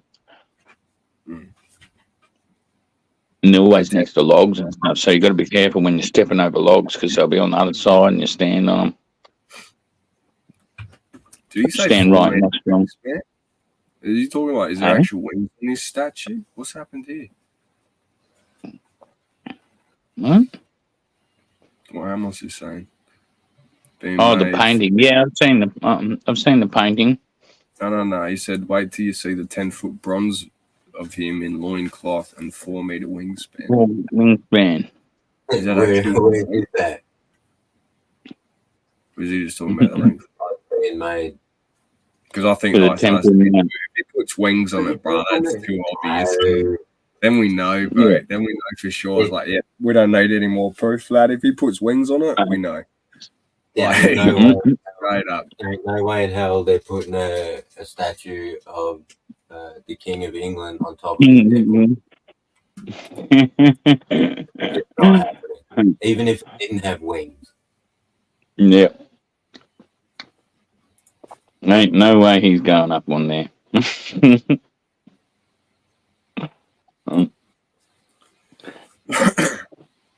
I got a video to show you, PTP. I'll put it up backstage. Yep.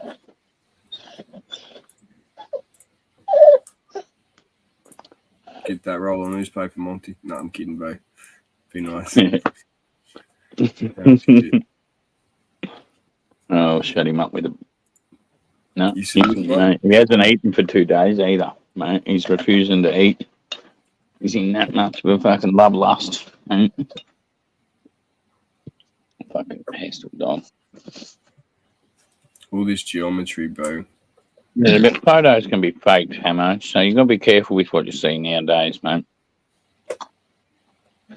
And just because it's made doesn't mean it's not going to go in his own backyard and someone's just making up stories and they're planning to put it on the Temple Mount. Yeah, I have no problem believing there's a statue of him with 4-meter wingspan. But yeah, it's not going on the Temple Mount. Yeah, or fucking, yeah, I highly doubt anyone fucking, yeah, crazy. I can't zoom in on this image in the corner, bro, but it looks like there's fucking horns on it, brother. You know what I mean? And all of these images put together in a specific pattern. You see the flower of life in that one, and the other geometry. You'll see this shit on DMT, by the way, as well. Even if they put his fucking that statue up on the Temple Mount, nobody would give a fuck, and they'd get egged and stoned and have the head cut off it and fucking shit within days. Made out of bronze, lad. Cunts are going to be like, oh, imagine the crackheads, bro. Yeah. Prices at the dump, like how much they can get for it. Yeah, like it still doesn't make him fucking charismatic, so people want to follow him. Like he's just a fucking knob. Like he's the King of England, and that's it. And I don't think even the people of England care that much. Like,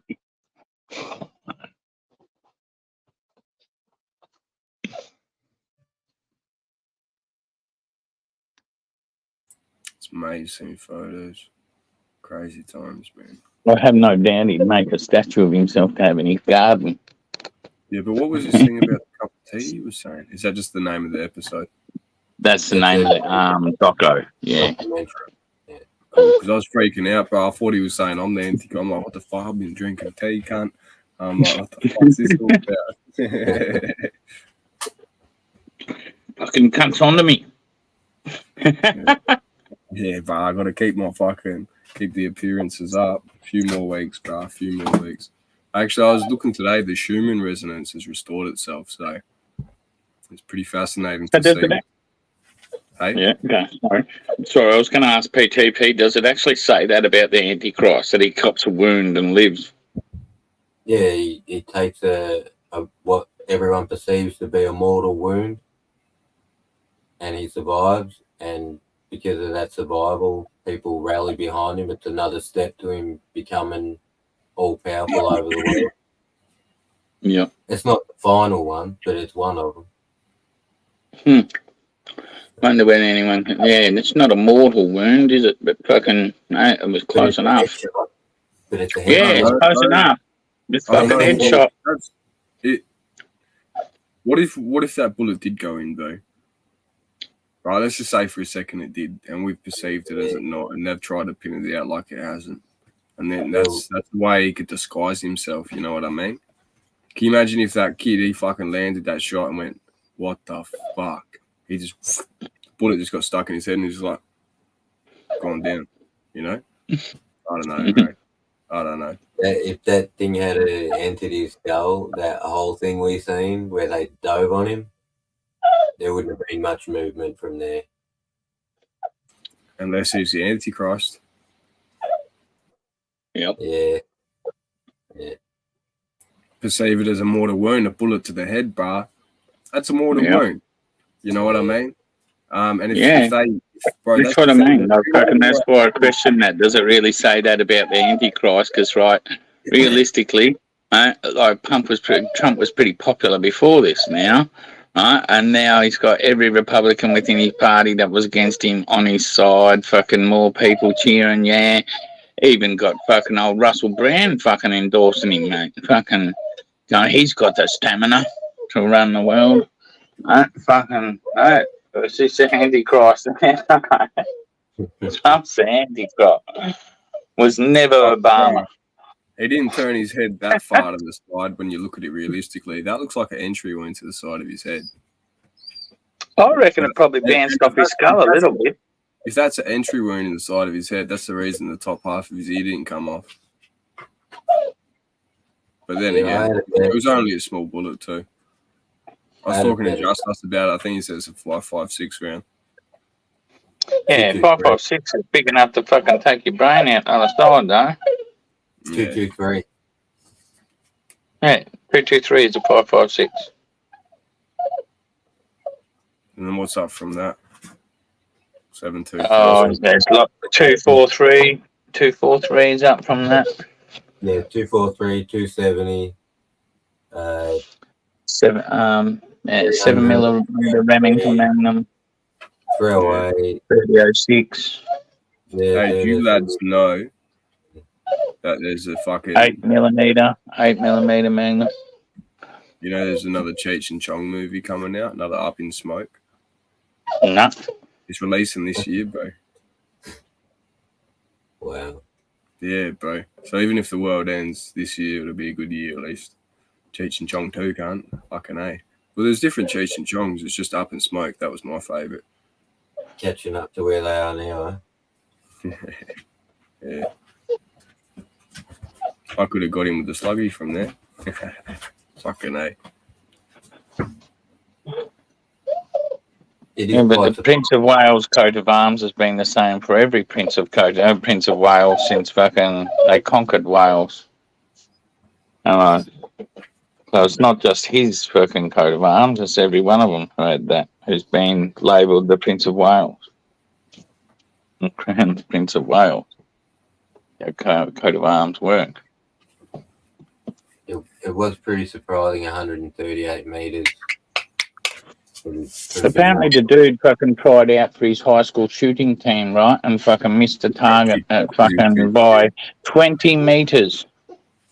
Yeah, bro. It was a shit shot, lad. It was a shit shot. Damn.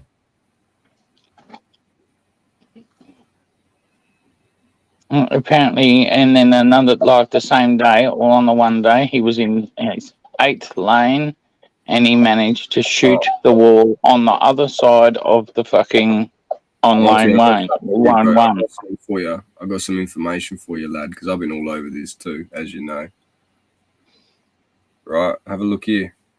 If he didn't drive there, who set the ladder up? Yeah. He preset it up, I reckon. He preset Yeah. it. And they didn't check none of that, cunt. No, they reckon Apparently they checked didn't it. check it. No, apparently they didn't check it. Yeah. And then they're saying he preset the ladder and he walked there with the rifle in his hand all the way there down the street. People seen him walking there with the rifle down the street.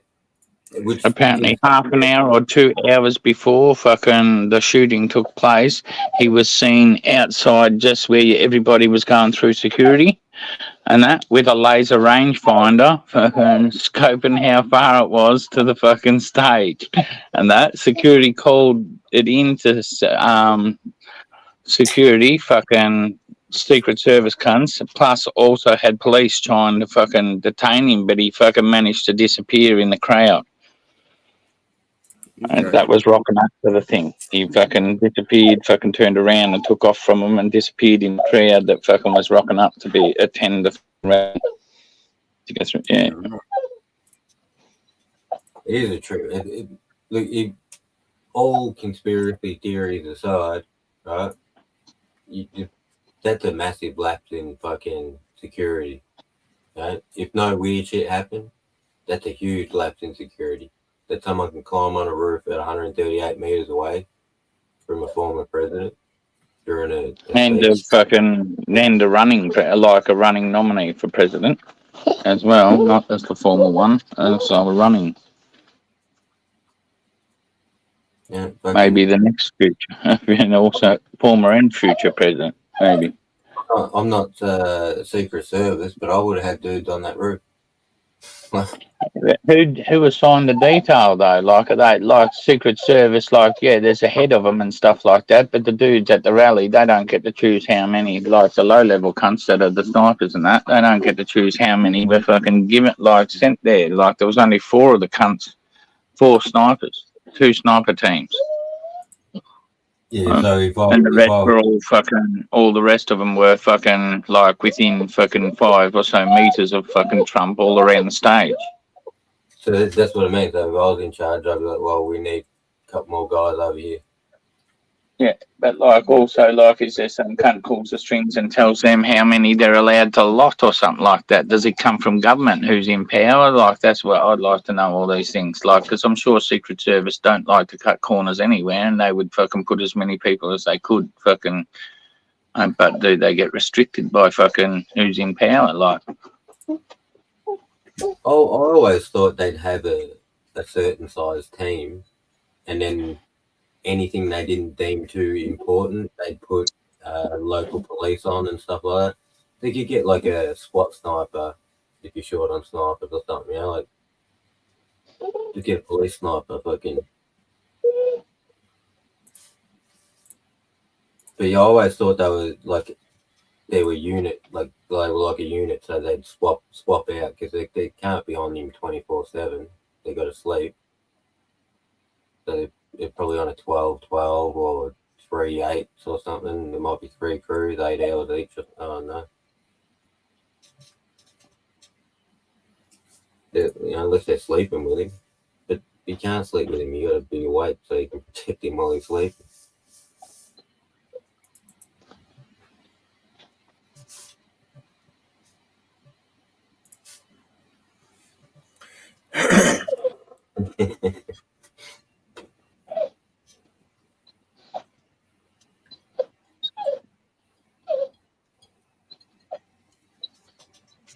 Yeah, satellite can't sit overhead like that. Fucking should have had a drone up in the air, probably. So.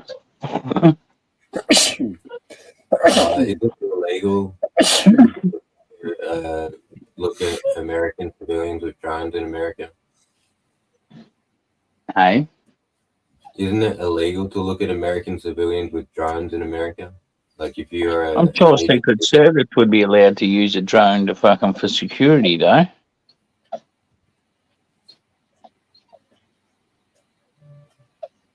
when Predator, was it Predator, the first one? When they came out, fucking Yeah, but that's a wing drone type thing. I mean, just like a fucking quadcopter type thing. actually, and a president was going to use one to track someone down a highway. I can't remember if it happened or not, but that's when I heard that there's a law saying that they're not allowed to use drones to spy on Americans. And then again, when the drones fell out the sky on Jan 6 at that rally, people were like, there's not meant to be drones fucking watching us.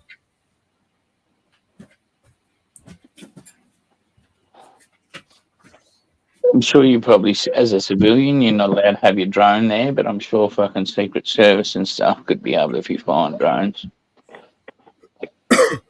Like, if you weren't allowed to film public, why is fucking channel fucking news choppers allowed to fly along filming live shit? Chopper's a bit different than drone. Drones like spying on cunts. Choppers like, yeah, you can spy, but It's No, still but- spying. No, not unless it's not. If it's really high, you wouldn't know it's fucking there.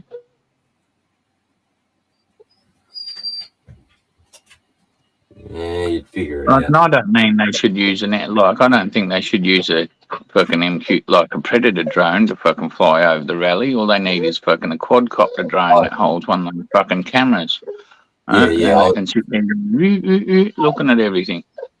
Yeah, I was just telling you about the first time I heard about the law or whatever with the drones, because the president wanted to use a drone to track an American down a highway. Yeah, that'd probably come into the fact that you're not allowed to use a military drone to persecute fucking American citizens in their own country. So, but like, that's not Secret Service having a fucking drone for fucking surveillance for security or counter sniper security or whatever. Like, that's not the military. Secret Service aren't the military. That'd be the same thing as FBI being able to fly drones and having fucking choppers or fucking whatever. Like, they're allowed to do that shit. You could just get one of them monster drones. You seen those? Yeah, big eight, like Oh. a big 8 fucking propeller motherfucker that they use at the AFL and stuff to fucking record the fucking shit. I've seen even bigger ones too, like nearly the size of a Volkswagen. It was on a tether at the air show, and fucking, I was just thinking, then Seen them ones used in that hunting Bigfoot fucking series actually on the tethers. And they can drop the tether. The tether keeps them constantly charged, and they can release the tether and then go off and fucking persecute further. But they've got like a 300 radius on the fucking tether that they can go around or so. I never seen this thing come off the tether. It just hovered fucking ages, hours. On the fucking hunting Bigfoot, because they must have been just a brand new company at the time, and they were fucking wanting to trial their fucking new drone surveillance system fucking on these tethers fucking that was tethered to a fucking like a charging cell at the base and that, but it also gave them a fucking like enough cord to be able to fly out and stuff like that, fucking a couple 100 meters. But if they wanted to go further, they had to release the tether, and then fucking they could fly out until their battery got flat, and then they'd come back, fucking land it, join the tether back on, and charge the cunts up. But they had a fucking series of about 4 or 5 of them interconnected, so you could fucking have like one off, go persecute something fucking a kilometre away or more, and that, and then fucking as it got flat, you could fucking release another one off a tether, have it take over while the other one was come back, fucking charge. Then you still got another 2 there before why that one's charging that you can release and go fucking persecute with when that second one gets flat. By the time you flit through the 4, the first one should be back to charge. You can have 24/7 surveillance on something like that Yeah. system. With I don't think they need like Delta Force and SEAL teams. I think they just needed 2 more dudes, even 1 more dude. I think I just needed a sniper team on top of those buildings over there, and they would have been fine. Yeah, even if there was one person on that roof, they would have just seen this fucking idiot coming up and go, who the fuck are you, mate? Realistically, the other pair, the other sniper pair that they had, the other sniper pair that they had shouldn't have been on the roof that was like less than 5 meters from the other pair anyway. They should have had them over on the other building. Why do you need like 4 snipers within 10 meters of each other? Well, I suppose they were facing different directions, like they are facing different directions to each other. But fuck, surely like that, if you placed them on that other side, they would have been facing the opposite direction anyway. Was that Jules? Is your phone fixed, bro? Nah, man. Yeah. I wrote down my info today because now there's a new person in the shop. Now they didn't know who I was. Just wrote down all my info on a piece of paper. Just call your boss and tell him that. Mm. Yeah, they were close, but the dude like- after they shot him, but it looks pretty hectic. what was that? I got a photo after they shot him. Got leaked online. Oh, Yeah. Looks pretty skits. I just shot? had to verify it was a legit photo for me too. It's like, yeah, no, that's it. But yeah. I did ask first. I said I didn't want to send him anything like that because it was graphic. He's like, fucking, nah, you fucking send it to me, mate. Fucking seen plenty. So, all right, fair enough. Sent it through. I said, what do you make of that? It's like, yeah, no, that looks real. Fault. I said, but look at the ears, because this is the thing with what was posted up. Was the ears were different, lad, to the one like that the same kid had with his ears in the advert that was posted on that BlackRock thing. But they're just taking the piss out of people now, man. They're just trying to keep us fucking distracted some more. With 100. them snipers being that close, not like pretty much over the top of It's not Trump's going to head. get people's emotions all fucking rolled up, so they're happy to have new laws that fucking take away their rights passed. Yeah, that too. Yeah. With them Trump snipers being where they were. Like I'm not a fucking dude who does tactics or anything, but like if they're there in that position,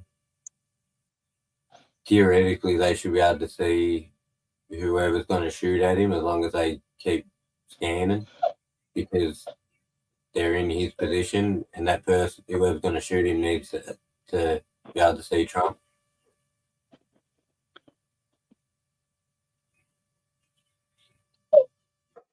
So maybe that's why they were thinking of having him pretty much right behind him.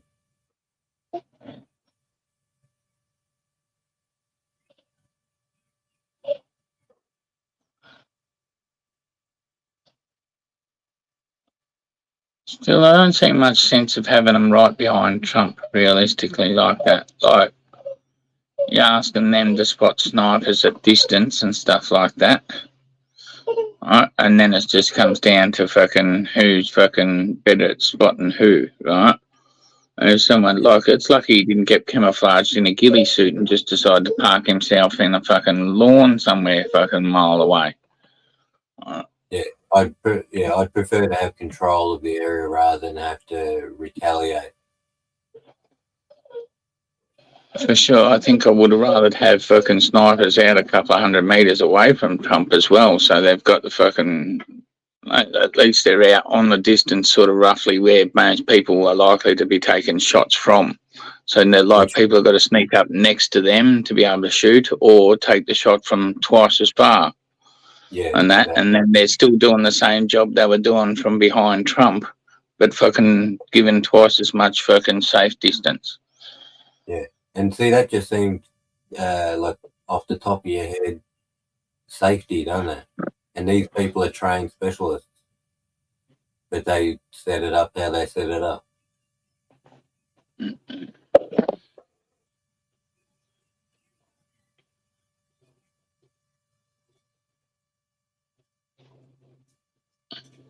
As we battle.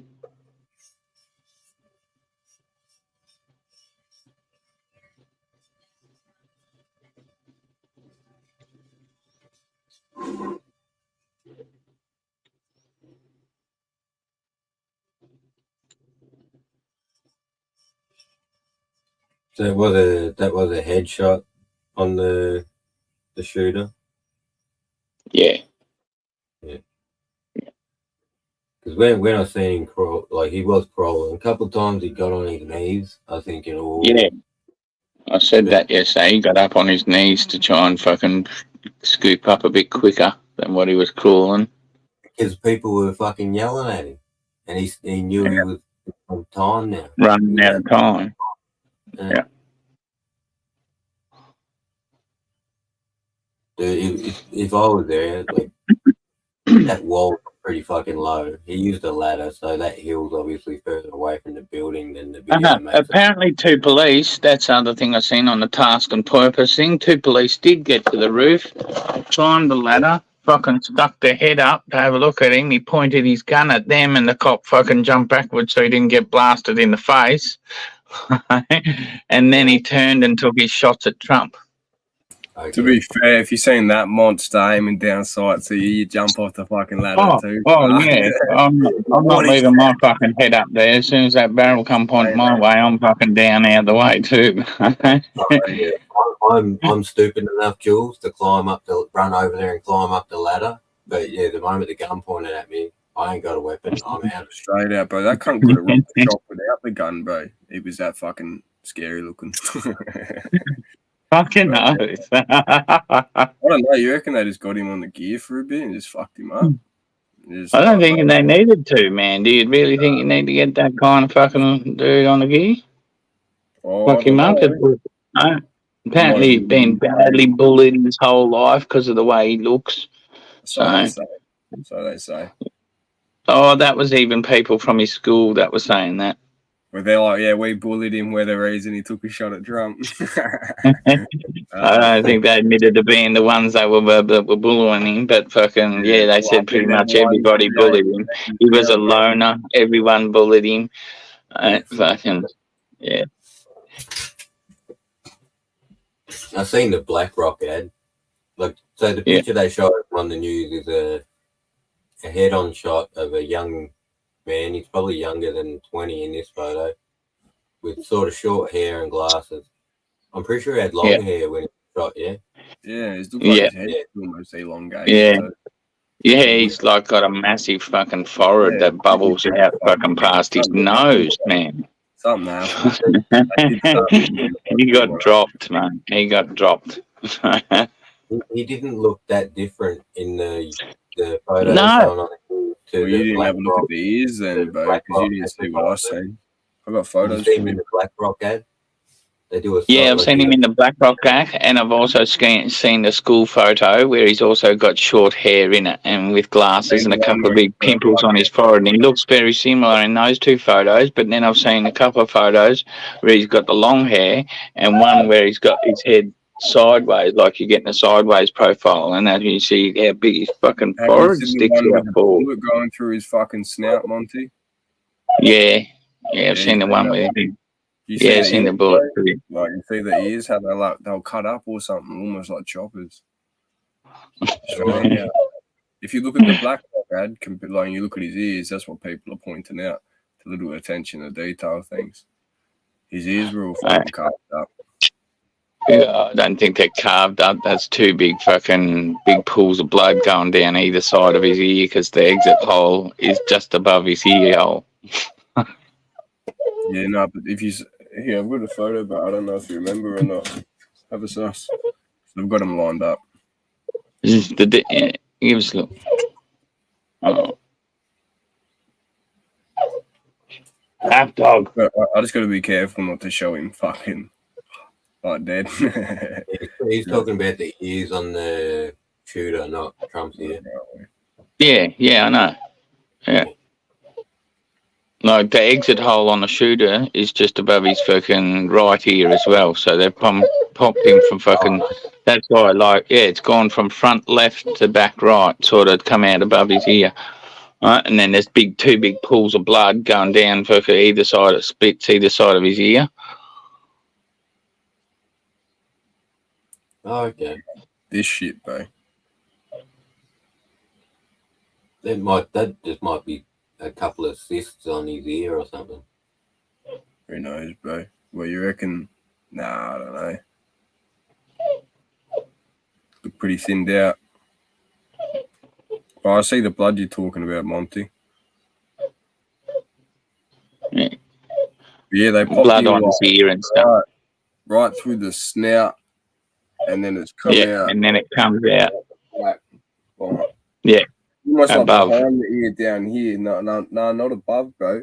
Looks like I think Sure. he's got multiple shots. So there's one coming through the head. That's popped Yeah. his cranium. That's the one coming I've through seen, like the one that comes above his ear. That's the main one I've seen, because I've seen it from someone who's taken a picture of they're picking him up off the thing off the roof. As they're first picking him up off the roof, you can see fucking where they popped him. And it was definitely 2 shots they popped him with.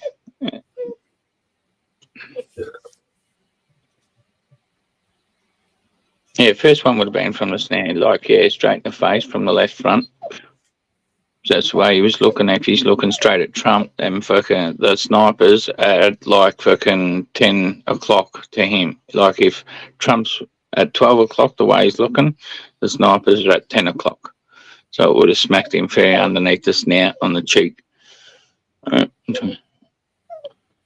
then from you get there, it's usually a guess where it's going to pop out. But the second one, because his shed's already shattered from the first one, will usually go straight through and come out roughly on the opposite side of where you first get the entry round wound is. But the first one can come out anywhere. Clearly.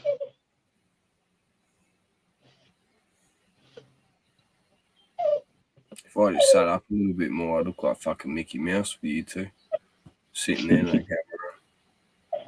Definitely should have been an easy shot for those guys, Banana. But like as I was saying earlier, like they operate under some fucking Hitch person Holland fucking law, right? Like it's from a precedent set in court.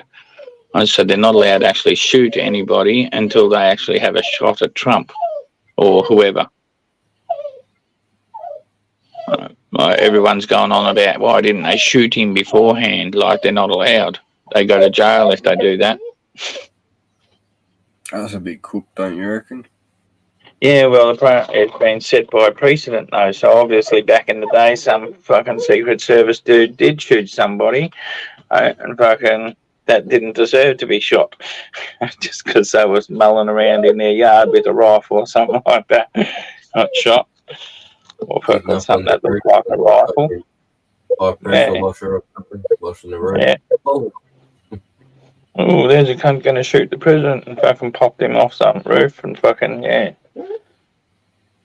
murdered some innocent dude that was just washing their roof or some fucking shit. So now they're not allowed to do anything until fucking someone actually shoots. Yeah, I said the same thing, That's Bill. cooked, mate. As soon as someone's on the roof, and when you're in a situation like that, that environment, as soon as you see someone on the roof, you shoot them. And that's what I thought they would have done. I didn't know about that law or whatever. Yeah, I didn't know about it until today as well, until I watched Task and Purpose YouTube channel breakdown on it. I haven't watched that what's his name? Colin Muir or something like that. I don't know how to pronounce it.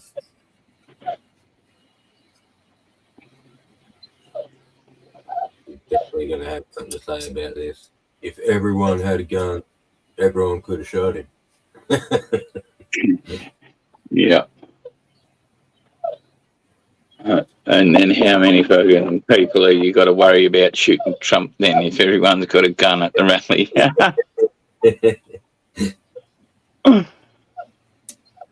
Okay, now.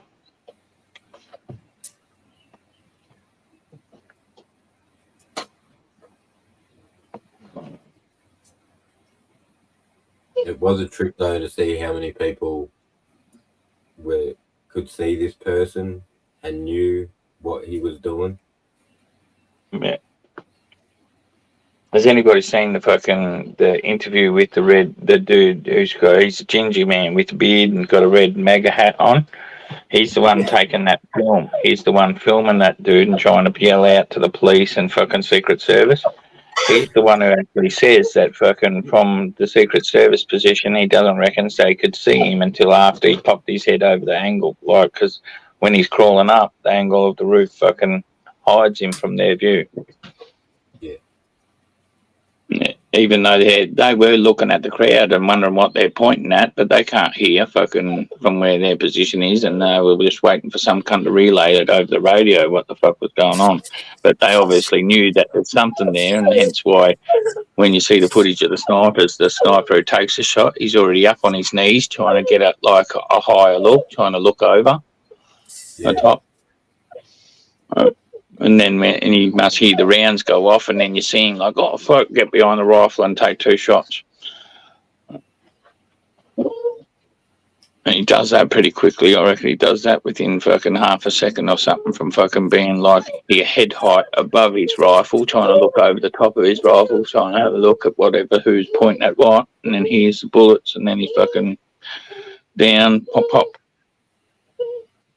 I eliminated the sniper.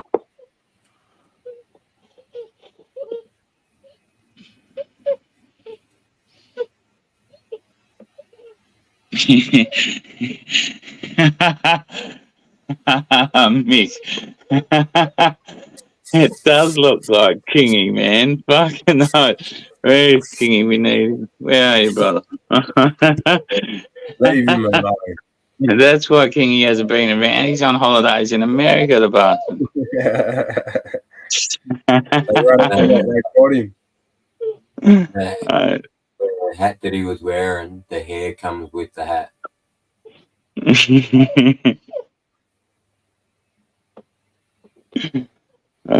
Funny.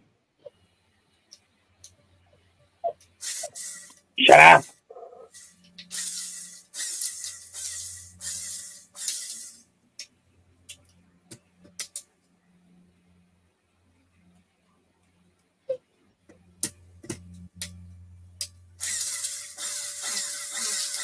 So Biden said he's already seen some of the shit from the investigation.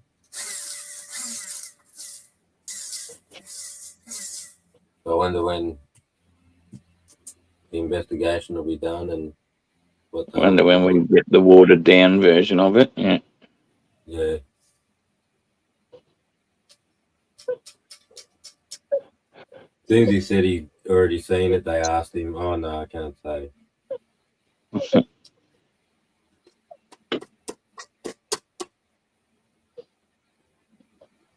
Why even mention it, the silly old bastard? And Man, when he should have did just said it's an ongoing investigation. I can't comment. Oh, that might have been why he fucking. But he's already privy to some of what's going on in it for some reason. Oh, he's the president. When he did the speech after his first speech after it happened, I'm sitting there and thinking, is this dude so old that at some point he's going to flip up and go, like, say something that's going to implicate him in it?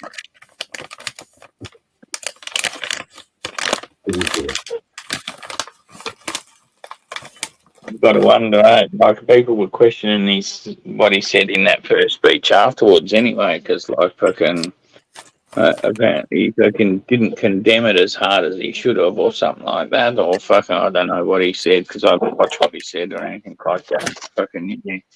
Some news outlets jumped on it and want to condemn him for it. Apparently he didn't go hard enough, or fucking may have fucking sort of half tried to fucking justify why someone did it, would have done it. Yeah. The way he opened with how he didn't say it was an assassination attempt. Did you see he played that song, Bo, when he went to his speech? he said it in a way that did play down what happened, but after that, I don't know if there was too much. But I that was something I picked up on the way that he said that it happened. Check this out, PTP. Hang tight, big dog.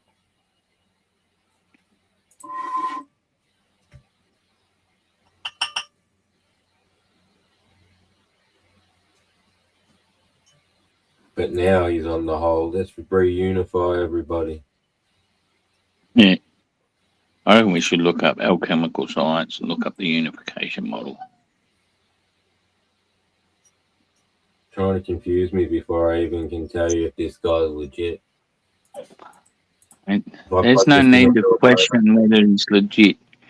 If I plug this thing on the motor and it doesn't work, he's a liar, man. Reckon all the other guys are in on it too, and the power company's in on it too. Same with Mazda. They Even must though be. the deal with Mazda fell through because of Randall. So you mustn't trust Randall either, then. Oh no, not to the point that I believe exactly what they're saying. If I've got one and it does what they say it does, and I can see it doing it, then that's when I believe it. But Jeremy Clarkson showed one on that fucking what's that episode, Top Gear or something? I can't remember, Mythbusters. It wasn't a thundercloud generator, but it was a rain cloud generator, and it created thunderclouds from that. So same sort of concept. I'll see if I can find the video to show you, bro. Different concept. No, Yeah, no way. it's the picture Yeah, of like different concept, mate. keeps a pipe jammed into the ground, something like that. It's a different thing. Because when I was looking up this thing for the exhaust pipes for motors, I ran across that thing that you're going to be looking at. I'm like, nah, This that's thing not is, it. bro. Why would I be pointing pipes at the clouds? Aren't they Yeah. going? Not going to show a vortex cannon, are you? That's all right. Ah. So what's this, like a snow machine? Fucking, it's not even playing. It's freaking out on me. Like It is creating clouds. So that's water vapor there. how fast that's going. Don't worry if you can't hear what I'm saying. I couldn't even hear myself. Yeah, This pump is the vapor. loudest sound you could possibly conceive. And as it turns out, the cleanest.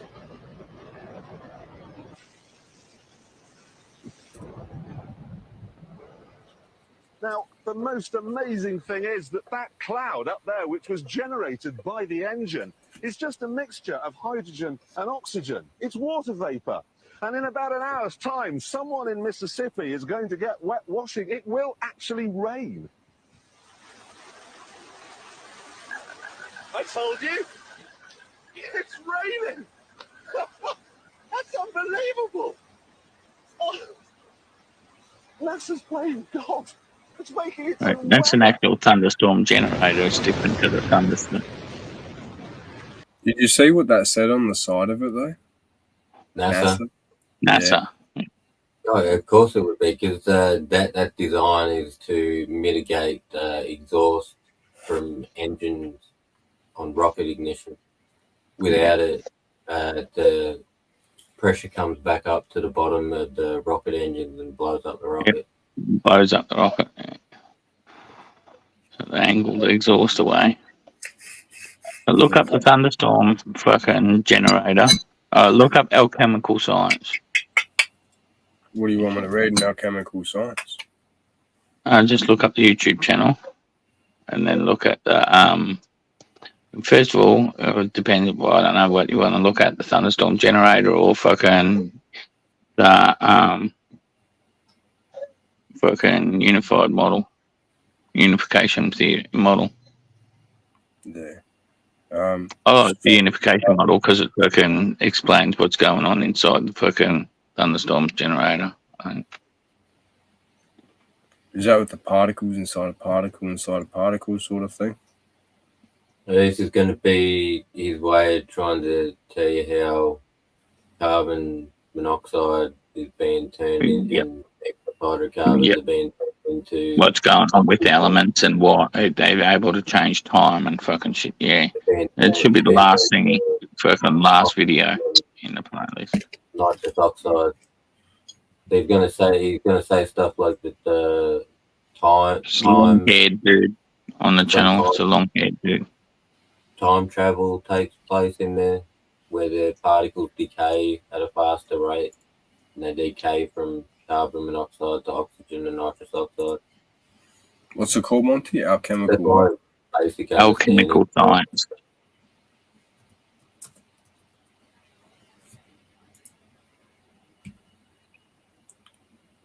Thunderstorm plasmoid generator in action. Yep. That looks like fucking Seether, bro. This is crack up. Wait till you see this. Watch the generator in action first, and then fucking look at the unified model. Unification theory. Oh, where's the generator in action? Gonna have There's to heaps put of them. Guys, Gonna have to videos. fucking Seether here. Welcome to Alchemical Science. I'm Jordan, and I'm Let's skip through the bullshit. That's just the normal fucking generator, bro. So he's got the temp gun, or he's got the laser gun, temperature gun. Yeah, temp gun. To turn on the actual system. Because they haven't turned on the fucking, yeah. They haven't turned on the bubbles yet, I don't think. Oh, yeah, the bubble's going. They have just turned it on. So they want to see the temperature change once they turn that on. So that's the bubble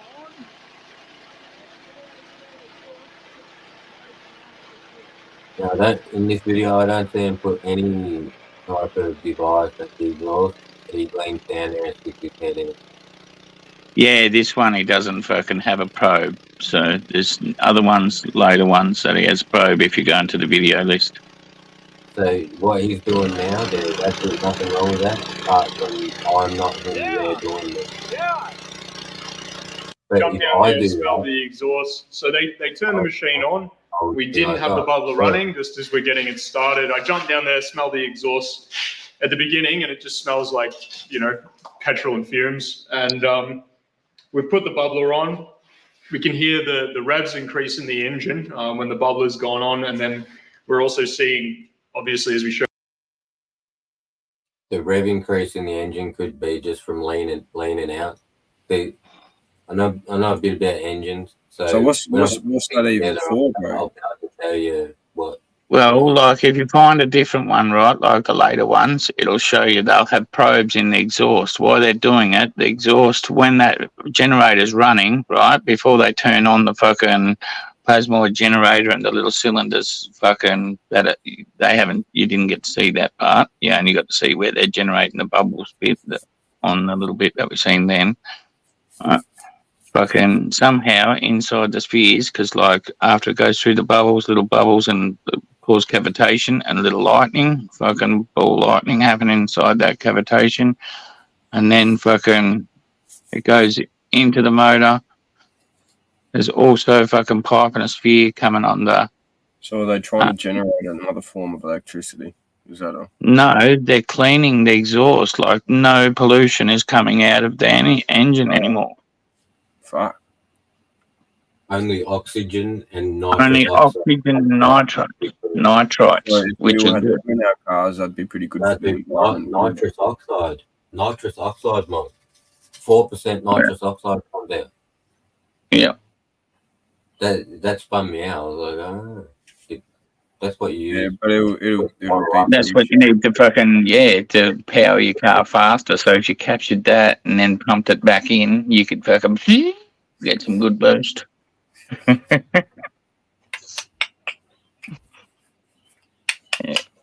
Show the unified model, unification model. Oh, fuck. Look up that. What do I have to do? It should be the last video in the video.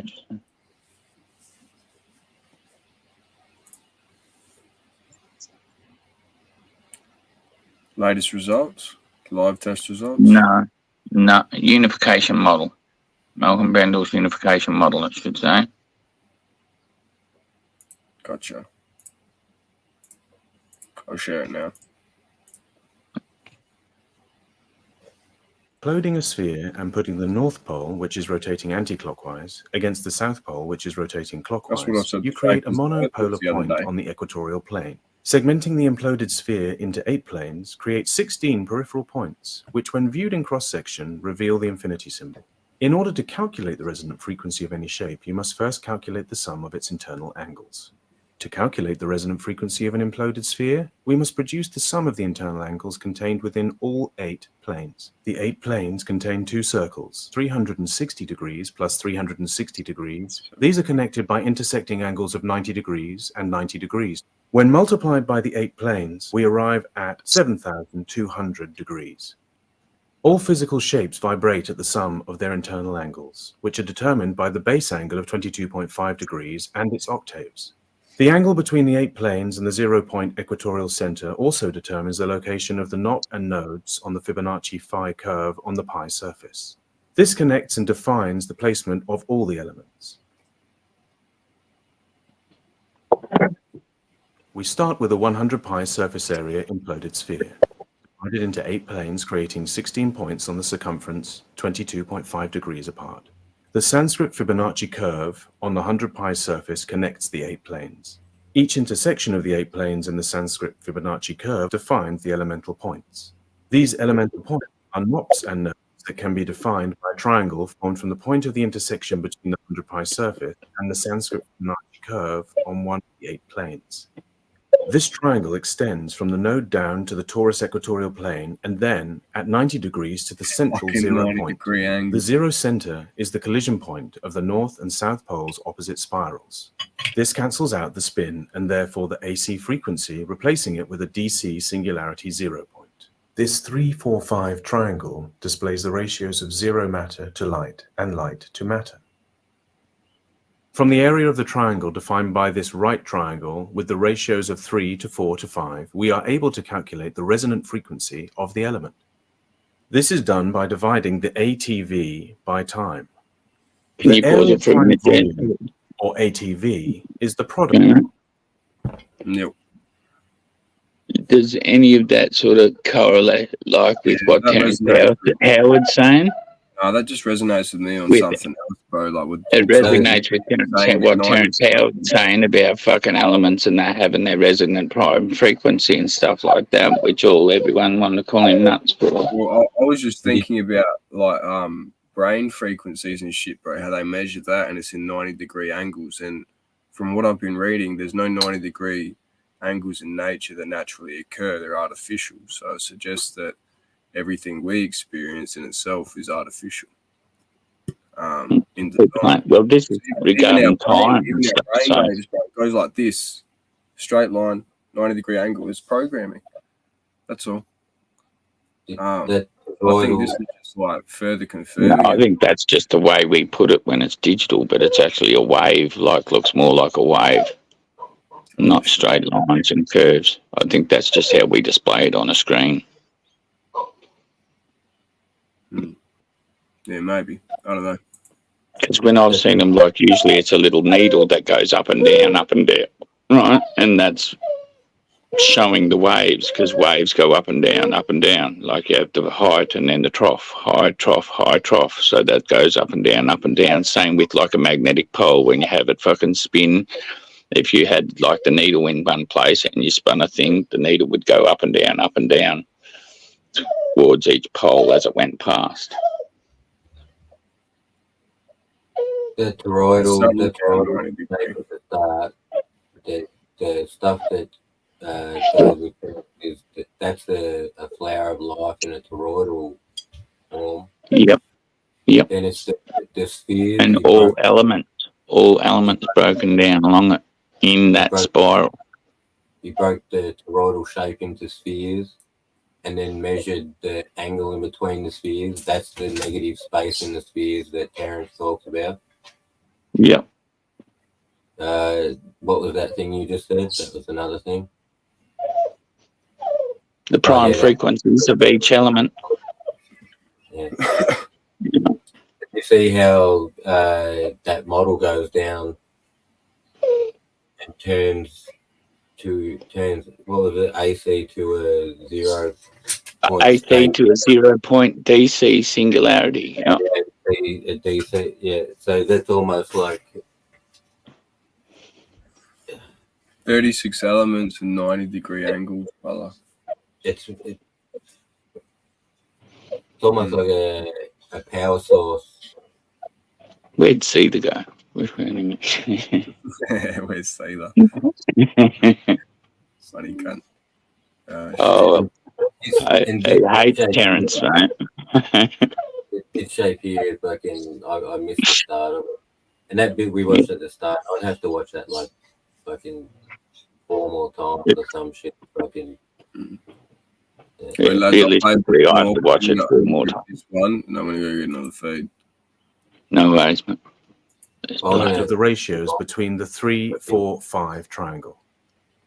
This allows us to visualize a proportional concept and is equivalent to a parable.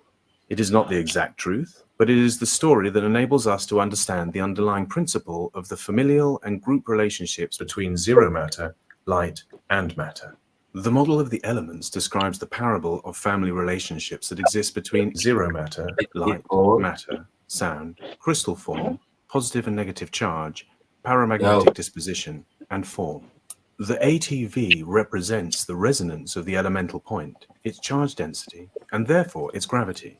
Gravity is the inverse relationship of an osmotic effect, which is created by a lower charge density element, defined by alternating current, being attracted towards the higher charge density of a singularity zero point, representing direct current. The ATV illustrates the elemental charge density by representing the area that the fixed charge occupies. The elemental resonance is equivalent to and defined by the melting point of the element, which is defined by the ATV triangle area. When the resonance is divided by time, represented by 24 hours, 60 minutes, 60 seconds, and normalized with the speed of light using a factor of 7.5, this produces the rectified base resonant frequency.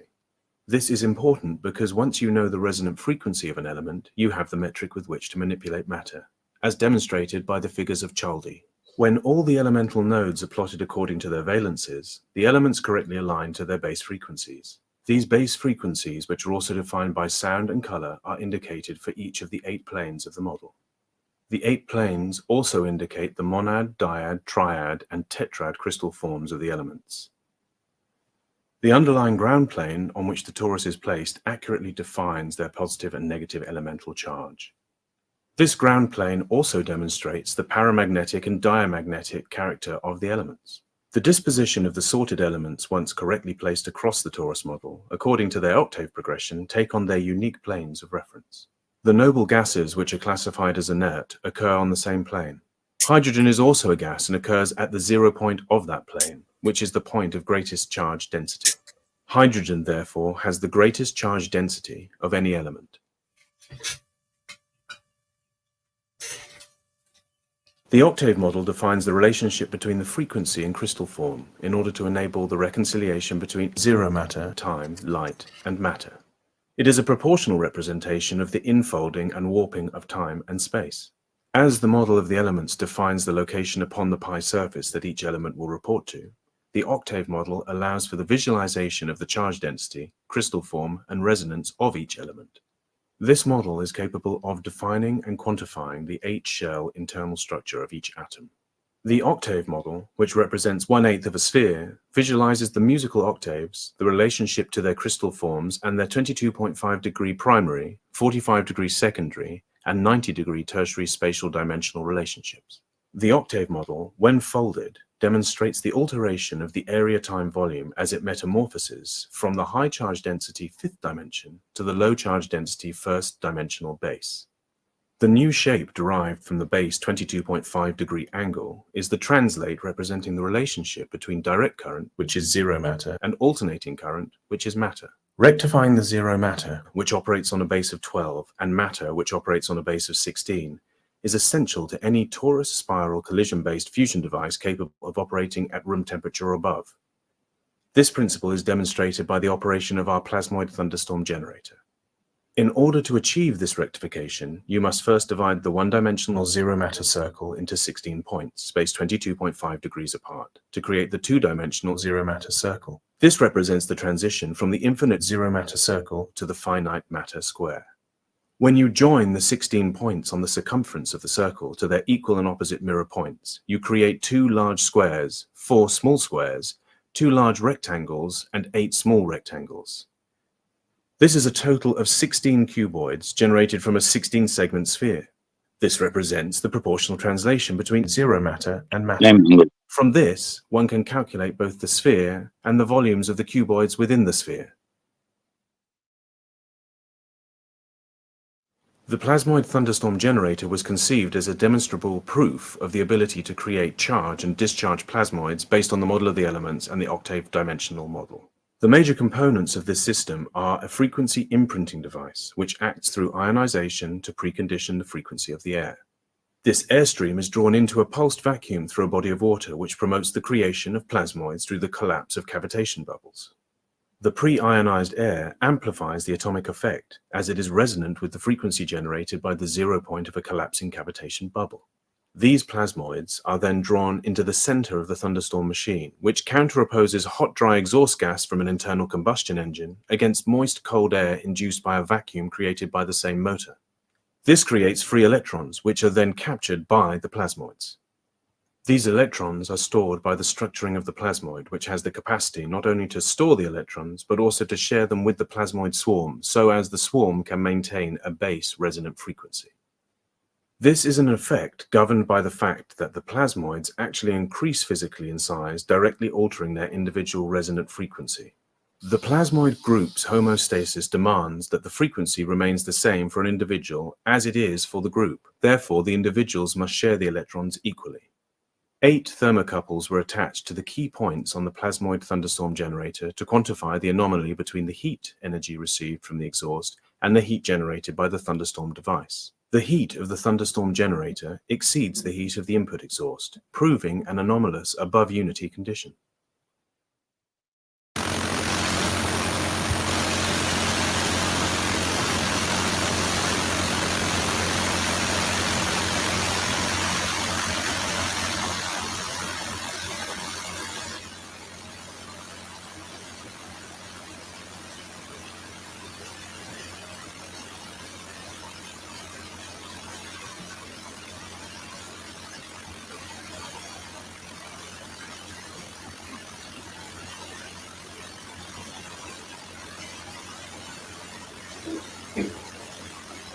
That phenomenon happens to deal when it's at half.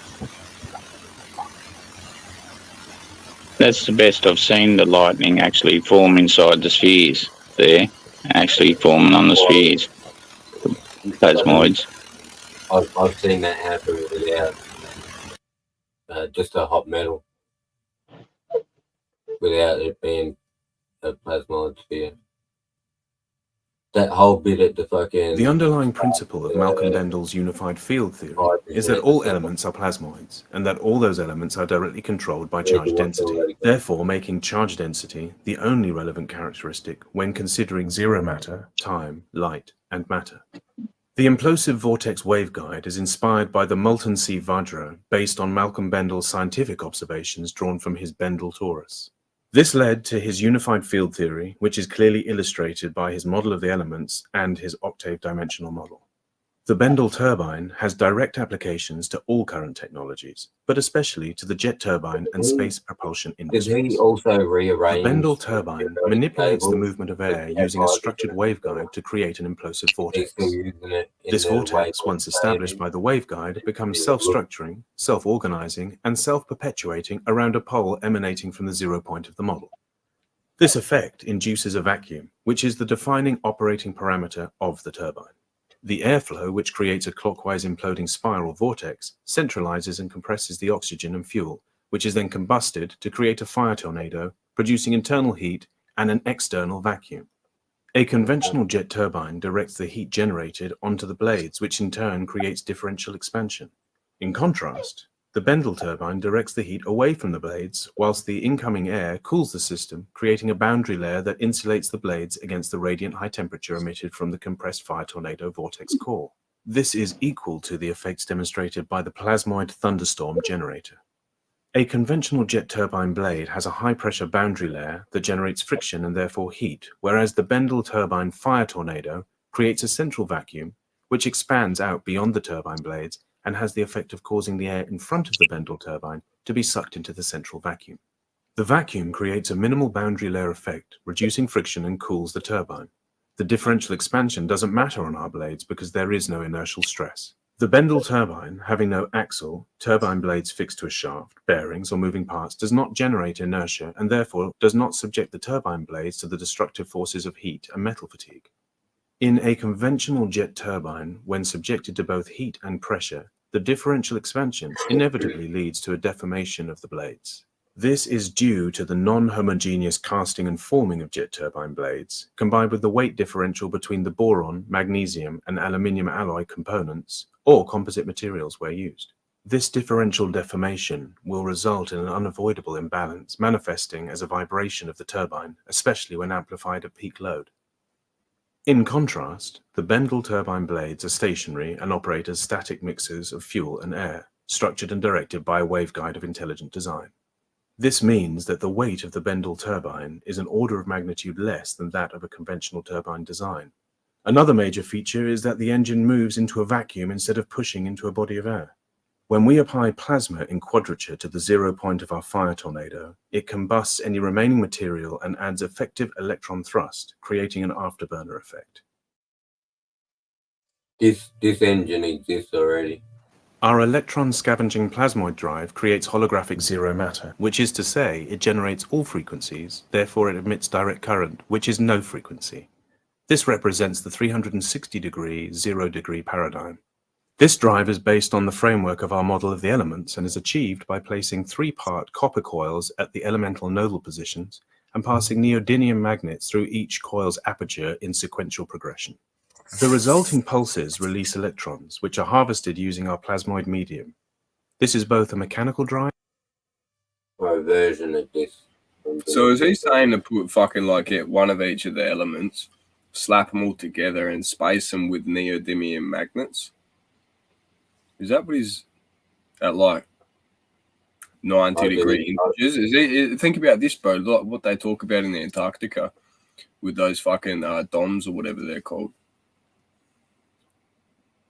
Those underground things that they've got like cased apart. In like, I thought maybe he's talking about introducing fuel in a way that it comes in like that, right? So it creates a cyclonic effect instead of, so there's no moving parts, but like if you can make the fucking like a tornado effect in there, it'll burn the fuel better because it'll be like being compressed like through a fucking injector. so what's the efficiency? So this No moving parts inside it. up to this point where he's adding magnets into it, this exists already. I forget what jet manufacturing company did this. Jet engine manufacturing company did this. But it's on YouTube. You can watch it, and it's a bladeless jet engine, and it's because the fire is in a spiral like a tornado. Mm-hmm. And that's NASA and fucking Rolls-Royce have a fucking cyclonic detonating fucking engine that's going at the moment. Both of them have one fucking happening. But it's in testing, and that's what I wonder whether, like, because he's quite willing to share this on the internet and have that fucking pulled apart, like, and show pretty intricate fucking design on that. Is that because one of them already using it or something? Well, up till he threw the magnets on it, yeah, he was on the money with current science, like provable. You can watch it. You know? Companies are investing in it. You know it's real. So he's on something. This magnet bit, I've already fucking got what he's adding I'm wondering whether we can miniaturize this fucking turbine. So Whether what we can element is miniaturize this fucking. Oh, dude. Neodymium, it's a magnet. It's Yeah, but what element is it? We got What element is it? neodymium. Is that really is that just what it's called? I would assume. Or So. what's its original? What family is it in? Do you know what I mean? Its own element, metal. Yeah, it's metal. That's for sure. I don't know how hard it is. Or how heavy it is. I've only ever had a couple of those things. About the size of a dollar coin. Or a dollar coin. I think what I like about mercury using that as fuel, brother, is like if you change the temperature of mercury, you could change the burn rate of it, I reckon. efficient, like ultimately, eh? I don't think they burn mercury. I think mercury. No, somehow- mainly, apparently that's what they fucking use as petrol for their spaceships, but mercury. I think they create a magnetic field and use the magnetic field as the energy or the engine. Yeah, they use electricity to start that reaction, and whether it's self-sustaining, I don't know. Maybe if So what's spaceship. the boiling point of mercury and what's the evaporation point of mercury? That's what I want to know. Damn. Asking the big questions now, bro.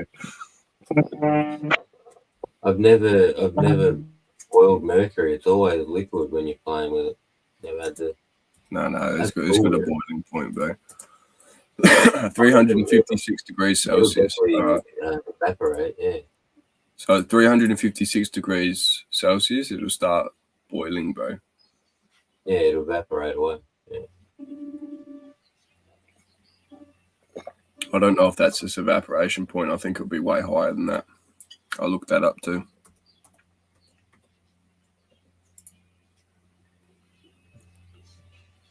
Okay. The evaporation rate of mercury at room temperature, 20 degrees Celsius, is approximately, bro, hold on. This number, I can't even pronounce this number, bro. It's got letters in it. Fuck, I can't. Approximately 50 UGCM-2H-1. That's the evaporation point. What the fuck, bro? That's some time travel shit. Hold up a second. It is some weird stuff. Yeah. Yeah, I see. Yeah, I don't know high mathematics. Fuck, it almost fucking swallowed me spoon. Jesus Christ. But yeah, I don't know. Look, I've heard heaps of stupid stories throughout history that use mercury, like even as far back as now as fucking ancient So for every India. 10 degrees Celsius increase in temperature, the evaporation rate of mercury doubles, bro. So this is fascinating for me, bro, because what's the gas that it evaporates? What can we use that for, brother? That can't be good for you. What gas evaporates from mercury?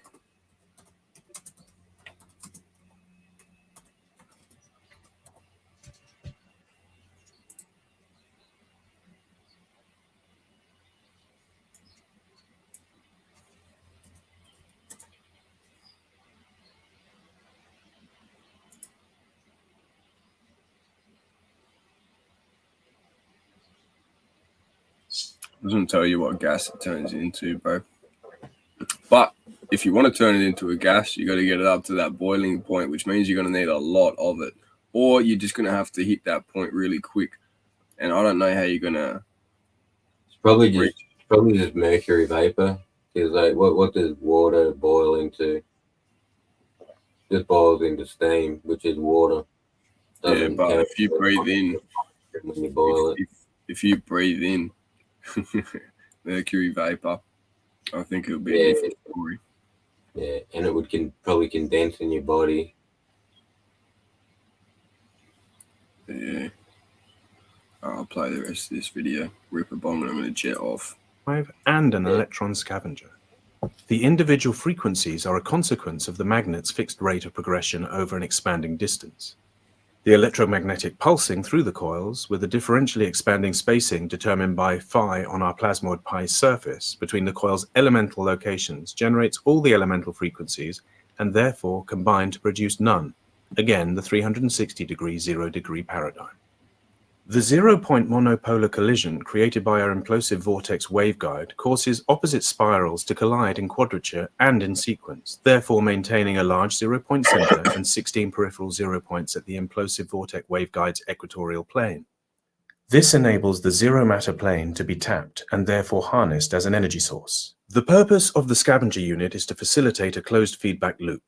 By harvesting the free electrons and recirculating both the DC and AC charge, this sustains the discharge in quadrature required by the implosive vortex waveguide turbine, enabling the engine's operation in both submarine and space. So is that the thundercloud generator? In submarine and space environments. Is that what he was going to Do you know say? what do you know what the Americans just fitted to their fucking sub? One of them things?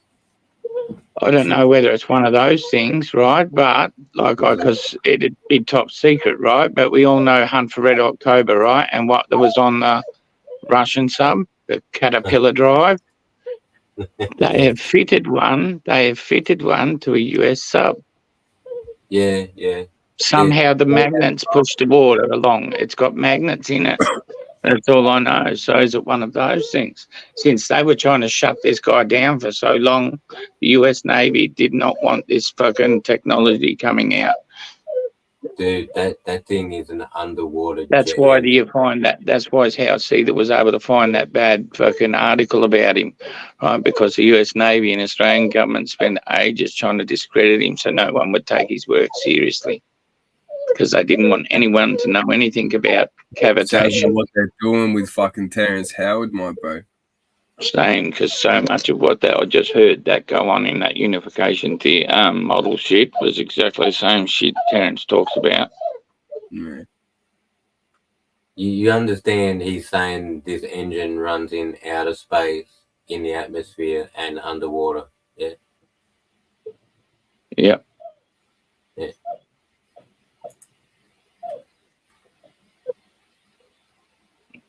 Because space isn't a true vacuum. So. Hey, No, no.